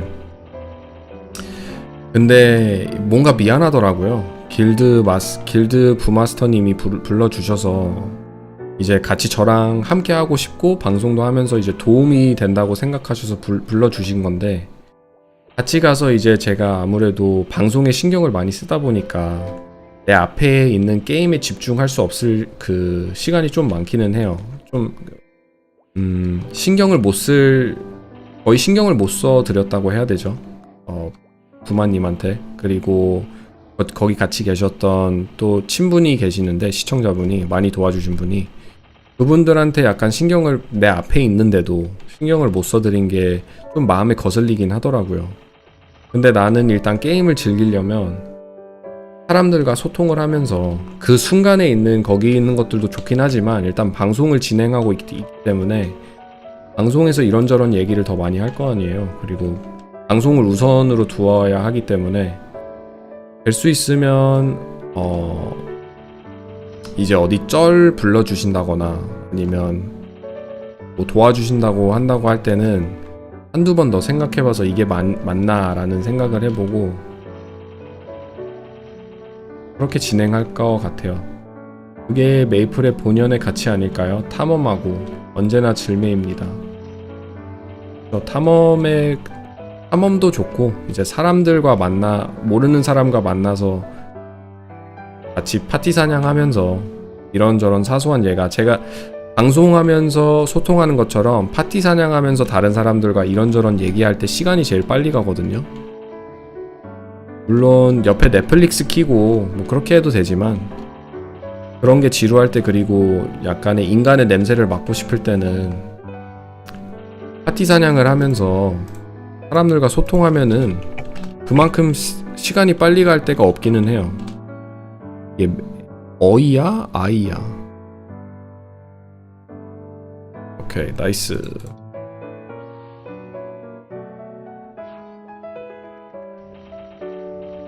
We need more legendary content creators who are going to promote that game. Not a lot of promotion from Nexon going on. I completely agree. I feel like Nexon isn't really promoting Maplestory Classic that much.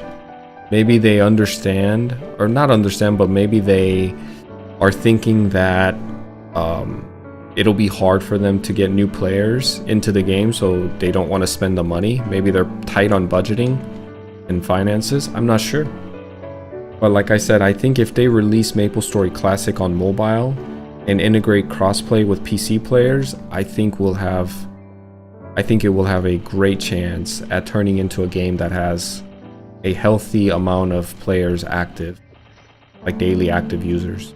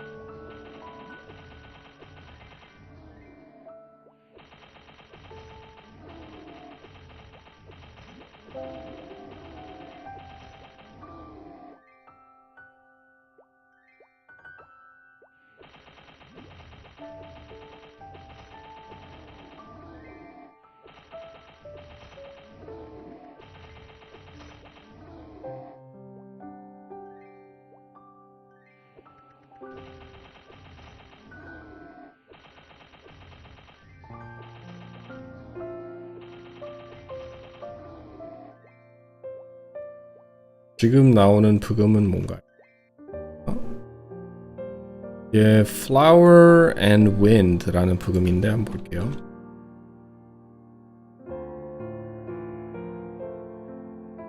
이게 LUL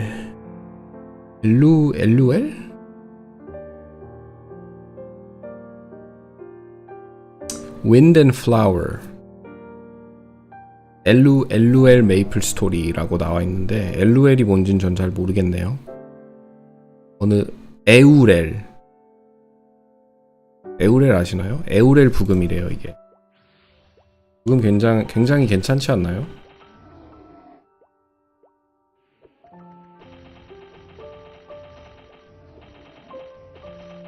에루엘.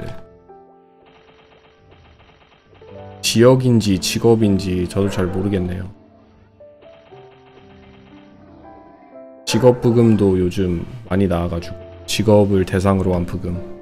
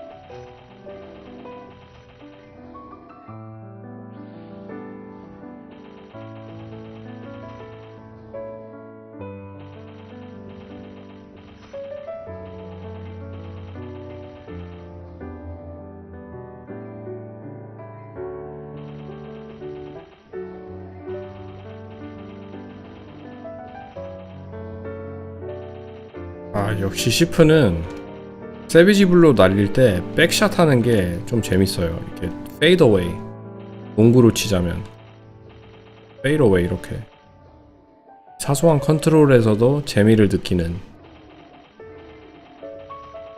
물론 공격 스킬 하나로 사냥하고 있어서 지루할 수 있는데 어떻게든 내가 게임을 재밌게 만드는 페이드 어웨이. 이렇게 페이드 어웨이 한 번 더 했습니까 방금? 방금 거의 full reach였는데 full reach. full reach fade away. 지나가면서 쓱 앞으로 점프하면서 쓱 fade away 한 번 더 가서 레이업 넣어주고 지나가면서 fade away. 어설터가 있으면 좀 더 정말 재밌을 것 같은데, 좀 더가 아니라 어설터가 있으면 재미를 많이 올려줄 것 같은데. 한국어에 문제점이 있다고 생각하시나요? 아니요, 한국어에 문제점이 있다고 생각 안 하는데. 한국어가 왜요?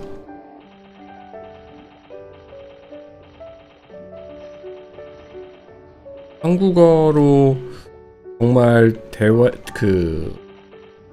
수준 높은 대화 주제들 있잖아요. 뭐 정치라든지 경제, 종교 이런 얘기를 한국 언어로 다른 사람과 소통을 할 수 있다는 그런 것만 봐도 굉장히 대단한 언어죠.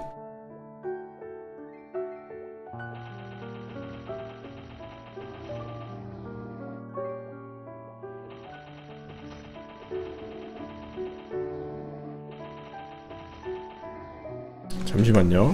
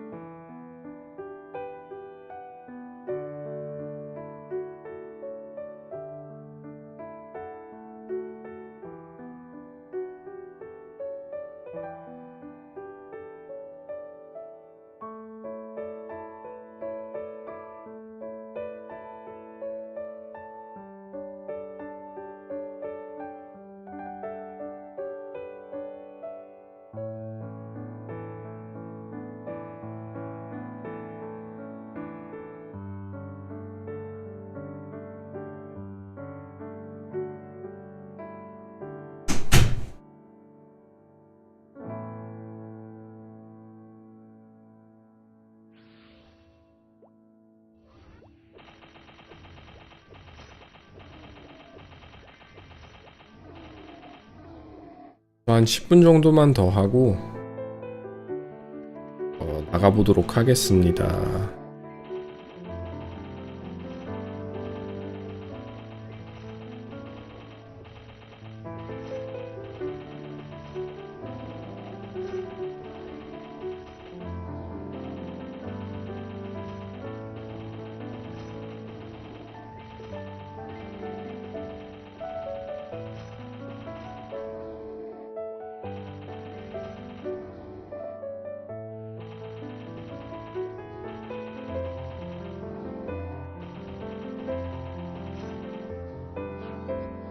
옵스.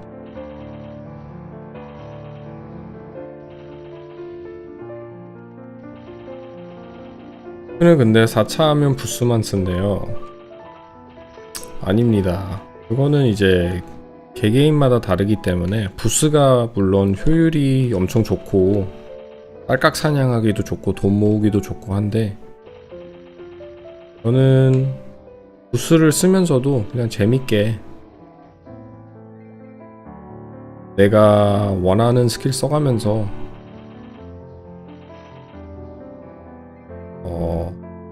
사냥할 생각이라. 이 부금이요? 제가 알려드릴게요. 아이, 걱정 안 하셔도 됩니다. 귀찮지 않아요. 이거는 Verdel Town? 안녕. Arc 클래스. 아크 클래스에 이렇게 치시면 나올 거예요, 아마. 메이플스토리 부금.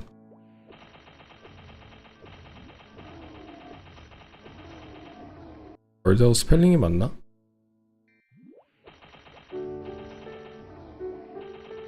일부러 섞어가면서 해도 상관없죠. 뭐 젠컷만 내면 상관없으니까. 세비지도 쓰고 어설터도 쓰고.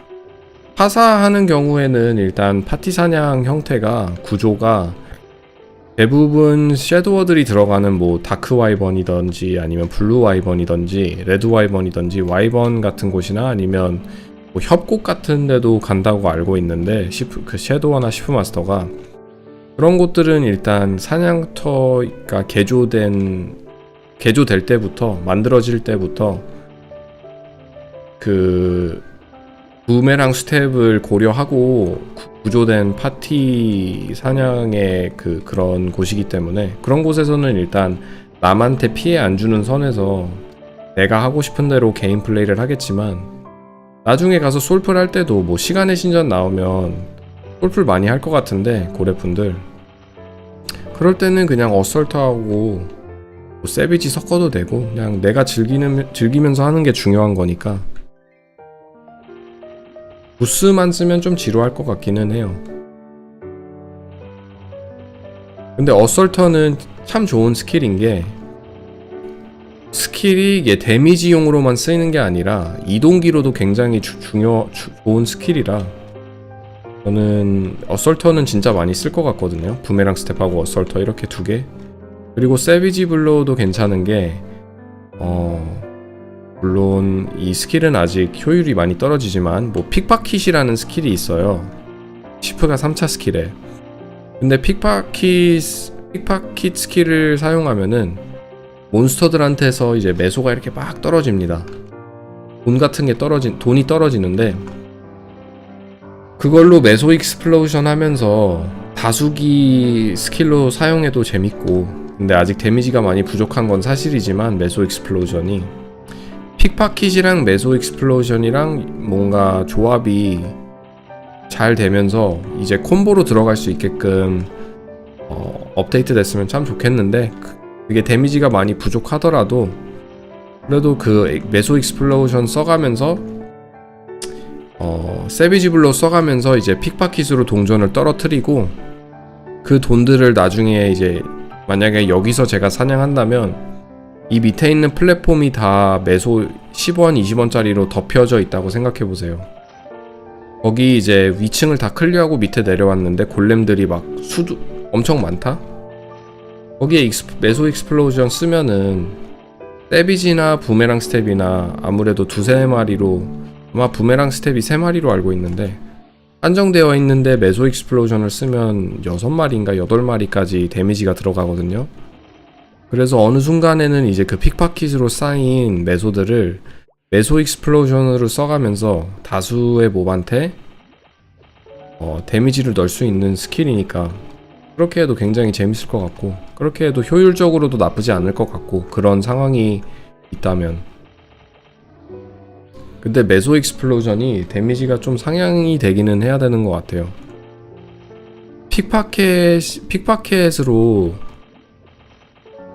픽파켓이라는 스킬이 있는데 돈을 떨구잖아요. 몬스터를 때릴 때마다 한 대 때릴 때마다 일정 확률로 동전을 떨구는데, 그거는 그 말은 즉 세비지 블로우를 쓸 때는 메소가 그만큼 더 많이 떨어진다는 소리잖아요.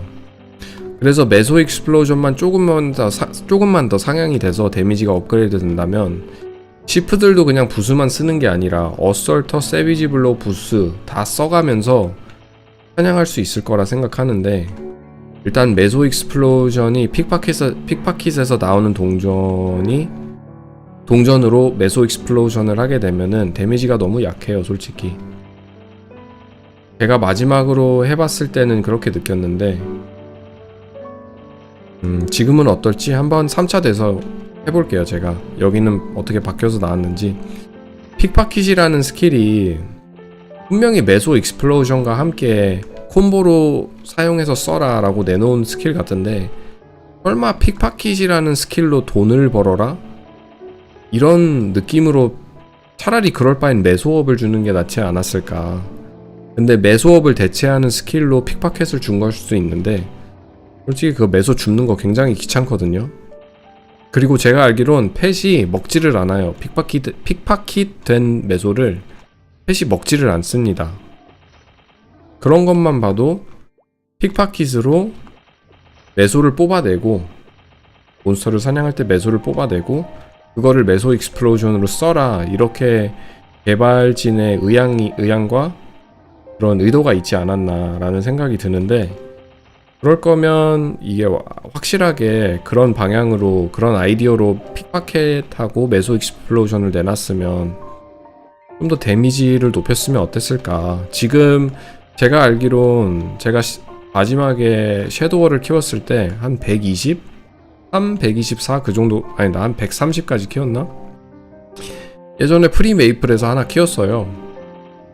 근데 그 확률이 1대1, 그 경험치도 1배, 드롭률도 1배, 아니면 2배였나? 기억이 잘 안 나는데, 옛날 메이플 스토리를 구현한 프리 서버에서 옛날에 어렸을 때 잠깐 했는데, 섀도워를 그때 픽파킷 쓰면서 120대 이제 메소가 쌓인 것들에 픽파킷을 쓰면 세비지 블로우는 막 방당 몇 천씩 들어가고 부메랑 스텝은 뭐 만까지 나오는 그럴 때였는데, 픽파킷에서 된 메소들로 메소 익스플로전을 쓰면 데미지가 3자릿수가 나오는데, 그럴 바엔 그냥 안 쓰고 말죠.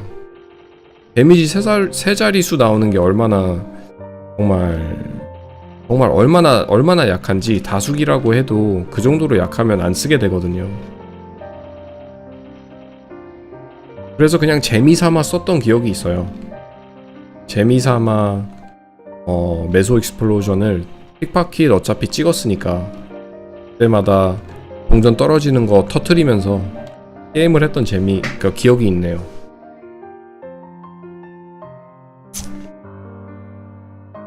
파밍할 때 한 채널에서 올해 30분 1시간씩 채널 옮겨가면서 뭐가 더 좋으심? 한 채널에서 오래 있는 게 전 더 좋다고 생각해요.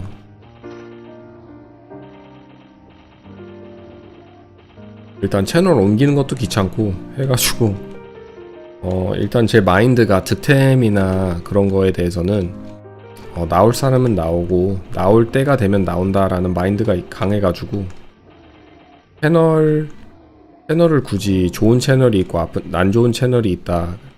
굉장히 재밌는 개념이고 재밌는데 믿지는 않습니다. 그걸 따르지도 않고.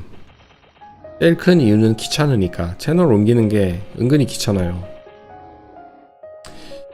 메이플을 빅뱅 이전과 이후로 나누면 컨텐츠 양이 각각 몇 퍼센트 정도 될까요? 빅뱅 후에 출시된 컨텐츠가 확실히 더 많죠.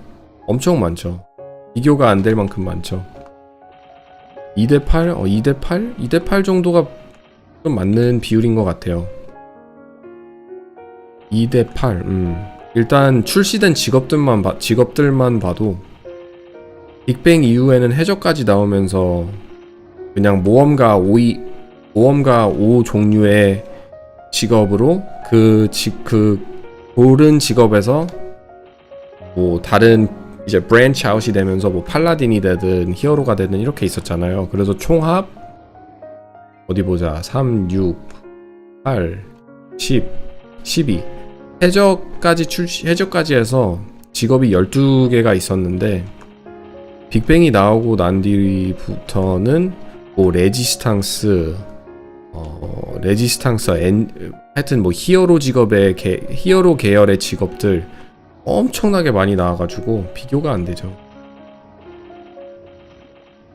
메이플이 진짜 어마어마한 게임이구나. 괜히 한국 RPG 고트가 아니네. 저는 메이플이 고트라고 느껴질 때가 어느 때냐면 제가 들어보지도 못한 나라에서 사시는 분들이 제 방송에 들어와서 나도 메이플을 했다. 근데 나는 이 나라에 살았다. 근데 제가 들어보지도 못한 나라들 있잖아요. 아니면 그 나라에서 설마 메이플을 할까라는 생각이 들게끔 하는, 난 진짜 그런, 저번에 어디서 로마니아에서 메이플을 했던 기억이 있대요. 어렸을 때 유럽 서버를 통해 가지고 메이플을 했는데 그때 너무 재밌게 했다고 어느 시청자분이, 로마니아에서 시청하시던 분이 계시는데 로마니아인 분이 그걸 듣고 느꼈어요. 메이플이 확실히 전성기 때는 전 세계로 퍼졌었구나. 많은 사람들이, 전 세계에 있는 사람들이 플레이를 했었구나. 그러니까 이만큼 또 오랫동안 운영을 할 수 있고 이제 메이플 클래식 서버도 만든다고 하고. 메렌이 공식적으로 일단 해적이랑 시그너스는 낸다고 했고 에반드 나왔으면 좋겠다. 저는 아란도 있고 에반도 있고 다 있잖아요. 그런 것들 일단 출시되면은 제발 기존에 존재하는 밸런스나 이런 것들을 붕괴시키지 않고 잘 개정과 보정을 해가지고 직업들을 늘리는 건 좋기는 한데 거기에 위험 요소가 굉장히 많기 때문에 그런 거 잘 관리해서 출시했으면 좋을 것 같아요. 저도 아란도 재밌고 에반도 정말 멋있는 직업이고 다 좋은 직업들 좋은데, 직업이 많으면 좋기는 한데 밸런스가 그만큼 더 어려워지고 복잡해지니까 그거를 어떻게 잘 해가지고 했으면 좋을 것 같아요.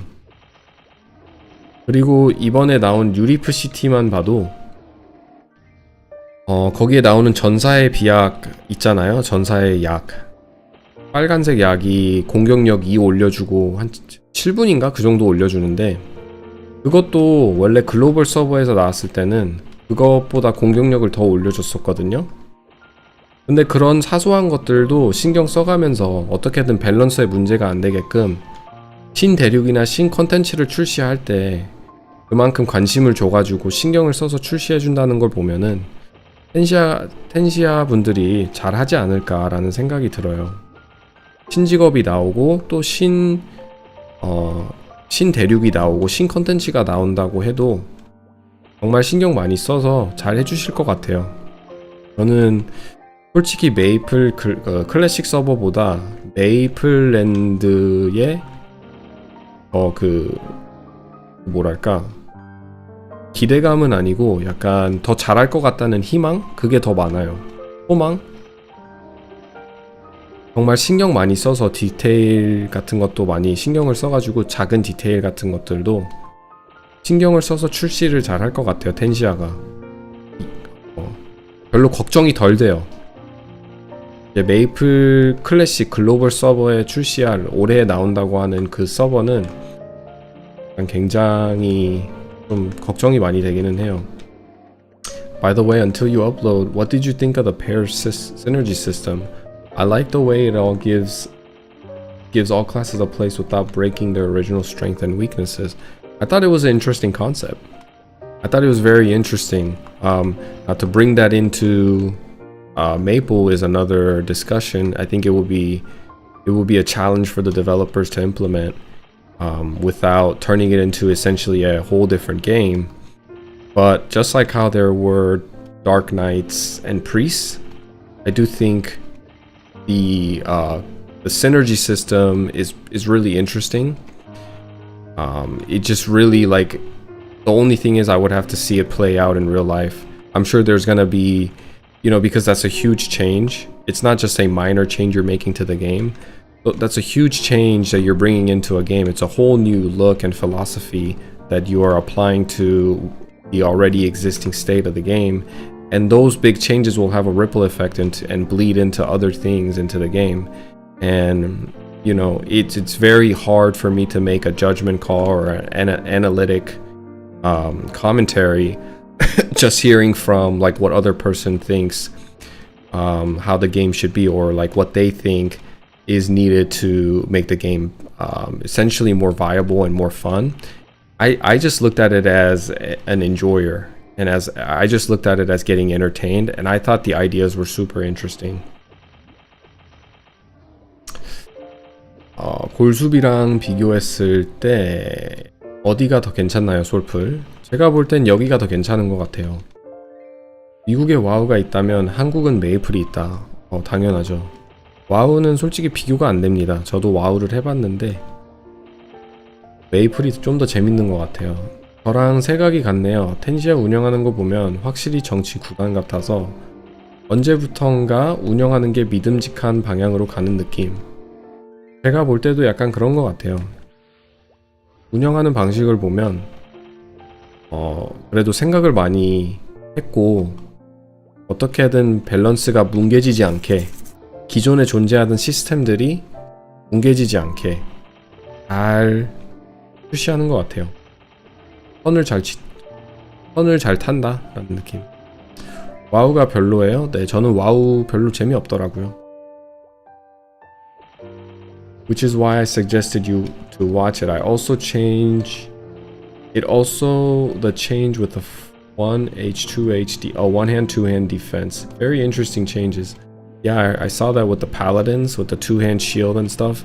I always wanted the game to incorporate shields a lot more into the game. I think a lot of people forego shields because it's damage centric, unfortunately, but giving some shield paladins a viable option for people to play and actually equip shields and one-hand weapons would be super dope.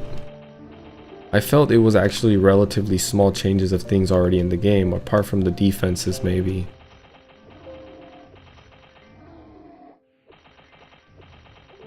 Well, the whole structure of the game would change, right? Because now you have codependencies of one class with another. And if you have to incorporate that into every part of either party grind sessions or into the raid. And like I said, it's really hard to make a judgment call on how that will play out. It's a really cool idea though.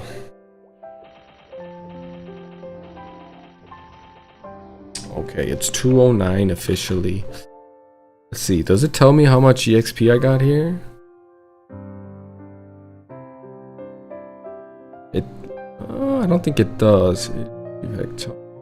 Nope, it doesn't tell me the total EXP I got from here. 총 경험치는 보여주진 않네요. 그쵸? 그래도 3768번 데미지였다. 이거에 한 번당 한 번인가? 세비지 블로우 1회당 1회네. 세비지 블로우를 3770번을 썼습니다. 아닌가? 더 많이 썼나? 이게 지금 1시간 28분 한 것만 보여주는 것 같은데 오늘 한 4시간 했거든요. 여기서 4시간 하면서 주문서를 못 먹은 게 좀 아쉽긴 하네요. If we can get the 99 cap, one hand should technically be better, especially if we never get pirates and speed infusion. Yeah, speed infusion is gonna make a lot of people play two hand, right? But there's gotta be something unique for the shield users that it can't be damage specific, and it has to be on the game side. The game has to require you to have a high defensive, or maybe a shield paladin could have, you know, some sort of a protection buff. I think Kedor said that in the video. But you gotta have. Oh my gosh, she's glitching out. Did you see her? That was really scary what she was doing. You gotta have like you know, mechanics within the raid or endgame games where it's viable for you, where it makes sense for you to take a paladin with a shield and that can buff the party one way or another. But yeah, I think it was a cool idea.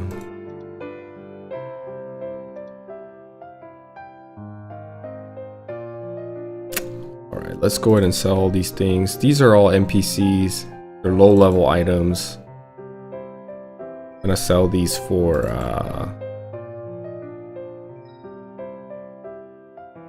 mesos. We're just burning through pots today.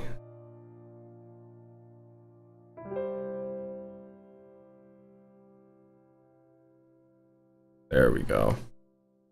And apparently there's a market for these, so I'll have to look and sell these. Alright guys, that is it for me today. Thank you everyone for joining the stream. Make sure you like the stream and subscribe to my channel. I will be on tomorrow at 9 a.m. around 9 a.m. EST, maybe a little late. But I'm gonna try to relatively come within a reasonable time of like around 9 a.m. It really depends on how my family's doing, how I'm doing, what I'm doing, all that stuff. Or around 9 a.m. Eastern Standard Time tomorrow, I'll be back on. Everybody have a good day. Thanks for tuning in, and I'll see you guys tomorrow.